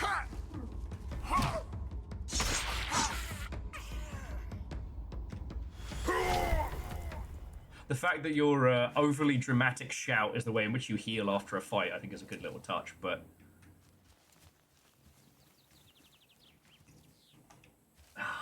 It's got the spark. Now... I think that's death. I don't think we've been down here yet, though. Like, I get what people are saying. If we weren't running this on a behemoth of a rig, I think this would run like us. Because this is everything UE5 does nicely. But, combat good. Game good. Oh, here we go. Traveling merchant. Meldiach.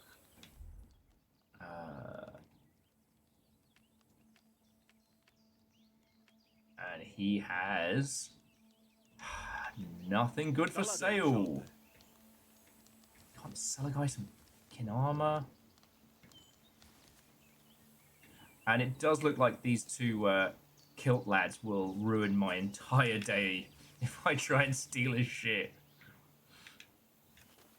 Let me get a little bit more beefy before we enact crime. It is not about, friends, it's about having the will to do crime. It is about having the means to carry it out. Oh, shush, it's only your ankles.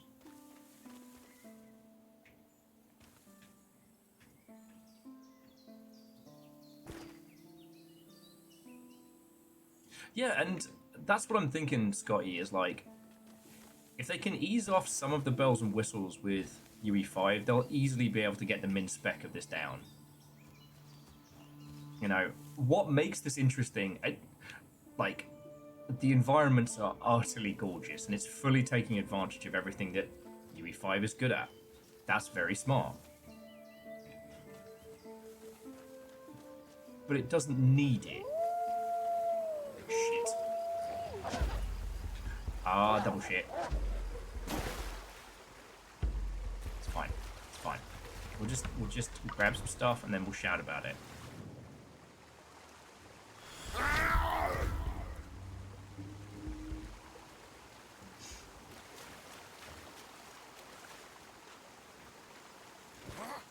But it's the combat system building up to these huge hits. So, alright, quick show of hands. Who here played a fair wedge of Sekiro? And I'm not gonna be like quizzing anybody or anything, so don't.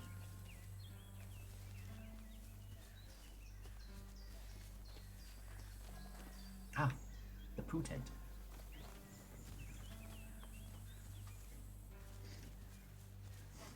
Okay, so Sekiro is not as good as Bloodborne. I'll just say that as a blanket. If you didn't get the chance to play it, Sekiro is not a game that you absolutely have to experience. But it does one thing very, very good, in that, as with Bloodborne, the themes of the game are interwoven into every part of it. In Sekiro, you are a ninja. Sure, you lost your arm, and the guy you were supposed to keep alive is now super dead. Alright, you fucked up, so you're kind of in like a little sad depression hole. Literally and metaphorically at the beginning of the game. But you relearn how to use your skills and things like that. Oh, I know that noise. Make me a fucking cool sword!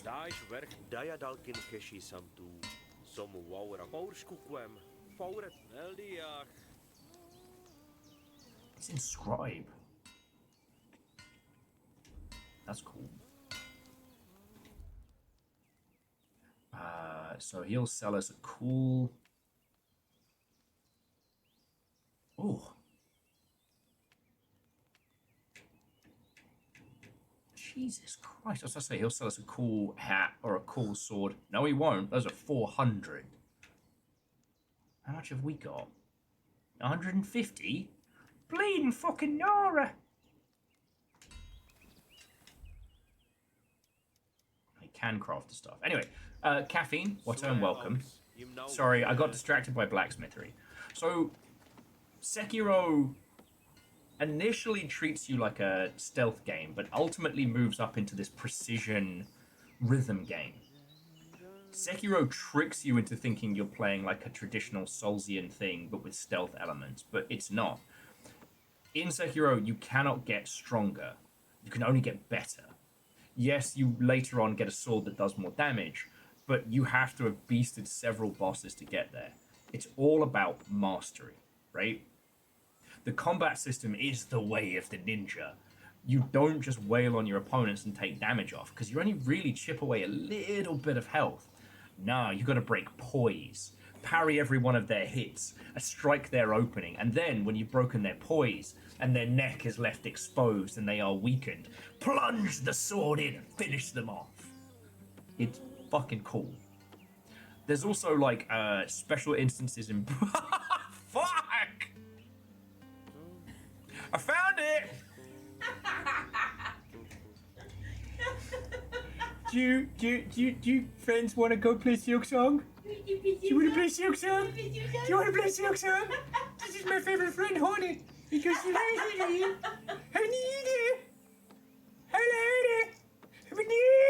literally bug-eyed. It took you so long.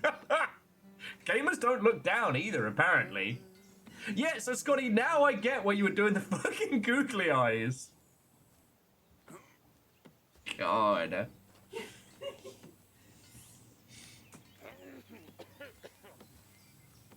Oh. So yeah, so Sekiro, it's a game of mastery. You know, a lot of people get their entire shit wrecked at varying levels of that game because if you played a Souls-like, you're like, oh, well, I'll just get stronger so I can do more damage. No. Hornet's face when she sees the Steel Soul achievement.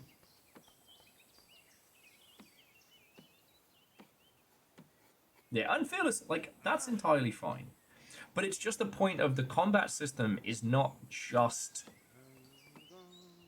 Tenshu. It's not just Souls-like. It is its own creature. This game is special because, yes, you are playing as Captain on the bridge. Oh! Wellity, it's that time from the small phone screen. Bacon, so close. So close. Thank you. Bacon, that's been a tier 3 this whole time, and that's no small amount of cash, which we are extremely grateful for right now. But yeah, so the point at which this game is starting to shine for me is that this is the way of the barbarian, the way of the berserker. But mostly when you are playing as a quote-unquote barbarian in a video game, you're just mash X, mash X, mash X, mash Y. No, this is all about just like breaking the other person down, overwhelming them. If they don't have an opening in their guard, break their armor, break their shield, break their spirit. You know, and you get more and more pumped up and then just fucking cleave them apart. You know? It's not mindless aggression, but aggression. The fact that you heal by going, bah! Is brilliant. Like, feckin' points to whoever came up with that one. Oh man, we're having a full meal. This is great. Like, this is where this is shining. Because, yes, you can wail on the lesser guys because they're not strong enough to stand to you, but another warrior, you gotta be smarter than that. You know, yes, you are a ball of destruction and rage, but you gotta point it in the right direction. I was genuinely worried today that this wasn't going to be good. You know, when I saw the trailer, I was like, this is very carefully covering for its weaknesses. And I saw the reviews of other people who've had a run around with this. Oh. Okay, Bandit Stronghold is bad. And, you know, I was worried that this could be...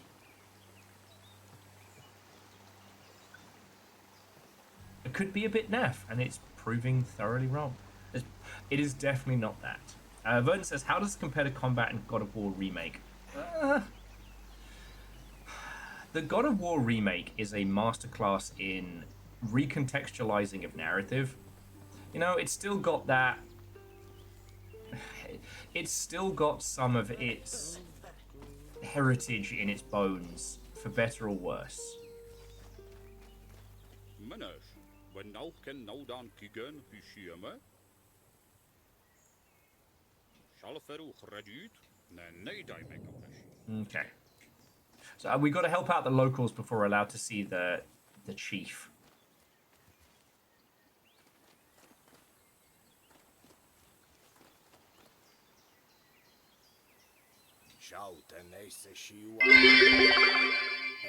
My boss today used a "Are you alive" meme thing to see if I was available for our meeting, and, well, you know, with all this here, playful face emoji.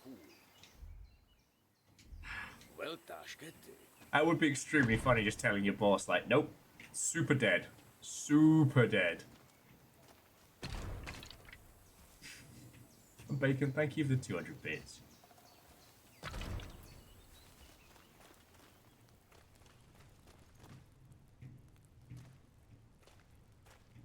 Oh, you know that well is a cool spot if we can survive it. But yeah, I like the God of War remake's combat system much more than I enjoyed the original God of War. But then again, whether it was, you know, Tiny Will and his horseshit biases, or whether it was actually a thing, I don't know. I didn't like God of War, the OG games, because I felt they were very, very simple. And, you know, compared to stuff like Dynasty Warriors, if you're going to do the whole light attack, hard attack, I want to be fighting hundreds of people, not 4. And, you know, man too angry to die, cool. We kept joking that he was going to run out of gods to kill. Hey, Verdant, enjoy your evening. I hope it's delicious. And to be continued.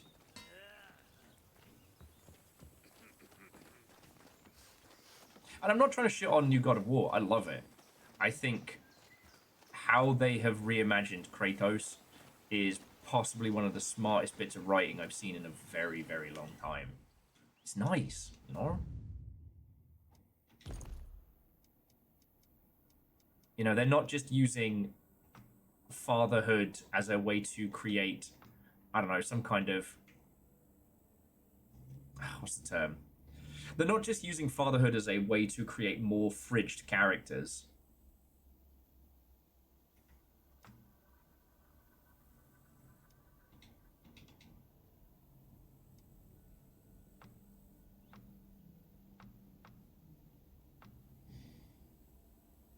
Okay, so we did Warm Welcome. I don't know if we did it on this run. Kill the cultist leader. Kill the bandit leaders. Remaining problematic camps.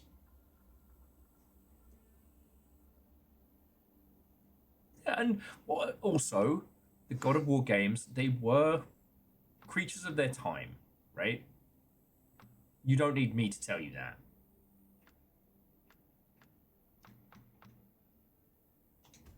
You know, God of War's success pretty much ushered in a whole new wave of 3D brawlers. It was actually kind of fun the other day when we played that, what was it? Pirate Longblood or whatever his name was.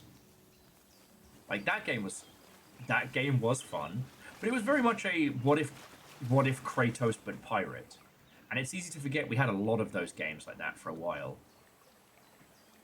Damn, this game's pretty. Cat and Blood, that's it. Thank you, Fearless.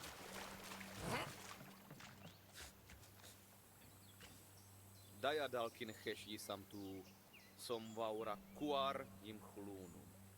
Menesh we nauchen nauch dan kigerm kishieme.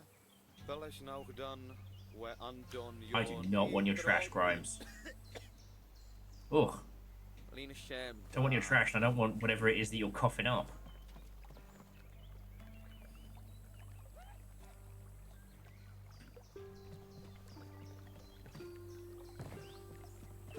God.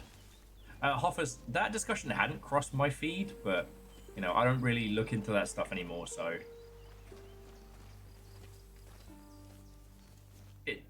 The God of War series was unironic, and it's worth stating that made it kind of juvenile. Like, Kratos was not a sympathetic character. He was a character with a fridged wife justifying his, you know, never-ending quest for revenge. You know, he became the god of war. You know, I think he's also supposed to be like the last Spartan or something like that. I forget. And so keen were her eyes that naught could ever escape her watchful gaze, becoming the envy of even the sharpest birds of prey. Interesting. Ah, nothing behind the waterfall. Can't believe they've done this.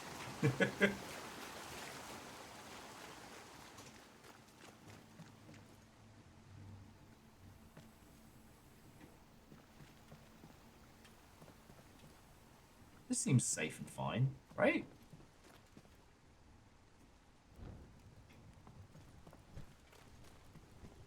This is a totally safe and smart idea with no downside. Though I will say the light makes me think of Sons of the Forest. I miss Sons of the Forest.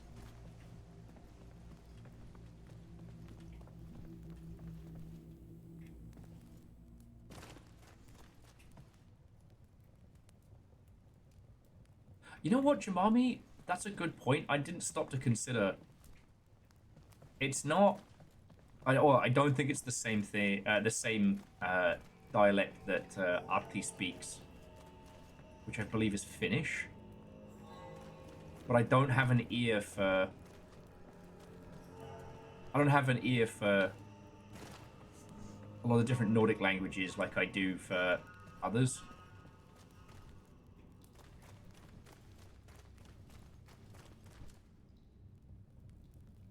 Okay. Found some weird little goblins. Let's go fuck up their day.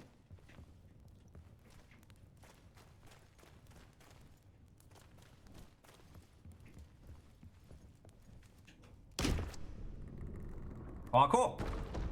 I was like, how am I going to get through this? And I remembered I'm supposed to use my my cool shimmy kick. The tutorial was very proud of that maneuver.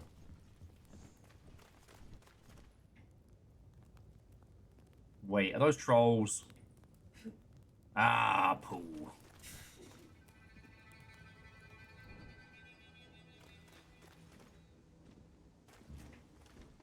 Maybe I've suddenly gotten really good at this game.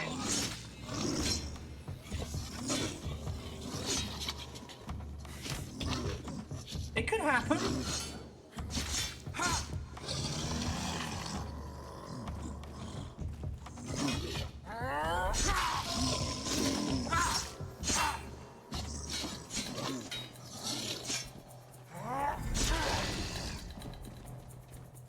Good at maths.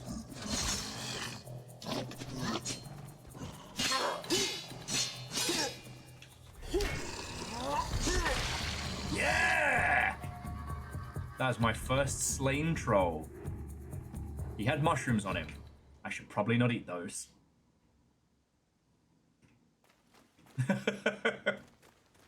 Yeah, Fearless, that's the truth of it. If there's nothing behind a waterfall, it's like, I can't believe they've done this. I can't believe they would fake us out like this. But if there is something behind a waterfall, it's unoriginal and cliched.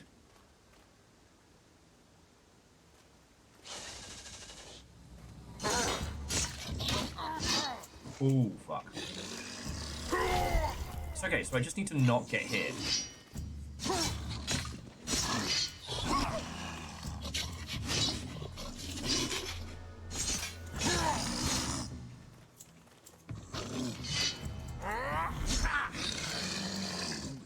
Also, hitting the troll also helps.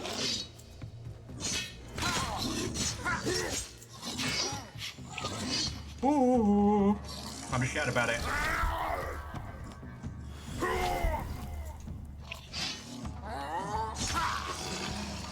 Oh, I think this guy's meaner.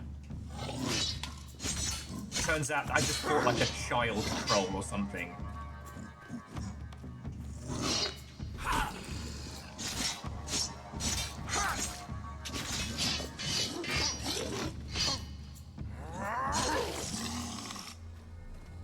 It's not hurting him.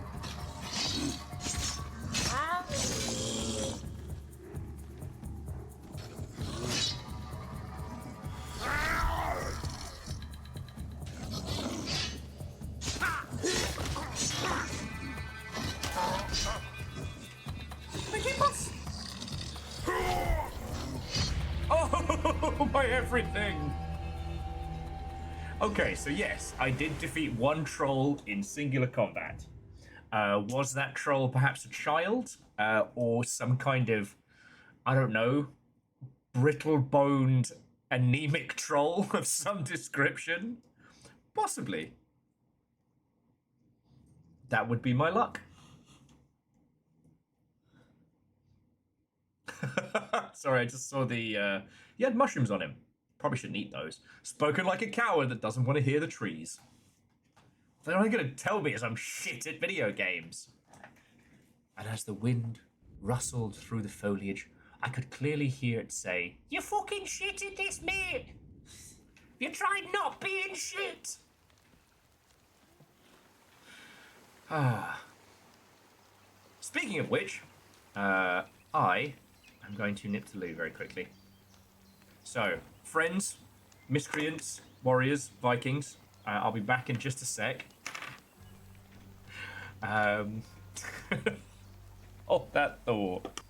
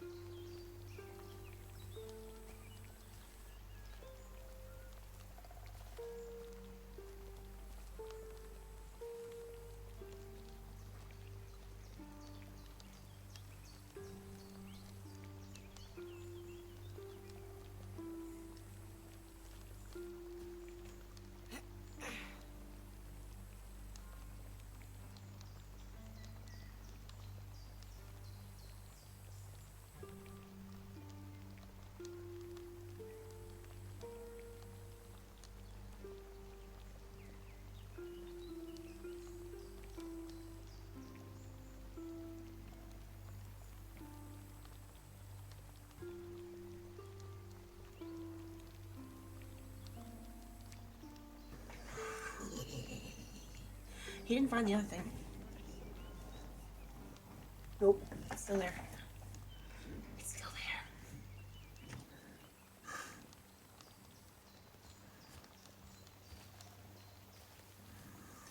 It's still there.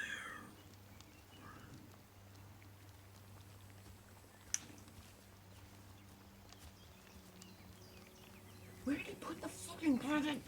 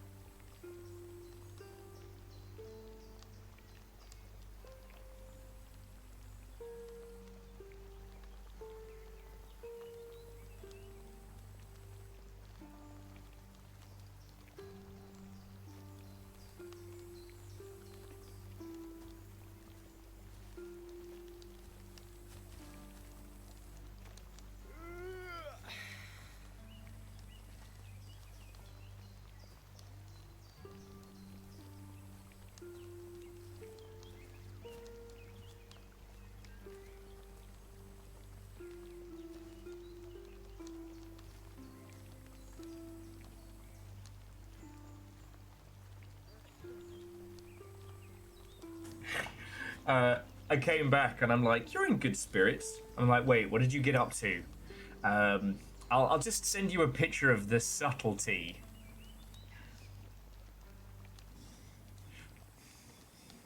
It'll be in Discord. It'll be in Discord.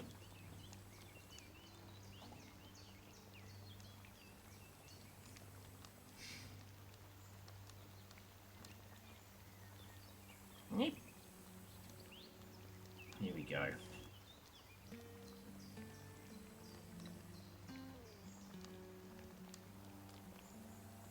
Aw, that's super cool. I just went to go post this in general, and Nick's got his longship pin on his lanyard, and I'm like, aw, keeping it a family. The subtlety sounds like a boss fight from Metal Gear Solid 3. Yep, he's the loudest boss. He uses like a megaphone cannon. It's actually a metaphor for like the media and its role in stuff. Where is he? Something has moved. Maybe under the keyboard? It's under the keyboard, isn't it? Checking under the keyboard as well. God damn it, there's nothing under the keyboard. Fucking... It's the equivalent of Gotham. Zelky, Big Will, previously of Panda fame, used to love doing the, oh, Will, your shoes untied. So much so that I have moved to zip up boots. So now every time it's like, oh, Will, your shoes untied. I'm like, no, it can't be untied. Okay.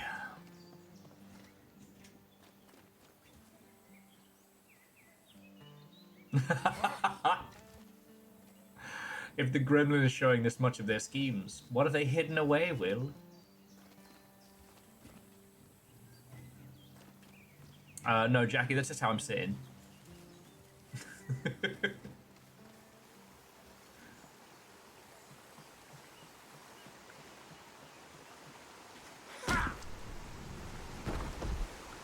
But yeah, like, I gotta be honest, I'm having a really good time with this one. Like, I feel in this run, I've actually started to get my feet under me. Yeah, come on, bastards.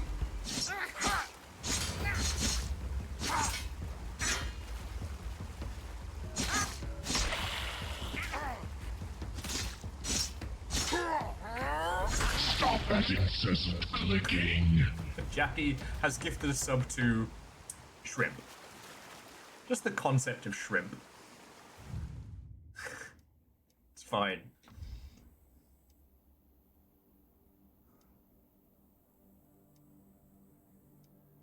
I'm not entirely sure what the stats mean. Like, what does feeties mean?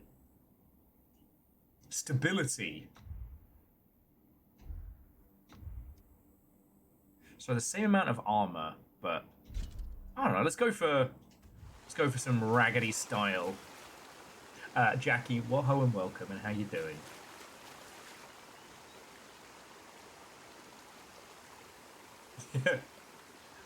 And to... You showed me how to say it earlier, and I keep getting it wrong. I'm going to go with Phoenicus. Because I was saying Angelos. It's not Angelos. It's Agelius. You're right. It does look like a classic boar-style helm. And they do actually have the traditional boar-style helm. It's doing that thing of... It's just enough history that you can feel that grounding. But not so much history that you're like, well, that's not allowed. Sorry if I've told you this like 50 times, but we had this thing over at CA, which is that Total War is not historically accurate. It's historically authentic. Tyrant! Restless Roots, how are you doing? God. I used to have streams like this where I grew up. I remember daring one of our friends to drink the water. Neither of us did. Glad we didn't. So Restless Roots, you know the drill. How was your stream? What were you up to?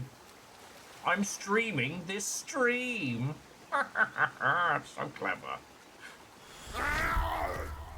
Alright, mate, it wasn't that bad. How are you doing?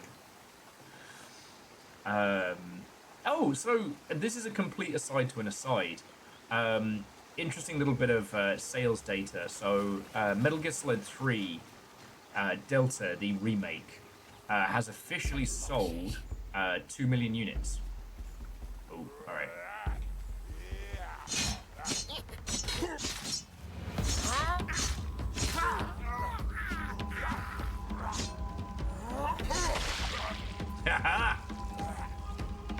Not so handy now.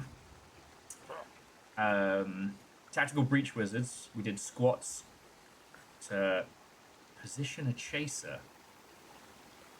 Depending on which group you're talking to, what that translates to is vastly different. But that sounds like a good time. Yes, this guy's tricky because. Oh, you bastard.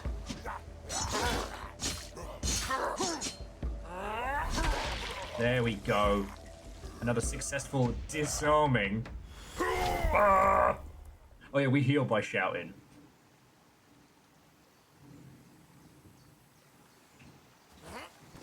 Chaser is an enemy type in Tactical Breach Wizards. Ah. And it's an enemy type in real life for some people. And that's another story. Alright. So this must be the bandit camp. Oh, that is too many bandits.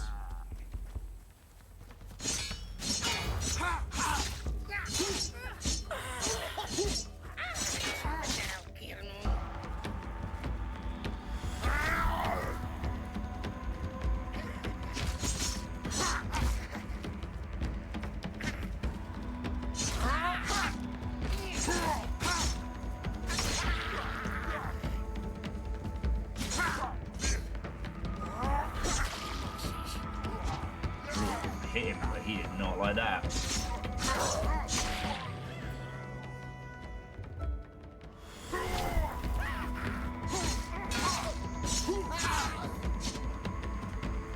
I think that's got to be a Vershi. I hope. Otherwise it's time to freak out.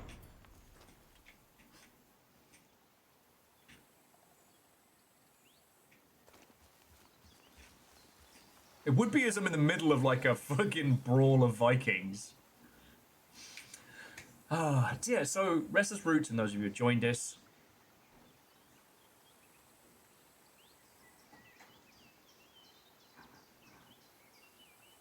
I hear scheming! Hang on a second.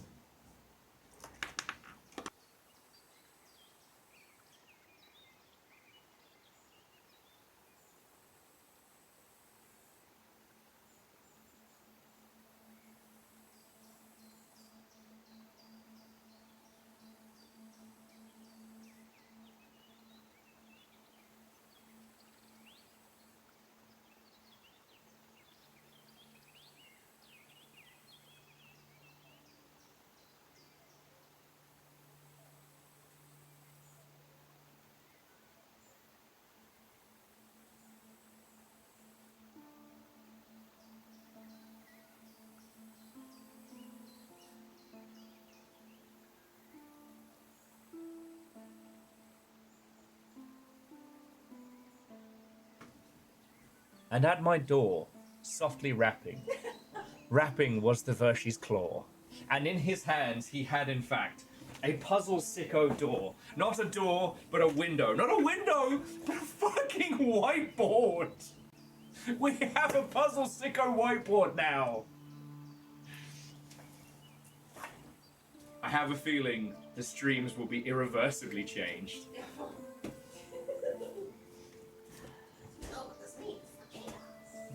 We're gonna do so much bullshit.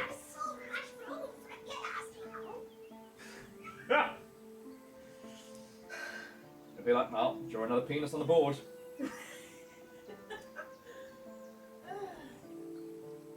Oh, these are the same instructions for me. Don't bend, don't stack, don't drop. Yeah. Also very fragile. Yeah, although it says do not step, and I don't think that's Yeah, we'll talk about that later. Oh, okay.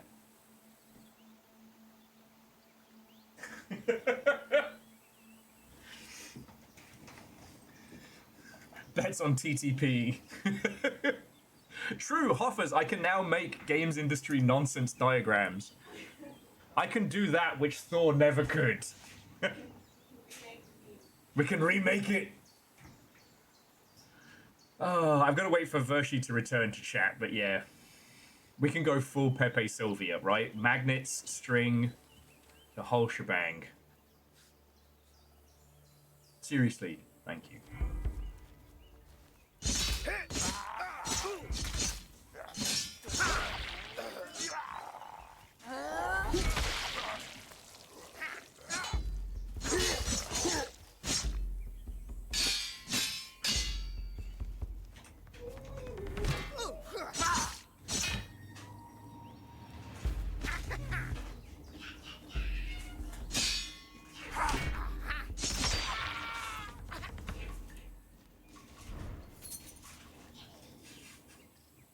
I don't, Hoffers, I'm absolutely going to go full Pepe Sylvia.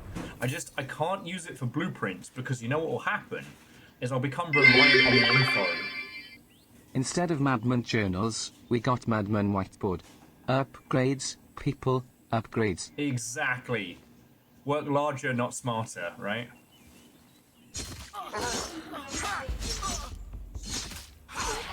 Yeah, well, anytime I need to, like, show people now, I'll be able to do it way easier.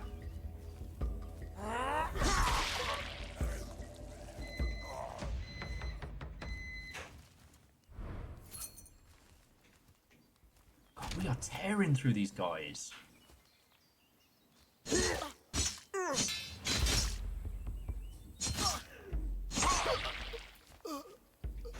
I'm worrying a little bit because some of these guys are hard as nails. Not that guy though, he's fucked.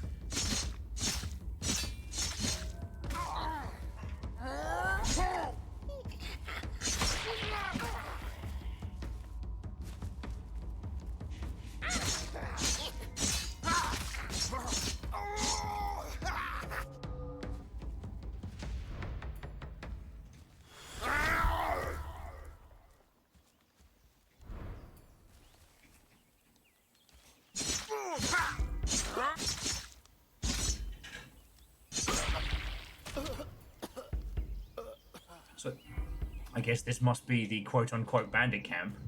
Sorry, and Nikki, with me eyeballs deep in gore. Thank you kindly. Got a better sword now.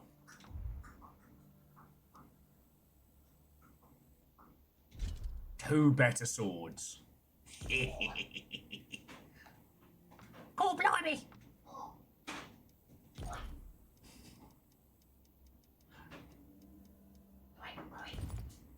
Oh, and we've got lamb as well. We're eating good tonight.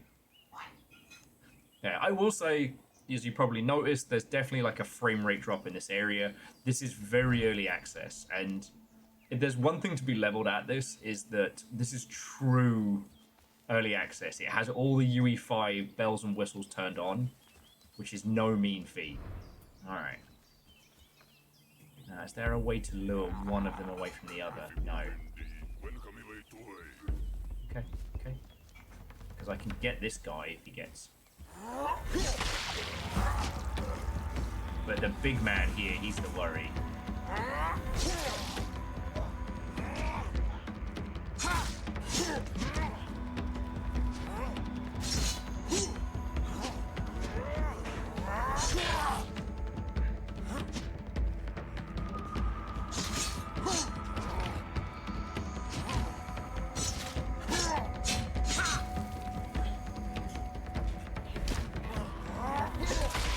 Oh, back of the net!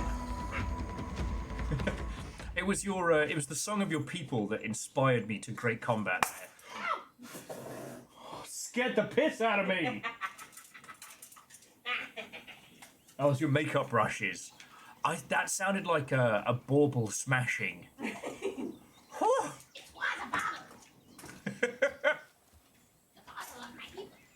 It's your people's bauble.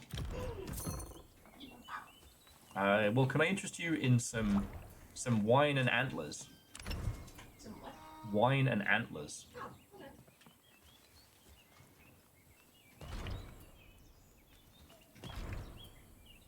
Got some thunderstones, some bread, a slightly not as cool sword.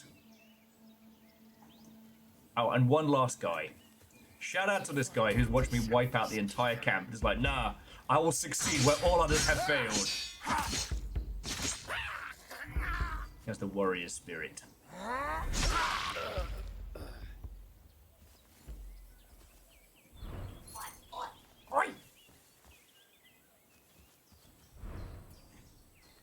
Okay. Bandit camp. Handled camp. Handed camp. Damn it. I was on a roll. Oh, Scotty said it sounded like an electrical arc pop. Oh no, we are super bronze aging it up in here. See if it's any good. It's one of those where they're kind of pulling from a lot of different Bronze Age cultures all together. It's not, it's not a map based on any one place, but it's going from a kind of like a quasi-historical grounding, which is really cool. So we can all kind of geek out about the different, like, sword designs and stuff like that. But it's not intended to be one specific place.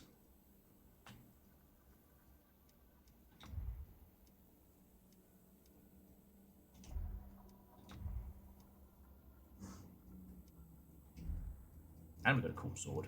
Still don't have a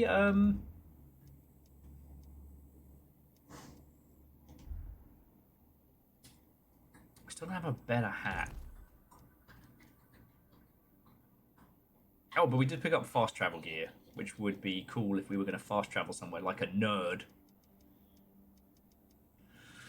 Oh, waiting for Virtue to get back in chat so I can say thank you. I can't believe you got me a whiteboard. Celsius just send them a message. No. Really quickly, No. And then thank them again when they show up.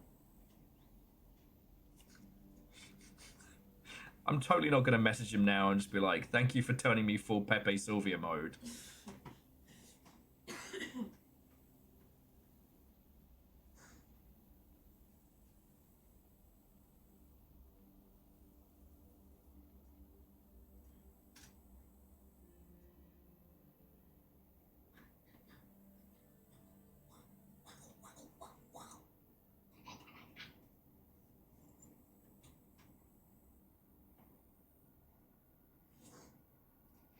Okay, I'm gonna have to do that later.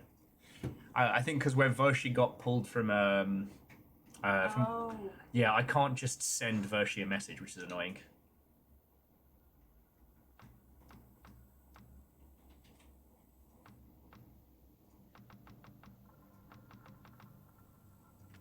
Interesting. So world scars, deeds are challenges and achievements that one completed reward you with new epitaphs. Okay, so deeds are part of the permanent unlocks. So what are world scars?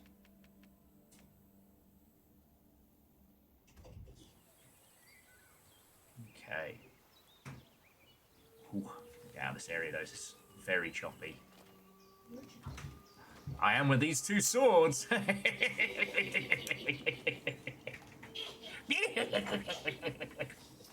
No one knows how cool we are. Make sure they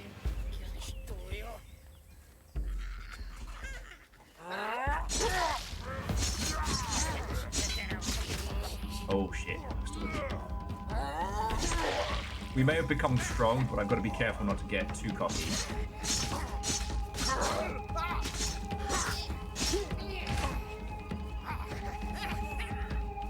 Dude.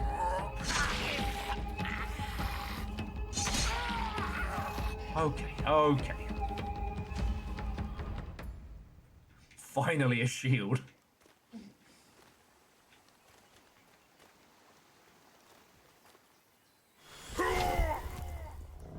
Oh, and our poor guy's now sleepy.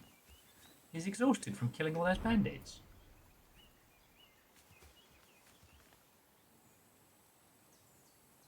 I think RTX is on, but it's on basic.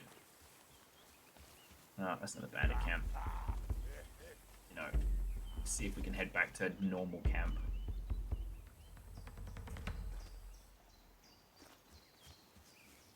Go sleep off this and... Oh, that smells so good. You know, sleep this off, have a pint, get ready for the next day of murder. Well, and Scotty, it's more for you lot watching. I hope it doesn't, you know, make things a little too jarring. Ultimately, this is a proper early access game. Like, the team behind this, they made the Hobo Simulator back when they were a bunch of students. So, to my understanding, this will be their first commercial product that isn't like a student game. And I shouldn't dismiss it, like, there's nothing inherently wrong with a game made by students. I think we live in an age now where we have so much in the way of, like, accessible tools for new folks that it's really cool. Oh, we're gonna have the good beer, we're gonna have the good meat. Bit of bread. And a bit more bread, why not? I'm so bloated. I don't know why you can't move around and fight. Full of bread. What's the one where if you only go to sleep in Baldur's Gate, and you only have wine at camp, you just get hungover the next day? What if you only eat bread? Everyone's got bread bloat.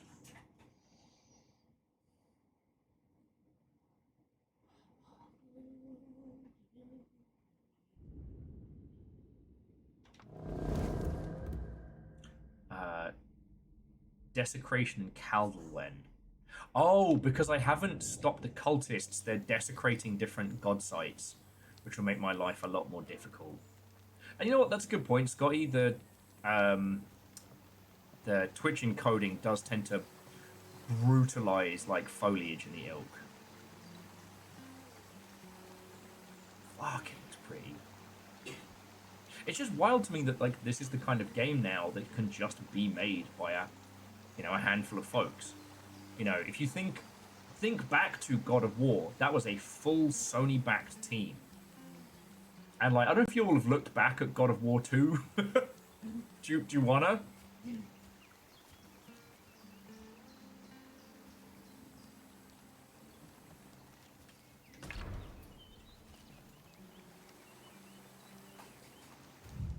Avenger says, do it! Alright, where's, here we go.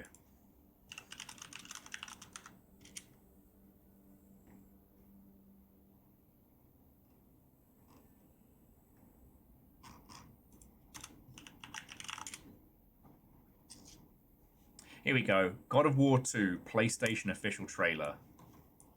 Rated M for mature. This is M for mature, so children look away. Aw, man.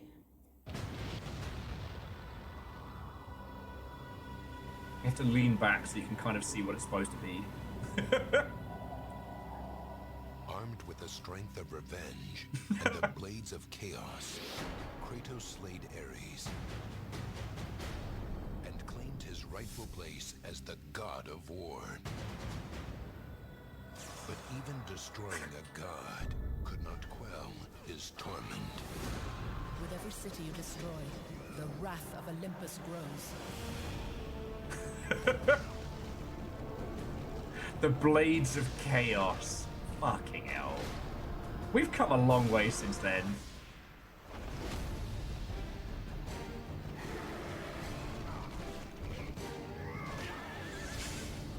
Kick a man off his horse to conquer his demons. He'll kill some demons.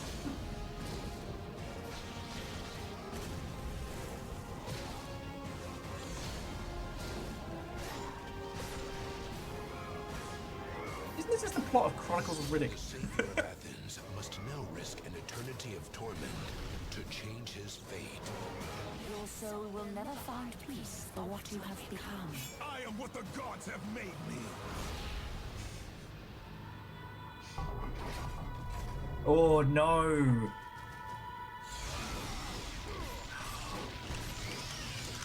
Why would you say that, Scotty? Because now I've got to look. It's a 19-year-old video game. God of War 2 is a 2007 action-adventure. I was in high school. I do not feel good about this knowledge.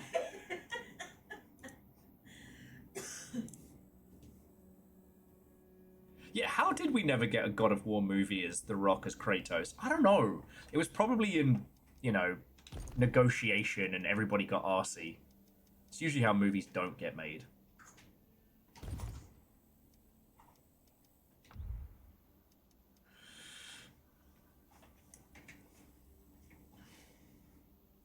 Alright. As much as it pains me, I think maybe I should start using a shield in this.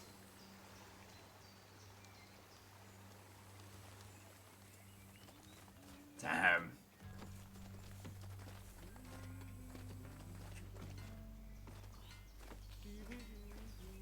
Next year will be 20 years. And that's not even since the first God of War. Ayo. Alright, so let's see what we can sell him.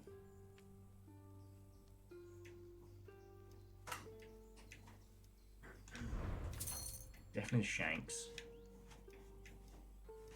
Oh, they aren't worth shit. Oh, good. Oh, good.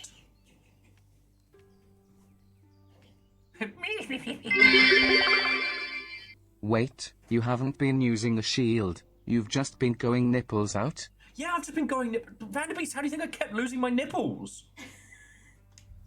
Look, I understand that every moment spent blocking is a moment you're not attacking. Like, I understand that philosophy very well, but at the same time, I've lost too many nipples to continue. And nipples aren't cheap. Nipples are not cheap. You think I can afford more nipples in this economy? You don't look like I'm made of nipples? When nou ken nou dan kigen hushiyama. Chauchana. Daish soon. Okay.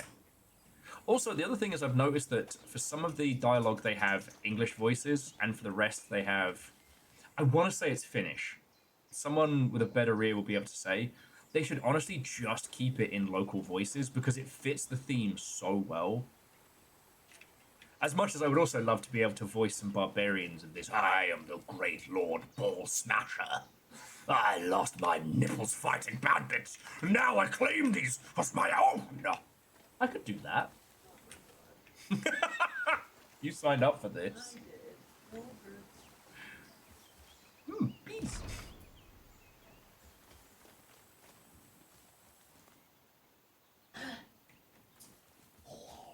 Scaramanga is among us. Damn, they can't do this right now. But honestly, like, aside from optimizing, this feels so fucking cool to play. The reason I got my ass handed to me early is you've got to get into a different mindset of combat. But when you do, it's really fucking fun.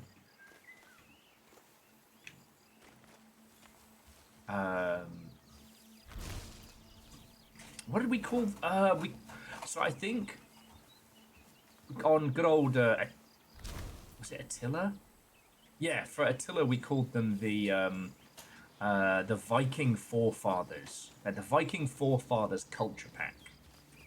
Which was some DLC with some, you know, slightly post-Bronze Age different groups from around the varying parts of the fjords. Is that just a little guy with a shield?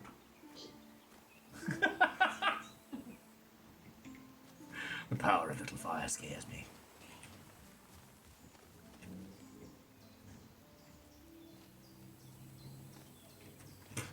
Vanderby says you must use the you use the shield carefully.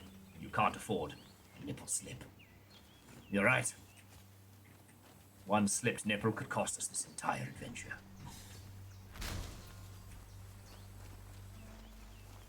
Oh, it's a bowl, but it does look like a shield. Okay. So yeah, we've got our little Viking grubs. Gaze into the eye of Agamemnon. Wait, is that the quote? Behold the eye. I don't know, we all just fucking gank Professor Strange as soon as he starts talking shit. I refuse to call him Doctor Strange. He does not hold a doctorate anymore. He is not fit to practice medicine. He went to a temple, did a whole bunch of weird drugs with Tilda Swinton, and now he's like still calling himself a doctor. He is not fit to practice.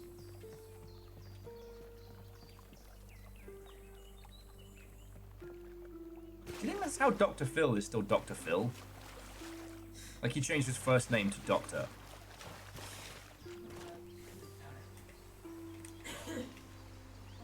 Oh, not fucking with trolls. Not fucking with trolls. They kick my ass. Not fucking with trolls.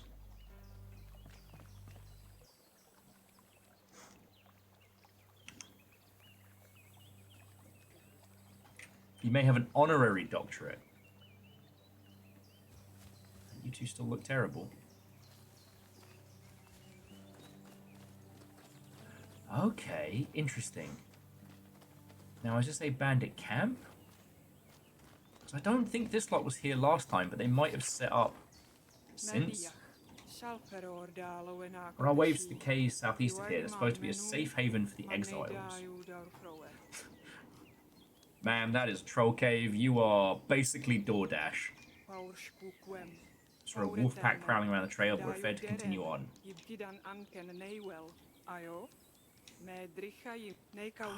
Alright, I guess I've got to fight some shit werewolves. Oh, he has a master's degree in being strange. Okay, okay. I'm just saying, I don't think he's fit to practice medicine, and I think his doctorate should be taken away. Mr. the Strange. This doesn't have the same ring to it, I guess, but... I'm just saying, he got mangled in a car crash and then went to a temple for a few years and now practices the mystic arts. I don't think he should be allowed to prescribe medicine to anybody. Speaking of which...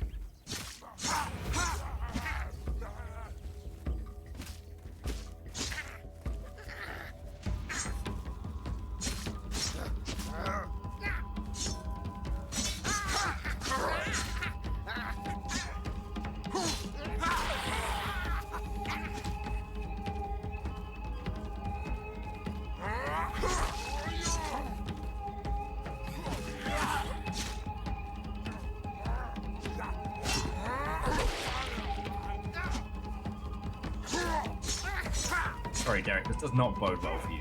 I'm just gonna level with you here.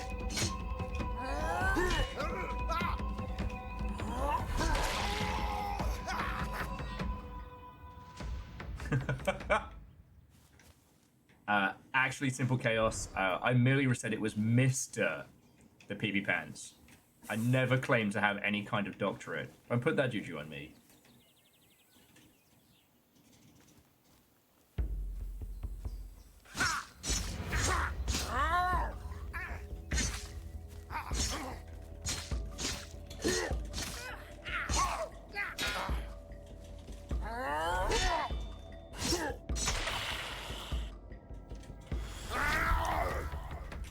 Interestingly, it doesn't seem like we actually need to have the shield up. So if someone takes a swing... Such was his grit that he endured the incoming blows unflinching, knowing that his foes would sooner draw blood from stone. Excuse me. We don't need to have our shield up to block, which, I don't know, that's always been a weird pet peeve of mine. That if someone hits you on the shield in an action game, and it's like, well, you weren't prepared for it, so it doesn't count. I guess not my fault, that's terrible. Ooh. It does, however, look like we've got better armor, so let's fucking go.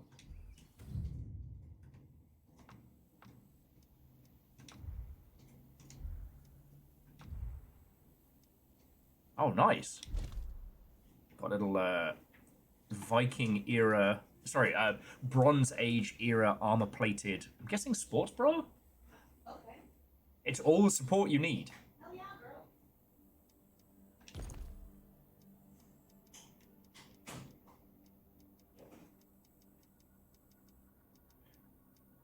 Learn the secrets that have been eluding anime fighters for thousands of years.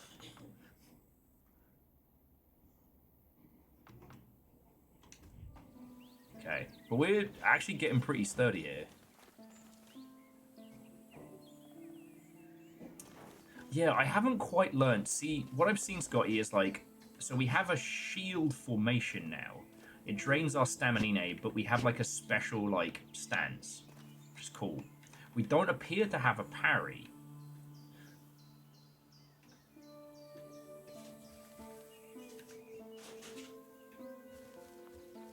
But it does seem that if bandits swing at us and our shield is just in the way, then it doesn't do as much damage, which is really fucking cool. Don't be... Oh my word! Please don't be trolls. Please don't be more trolls.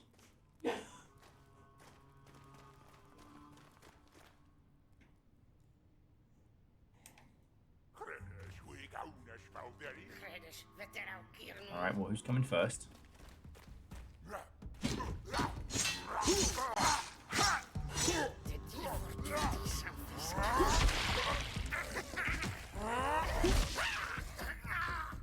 But yeah, the charged overhand is the whole raison d'etre for cutting this up. And the tutorial's pretty good about explaining it, but it's not until you actually land it that you're like, oh, I fucking get it now.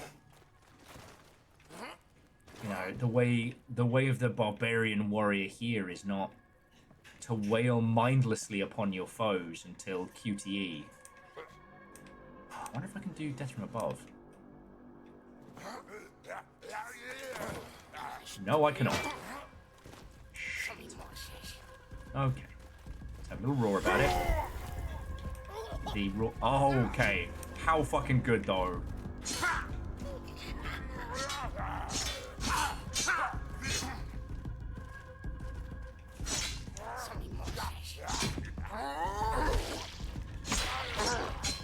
See, with that guy, he had an armored shoulder, so he could keep his sword arm, like, out.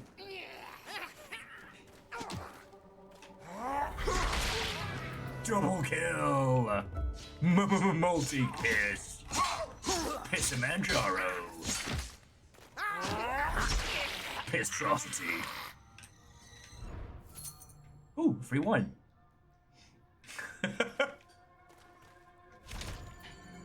And a smoked ham. Woo!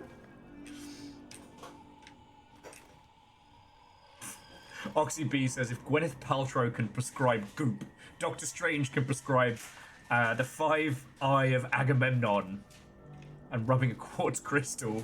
You know what? Fair.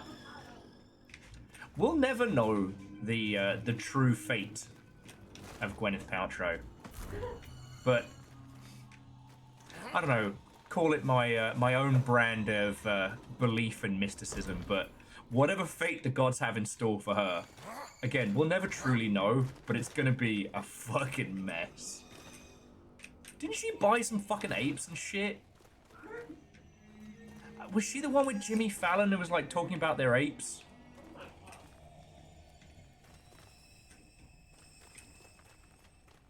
Like, okay. I don't know if you were around when we were talking about it earlier, but Fearless found an article stating that for the first time in many years, there is not a single NFT or crypto talk at GDC. Yay! So it's not just dead, it's gone. Woo. That's really cool. I am, however, cursed to remember. In the same way I can remember all the details of the Sin to Win campaign that EA ran for the God of War promotion. For Dante's Inferno. I'm also cursed to remember all the people who tried to sell us NFTs.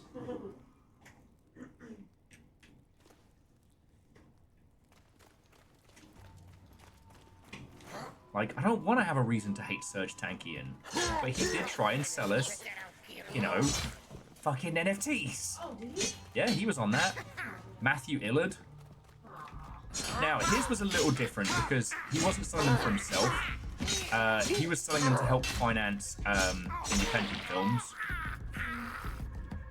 Not as bad as some.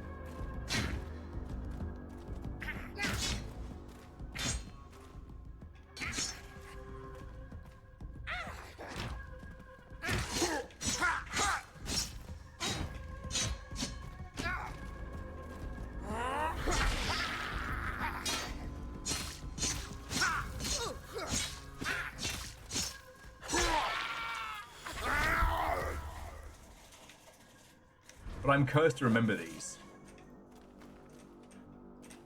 But yeah, Oxy B is confirmed. Yeah, Paltrow was part of the Ape Club grift as well.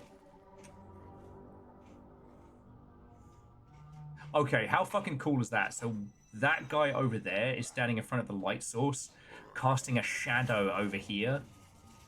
That would have broken a graphics card, like, 20 years ago. Oh, it's gonna make me battle that shit werewolf.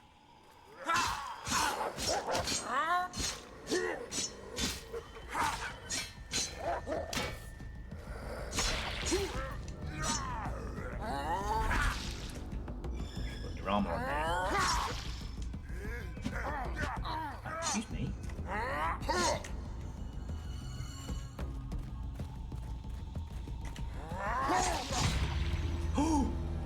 No! My shield! It did not protect my nipples! 20 years ago, my graphics card could barely run Half-Life 2. Exactly. I know, 20 years ago, we had some of the most iconic films of all time. Like, Dude, Where's My Car? Sorry, my brain was like, 20 years ago, that was the 80s, right? No. And Signs. Okay. I think we've only got a couple of lives left. We're doing good. Aside from me getting the fuck kicked out of me in there, that was great. But thanks for the smoked ham. Oh, interestingly, and yeah, my renown has gone down. Alright, so the leveling system is interesting. Let's see if I can go find some new trouble to get myself into. But yeah, I am cursed to remember all the people who tried to flog apes. One thing that was super funny, and I'm so glad I managed to get the fuck out, was the place I used to work, Improbable. They went so hard.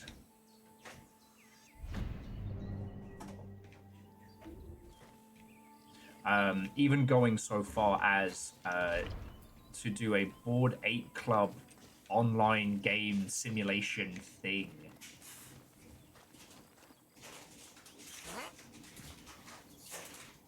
And like the thing is, like, I'm not gonna give people shit for where they work. He always struck deadly and true, seeking weakness and bringing swift ruin to any who dared oppose him.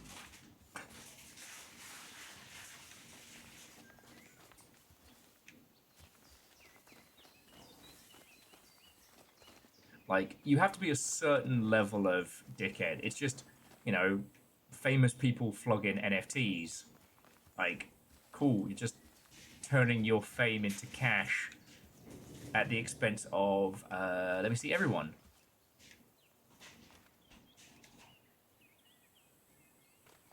Okay, they're either found or taken away. Alright, well, these people definitely got eaten by trolls, so sorry for your loss. See you around. Shrek 2 was 2004. The movie 300 was 2006. Ah. Sounds about right. Sorry, what was that? Oh, God. I was working in film and telly.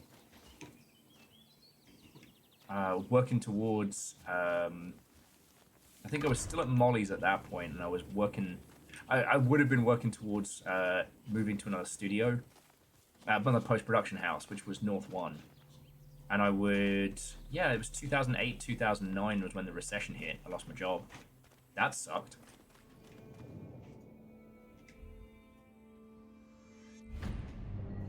Ah. Okay, so the weird little masks up in the corner are how we're doing for the different styles of deity. Ow.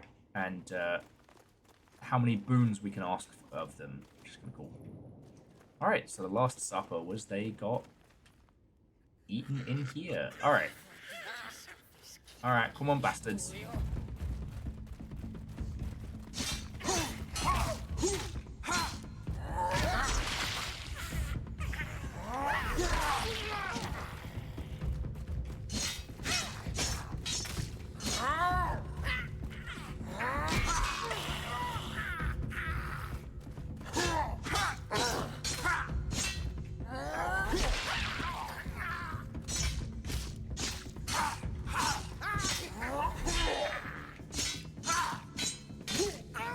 Kick him!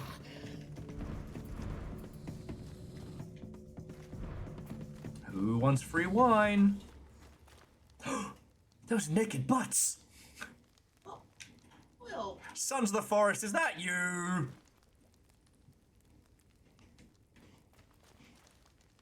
Shaken survivor. Damn. Is that literal butt meat? Is anyone else hungry? Verder doen met vaakjes konen, wieren, pauskoekwem, oude themen, meis. Ben ook daar onweg toe en Long pig for dinner again. Yeah. That's why we're having pork. Ooh, we found mystery meat. We can eat that for dinner.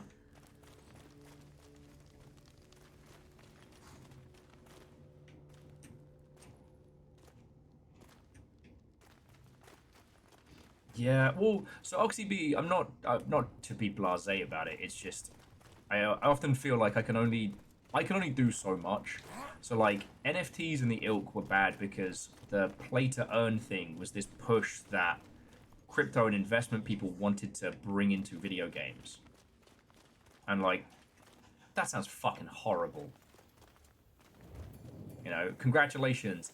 All of your pastime is now work. You don't get to just play video games anymore. No, this is now your side hustle. Yeah, fuck that shit. Also, like, people cheating in video games sucks. It depends on the game to the level in which it sucks. If it's single player or co-op, you know what? Don't worry about it. You do you. Have fun. I ain't here to judge. Parkour. With multiplayer, you know, you're actively ruining someone else's day. And, you know, a lot of us here, we work very hard. We don't get a lot of time to play games. And if the kind of games you enjoy are online ones, it fucking sucks when you get there. Quest updated. Warm welcome. Oh, this is one of the areas we couldn't get into last. Alright. It sucks if you jump onto your favorite game and then you get your shit ruined through no fault of your own. I am going to rest though. I'm going to try this mystery meat. I have some mystery meat, some smoked ham. Oh, we got mead. Mead and wine will be fine.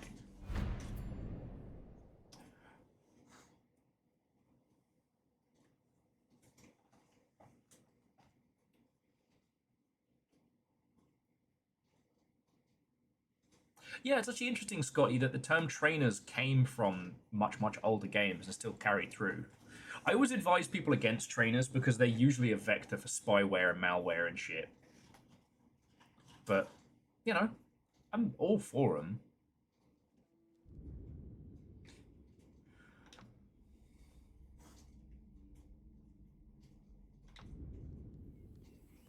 Ah! Anything finer than that's mead? A person. Vershi, thank you for the gift.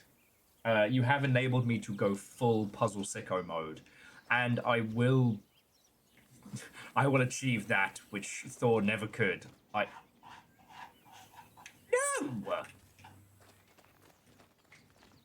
I will achieve that which Thor never could. Drawing on an actual light board. Okay, so this is the shanty town here. Okay.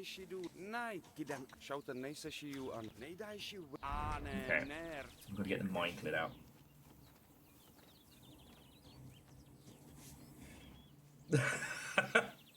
You're right. If tomorrow is too stressful, I can just draw dicks on a whiteboard. It's gonna be great.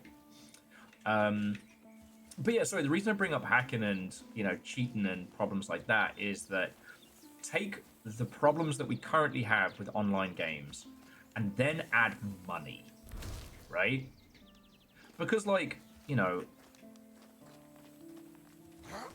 rose by any other name is still gonna fucking stab you,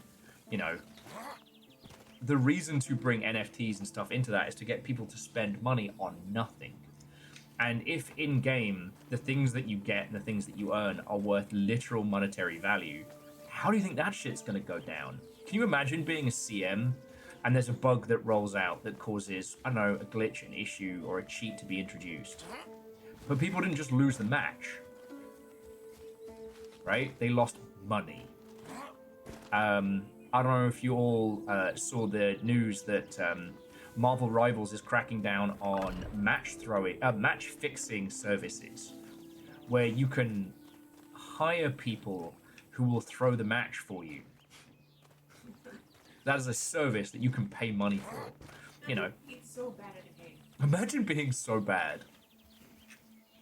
You can already hire Sherpas for. Oh man, okay. This is why you use UE5. Look at this environment. You can already hire Sherpas for a lot of online games. They became very prevalent with... you look like a bastard. Yeah, definite bastard. You can already hire Sherpas for online games and extraction shooters and ilk.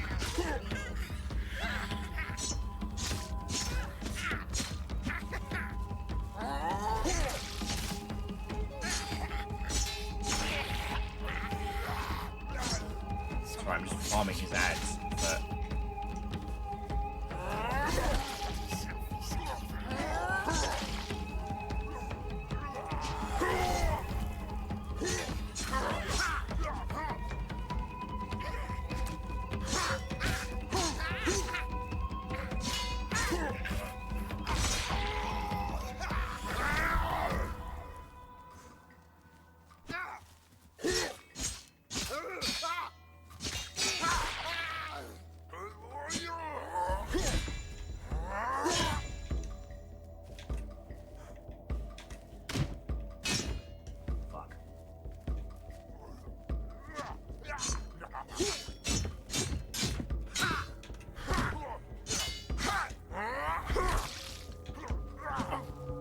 Felt that in a cheap seat too, mate.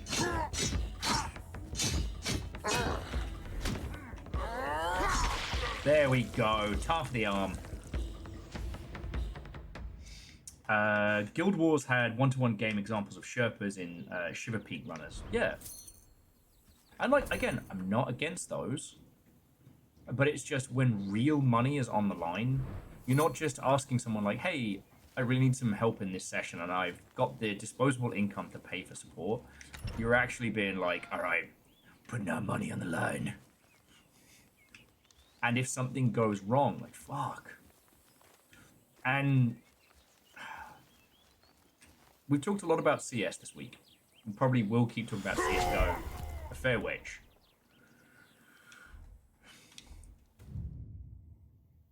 There have been many folks who have been discussing and pointing out that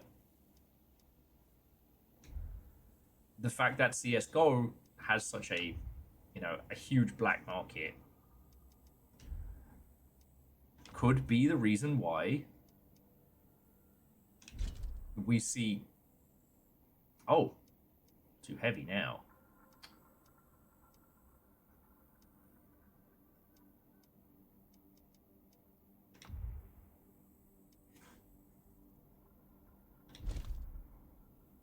All right, shields are for nerds. Attack, attack, attack. The reason why we see such high player counts for CSGO is possibly because there are, and I don't want to accuse without information, but for what we know about gold selling and things like that, there may be farms in sketchy parts of the world where people are forced to just farm for items as quickly as possible.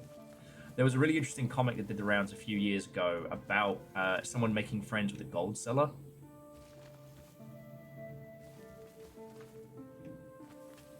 Oh, not bandits, but twists.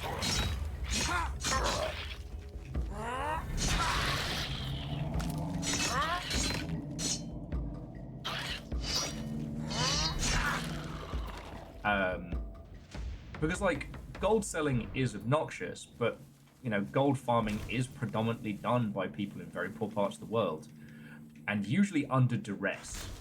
You know, it's not a profession that people get into for happy and good reason. You know, you add monetary value and NFTs to all of that on top of what we already have, and you've got hell. You know, the time in which we spend playing our games, the medium that we love would become such a nightmare.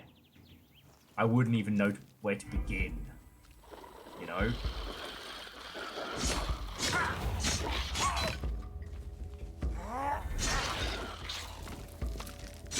So that's why, like, you know, while it still sucks that crypto is still creeping around other parts and other spaces, and it feels bad to say, like, you know, not my problem. It was something that I was very worried about in our space.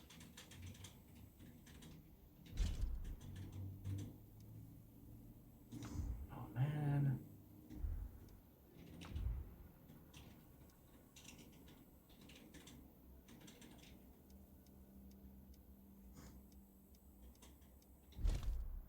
Okay, there we go.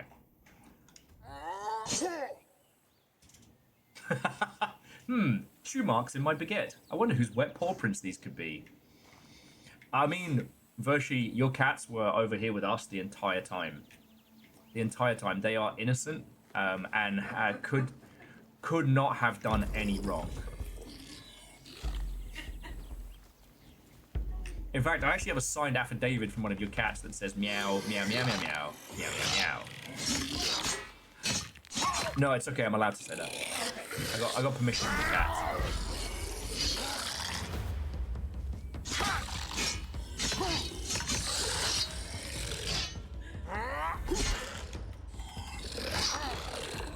Oh no!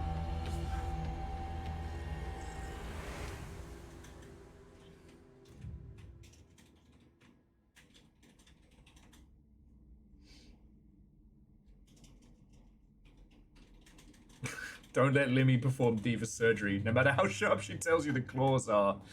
Oh boy. Okay, and with that, this character's journey ends. So, begin a new cycle. Now, let's see what we've unlocked. Cool. Okay, so who are you in this cycle? The adventurer, the Hastiac, gain more endurance with rest and consuming good food. Ah, okay. So we choose what we will gain as we level up. Okay, that's cool. So Minnesota says even without NFTs, it is estimated that 50% of all Path of Exile accounts are currently farming bots. Well, and that's the thing, Myth. I can't speak to the Path of Exile community in that space, but I can say that there are more humans who farm currency in places like Path of Exile than there are bots. You know, when Blizzard and people like that started putting anti-botting systems into their games, they just, nefarious groups put people in sweatshops who just grind gold in MMOs all day or day. You know, some games like EVE, you have individuals running multi-bot accounts, but you know, that's another kettle of monkeys.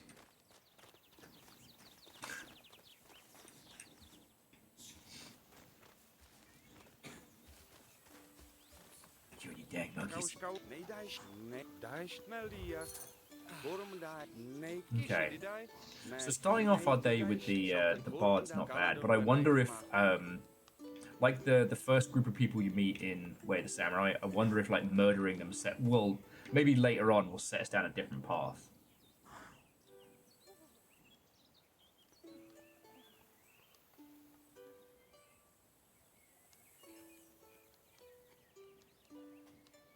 Well, so Scotty, at least from what okay, it has been a long time since I've been in an MMO ecosystem, and this isn't something I've researched as heavily as I have on other topics. As of, the 2010s, they didn't want to buy gold from you, they wanted to buy your account. Because that was a legitimate account that they could then strip mine for pieces, and then use and either give to somebody to then farm gold with, or what have you.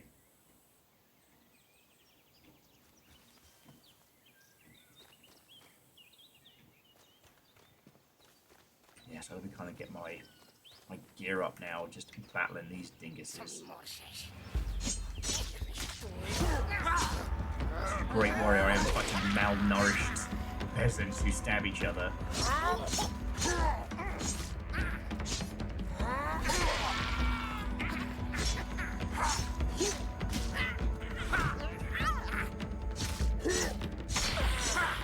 So yeah, that was also why most of the time when someone got their account hacked on an MMO,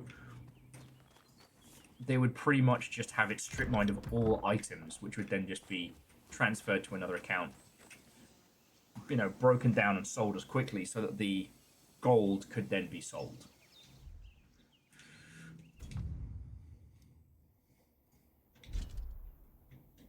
I got a new hood. It's a fancy hood.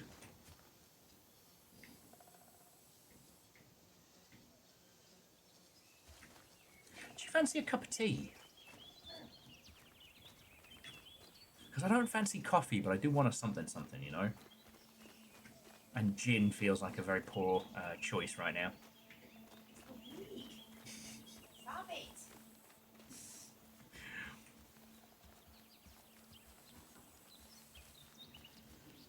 Okay, so this is the baby bandit camp we want to raid.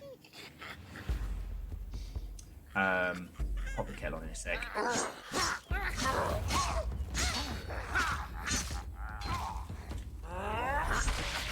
Sadly, Avenger, gin and coffee, not good.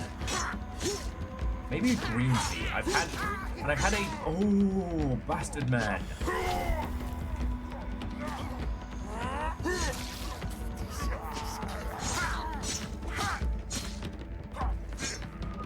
I've once again got myself in over my head.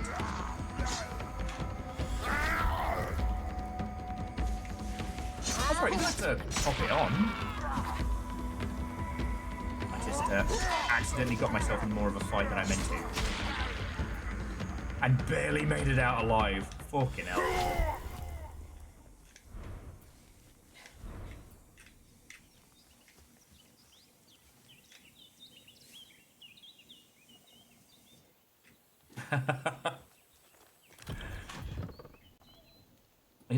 Scotty, I think you might be right. I want to be hanging out the side of my mate's car, just going, poor Diva in a carrier. Diva actually travels very well.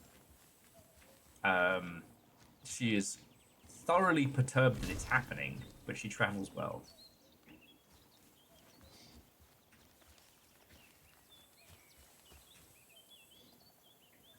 But yeah, sorry. So jumping back, it's like, I'm not saying that they're, the evils of crypto aren't still creeping around and that it's gone, and I am also not trying to say that just because video games have to deal with it means I don't care.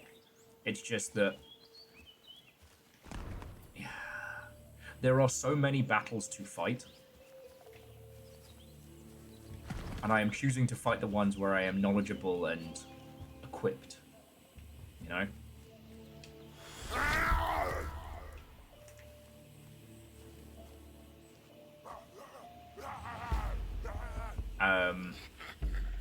The thing with generative AI is not just it sucks, but like it actively is being utilized to remove the jobs of friends.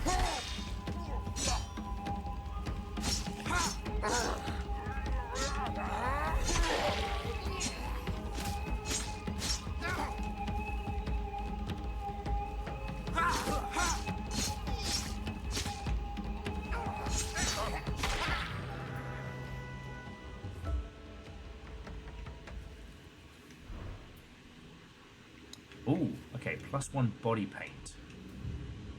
Now, boons were there, backpacks there. Okay, can be applied, used to apply a fresh coat of war paint consumed after use. How do we do that? Because we're saying that war paint's one of the ways in which we can level up. Okay.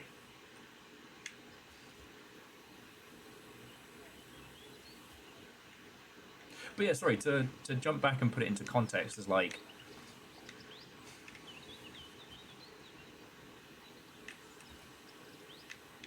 I don't think that even the most, you know, soulless of idiot C-suites will try and put gambling elements into main games.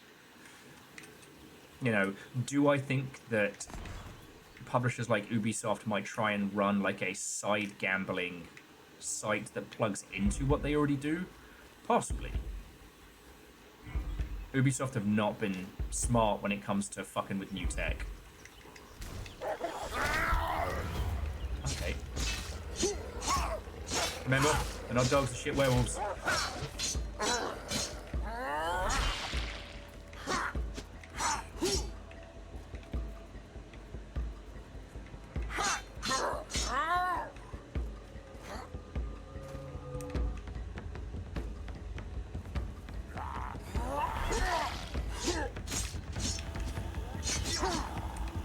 Okay, okay. Camera's getting a little angry at me.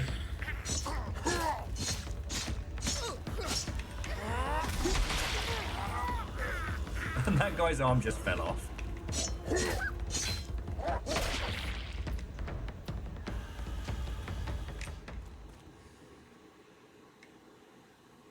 I guess what I'm saying is like, I just want to take a moment to at least appreciate that we outlasted the NFT crypto push.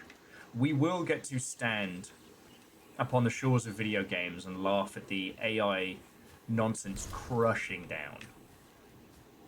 Like, one of the things that I wish I could record, and I don't know if there's a way to do it without being incredibly mean-spirited, is that at places like GDC, you get these people who've been working on shit that nobody likes and nobody wants, but, you know, these people live and work in the same environment. They do not, you know, online they have their carefully curated bubbles and whatnot, and they come to GDC and they're like, oh, we made a thing that lets you generate a whole video game. And they get to experience people telling them, no, we hate that, fuck off.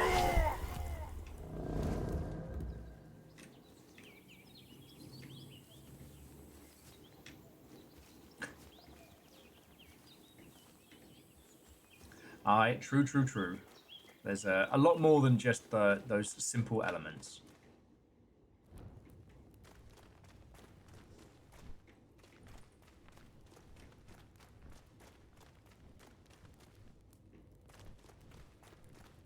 You say stumbling into yet another bandit camp.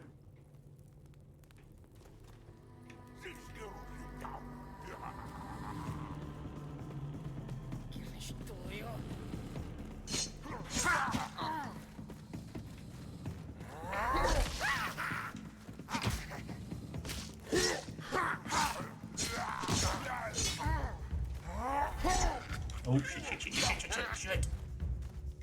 Roar for me. Oh, man of roars. Oh, well, it's been a good run. He didn't even get killed by the cool guy. He got killed by Jabba's little mate. Man, this early game is brutal.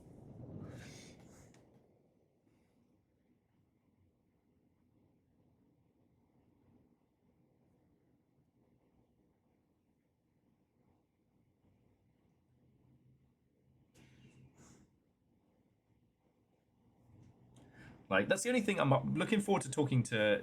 Nick sent me a very long message about how wild this GDC has been.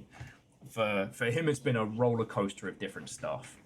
So, as much as I'd hope to have some, like, phone-in moments, I don't think we're going to have that.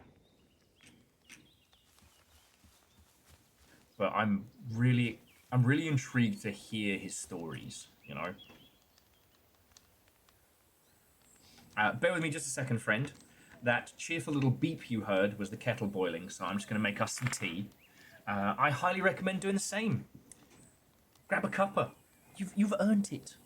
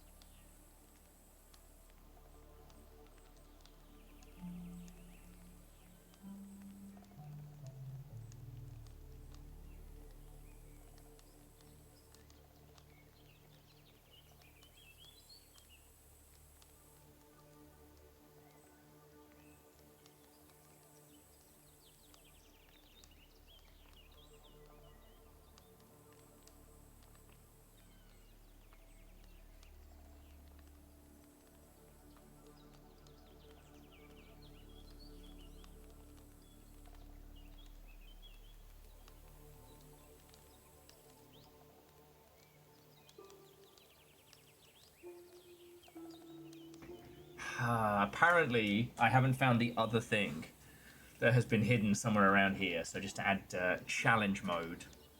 But I have a fresh cup of tea. Cheers all. I don't know if Nova is lurking, but this is made with the English breakfast blend they sent across.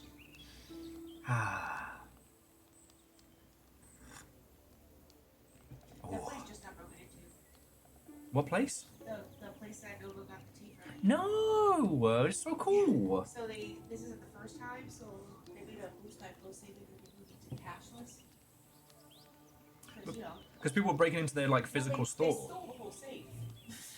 They stole the safe. Yeah, they stole the safe. I shouldn't laugh. Like it's not. It's not funny. It's very big city coded, but it's yeah. Poor buggers. I know during lockdown, was it Pink Gorilla kept getting hit.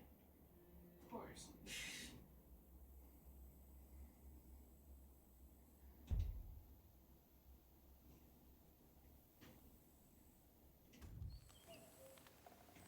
Alright, let's see if we can find the main road and head back to the village. Scotty's got Fair Trade Co-op tea, struggling to ignore the voice in the back of the head that says, "Have another Tim Tam. The Tim Tams will show the way." Alright, we're just gonna head down this road till we hit the village. Oh, excuse me. Maybe hopefully we can find some kit on the way.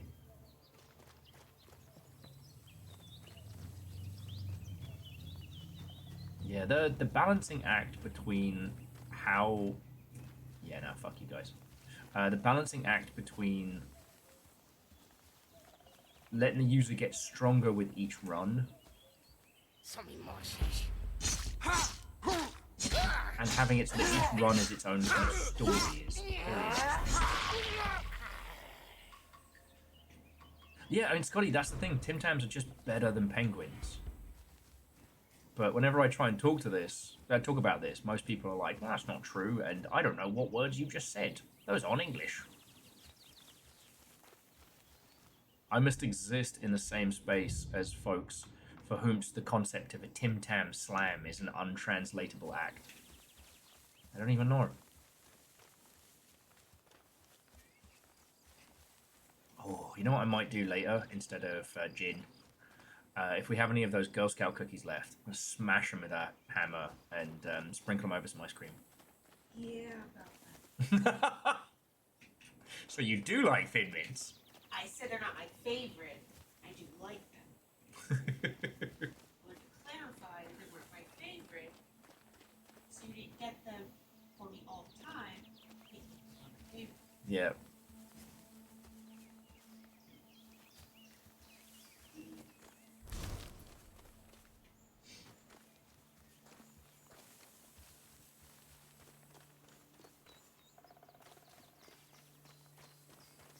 This game's pretty as.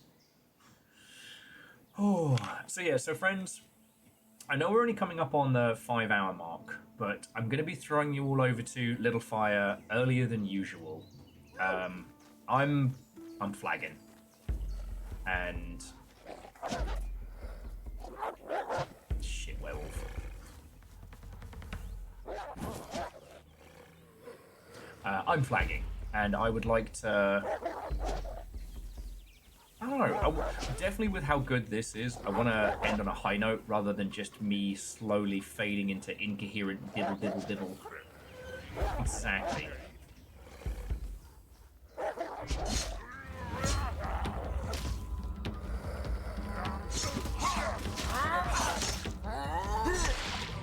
Ha! Okay, so I now know I can lure shit werewolves to fight barbarians. To fight raiders.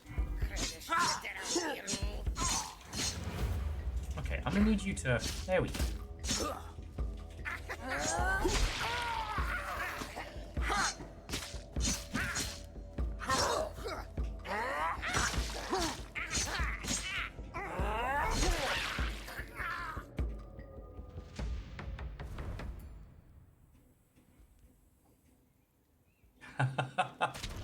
Yeah, no, Little Fire's ready to go.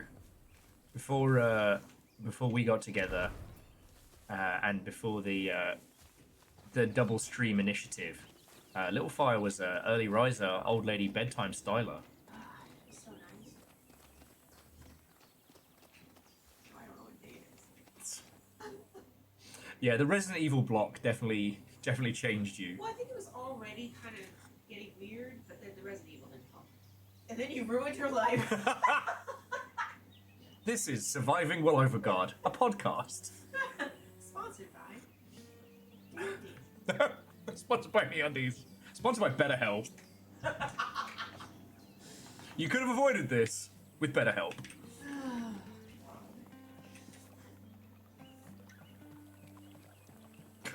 Start a competing brand just called Worse Help. You get a little text message. Hey, should I have this extra drink? Sure. Have that drink. Text your ex. Oh god. Go for it. No. Do not pass it on. I don't think my startup's going to take off.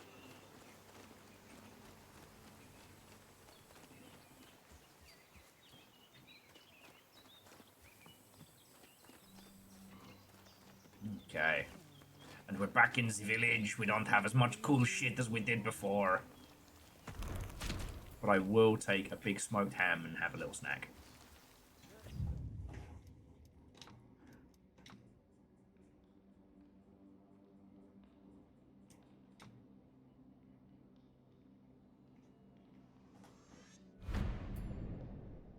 We'll move Little Fire to Hawaiian time.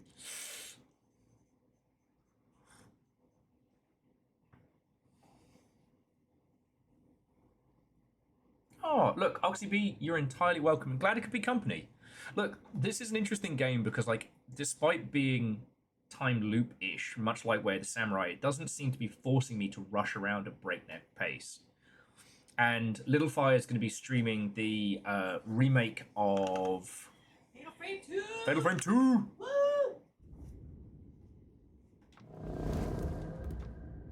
Okay, so the initiation ritual. I'm going to see if I can go after the cultists. But, and I was just going to check to make sure. Fatal Frame 2 is all good.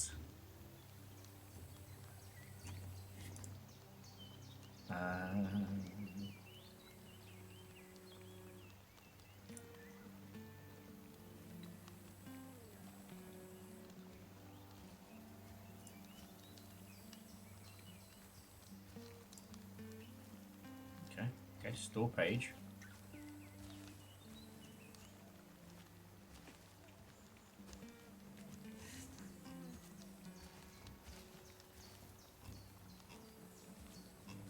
It's weird. It's still saying over here that game not yet released. Oh.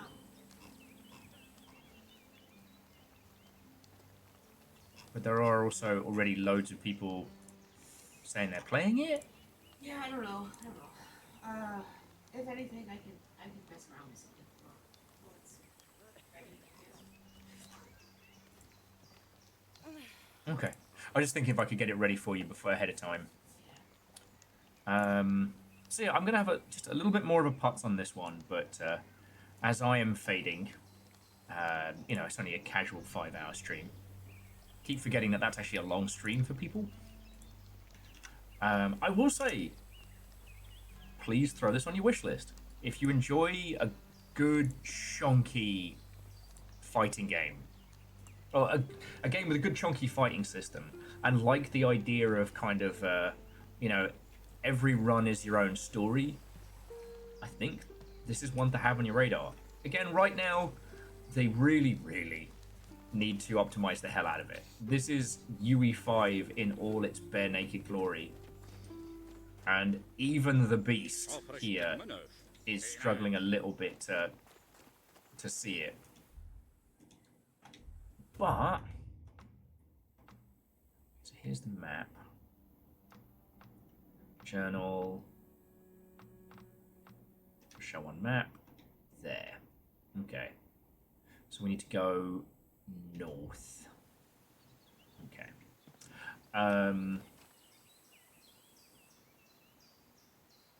And Dustin is enjoying Cargo Hunters. Ah, that's good to hear. Because like I said, I really enjoyed the demo and I had to stop myself from playing it because otherwise I was going to basically play that and do nothing else. Then the game dropped and I found out about the abandoned mobile version. That originally it was a PvP. How the fuck am I supposed to get over there? My foot didn't work and now I'm in severe pain. And that did proc a little bit of worry on my part because I'm like, no, you seem so cool. Alright, see if we can get into the water and follow it down. There might be a little sneaky inroad to the cultists. Who wanted to destroy some accursed idols? So you'll say, I do will. And I'm gonna answer at once. Ah, and because we're not as far along the cycle, the cultists haven't moved too far in, so there's no bandits here. Interesting. But yeah, Dustin, for you to heap praise on a game that doesn't involve crushing people with your Scrabble skills, I consider that got to be high praise.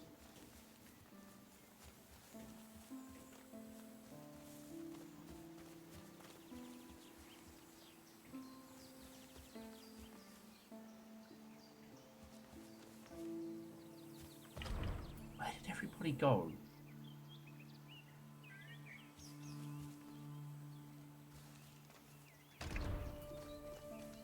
Oh, I guess the main force is out raiding? Nope, here they are. Ah, piss. Big boy Barry's back.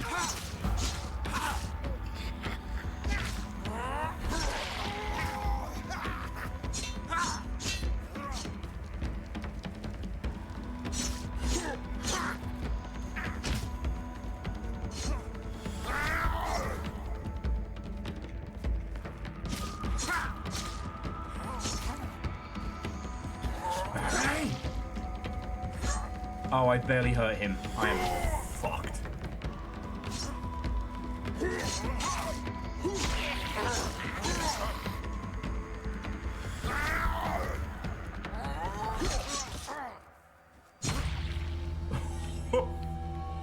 Barry has decided that this is where my journey shall end. Oh my word.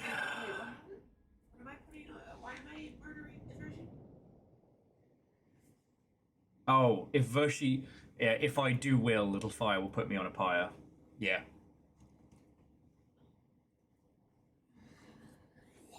I'm basically like that lass from The Mummy with like all the painted lines on. If there's a smudge, you'll send your guards.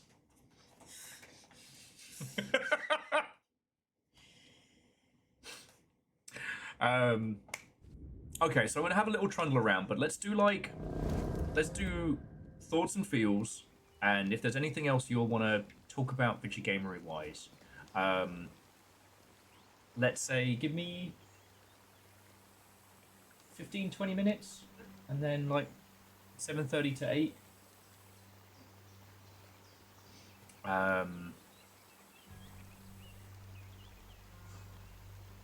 Yeah, this has been very, very good.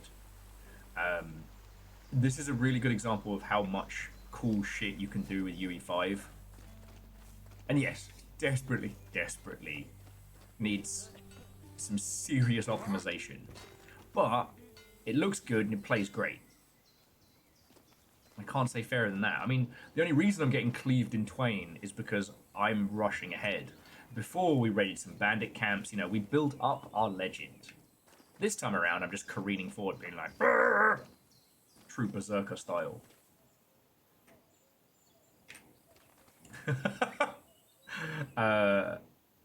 Dustin says, just because I can spell feelings in a game of Boggle doesn't mean they can't be hurt.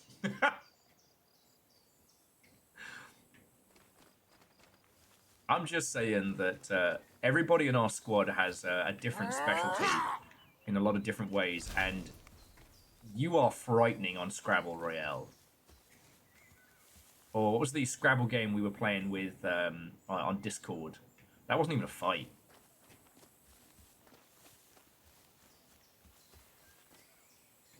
End joke. And scene.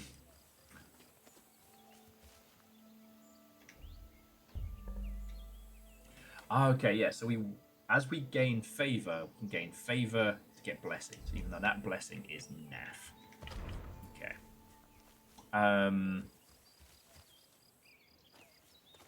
I don't know if outside of our circles, people are really celebrating like just how fucking cool it is that we do have access to all these gorgeous tools now that let us make games that look like this off the bat. This is indie-sized team. Pay no attention to the eyebrows. He's having a day. Use the over bleach on the brows, and he's paying for it. No, lads, I'm making a point here.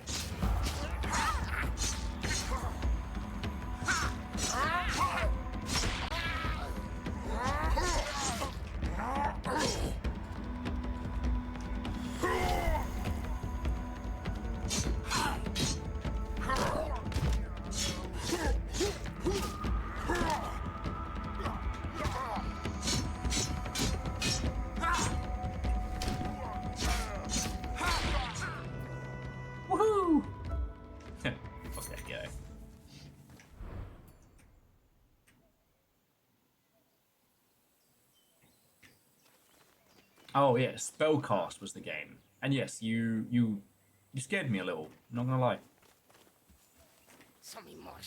Might as well use these attacks while we have them.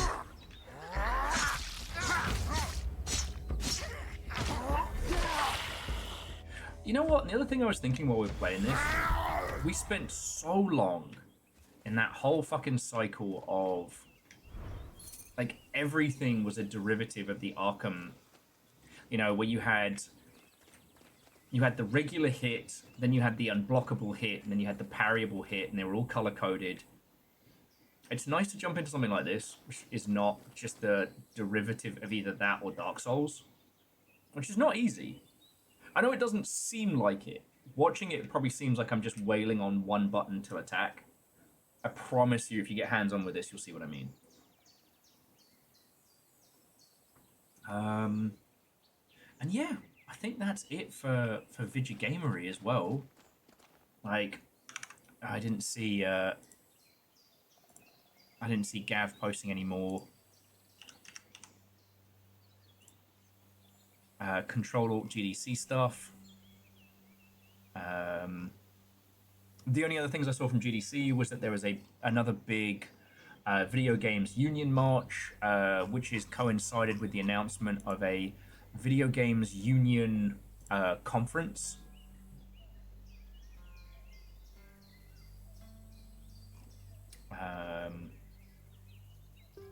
Oh, and I guess the GDC awards are dropping right now,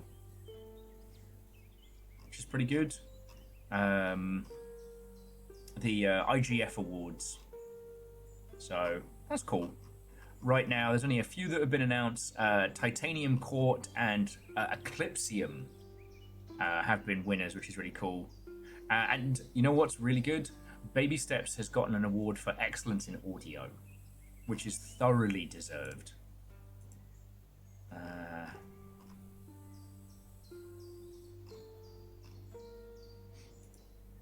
But I don't see anything else that needs banter. So yeah, as for tomorrow, we shall see how it goes.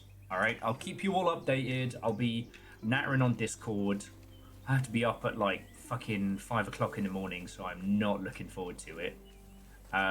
If I haven't already talked about it, like, Diva's going in for surgery tomorrow. She's getting a complex spay that should help both her quality of life and lifespan significantly.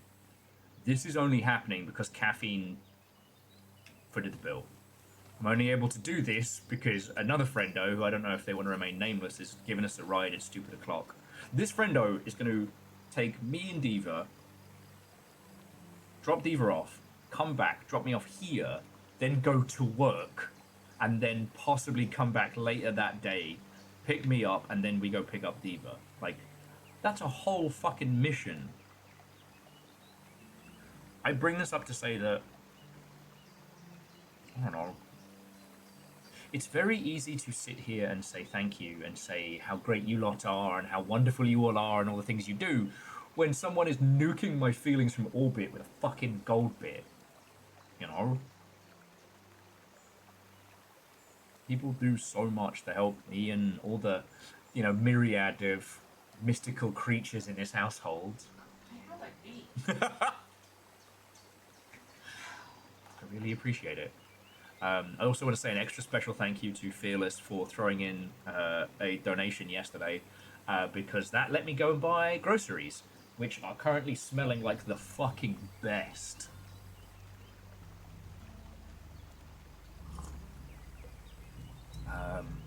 Yeah.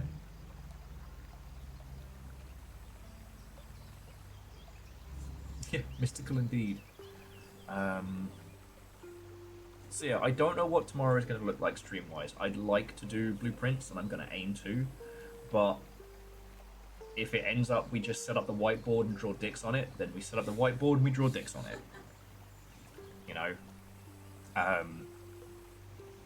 Donations will be extremely appreciated between now and payday, and even then, like, the next payday is going to be... We're going to be eating a lot of beans and rice until April, so anything will be sincerely appreciated, alright? But we're not at a Snareway to Sneven, oh shit, oh fuck panic mode. We're fine. Obviously, I'm freaking out, but that's what I do. I drink and I worry.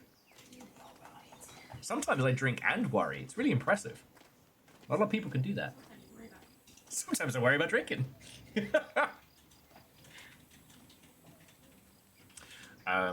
But no, I wanted to say a thank you, and I don't know. I try not to get lost in my own head too much these days, but you know, we live in fucking weird-ass fucking times.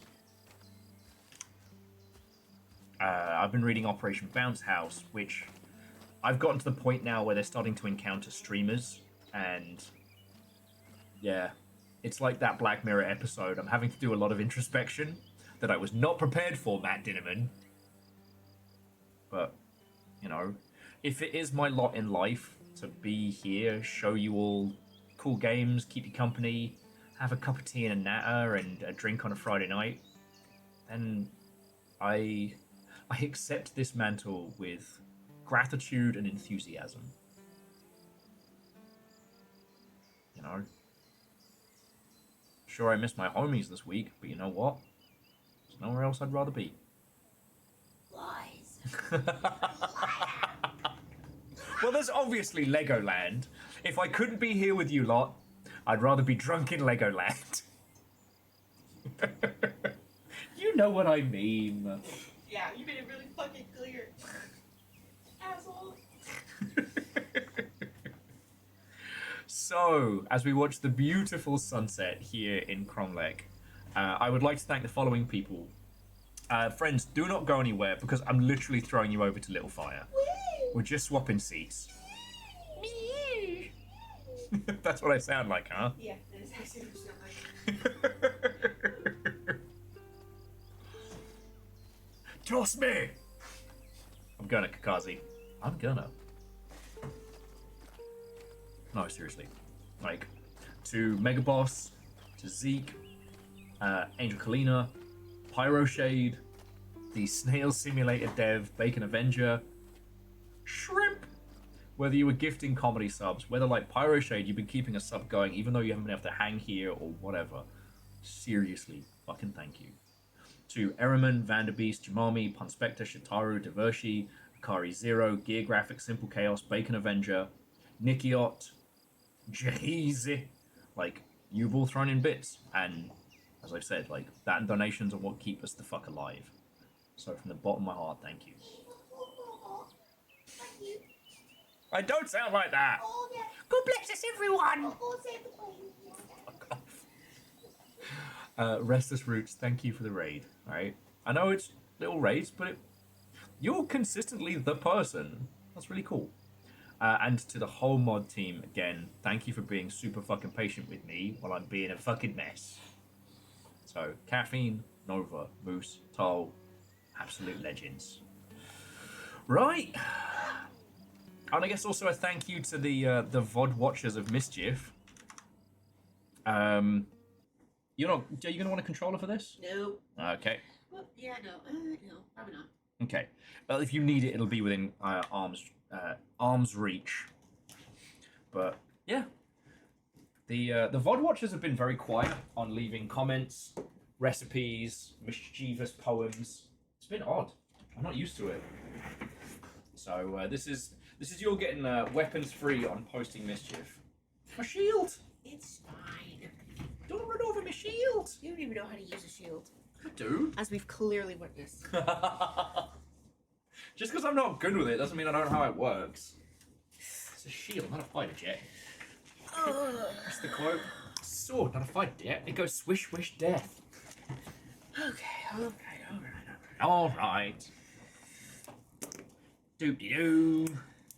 Doodly-doop. Alright. Forgive me for being genuine and feelsy with everybody. Fucking nerds.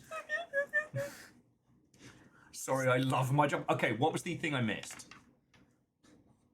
You gotta find it. It wasn't my creation. It was someone within Longship. It had to be done. I can't be the one to tell you. Alright. So I'm going to begin the greatest game of Spot the Difference. You won't find it. I've seen, because we got Bonio and now Hornet.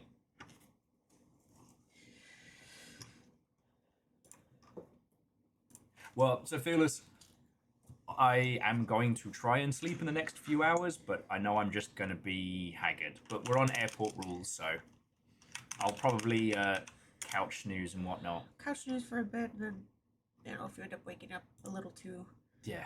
I don't know, an hour, I guess we just take it. Yeah.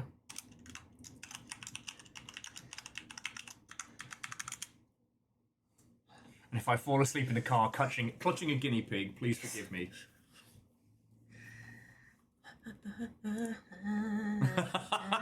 Because he just apologised and they can't help me with the anomaly spotting. They're on the wrong side of the wall. I just have to work it out.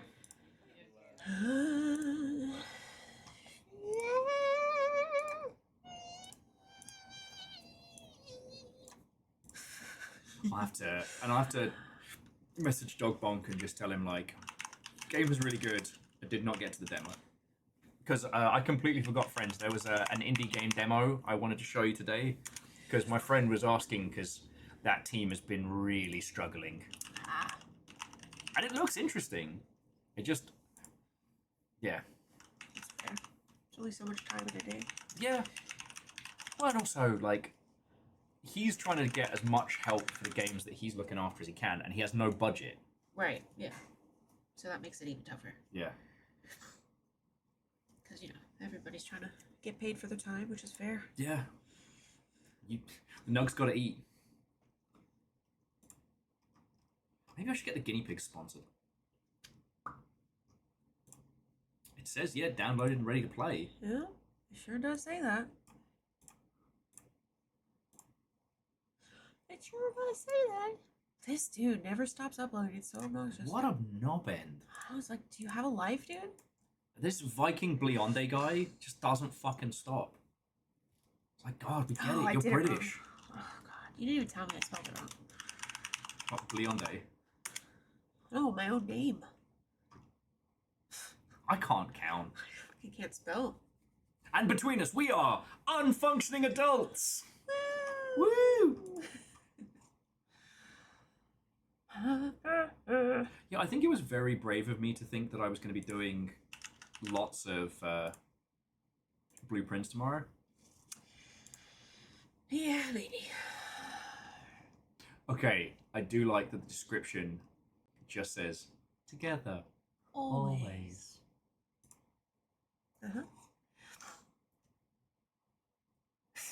Show me functioning adults, and I'll show you chronic liars. All Touche. right, we're gonna get started. All right, I'm gonna throw you over there. Thanks for hanging out with this guy. Okay, he's done though. Okay, it's my turn. I'm super done. It's my turn. All right, I'll see you in a moment. Don't panic. Or do. No. I'm not your dad. I'm not their dad. I got the paternity test and everything. I'm not the father.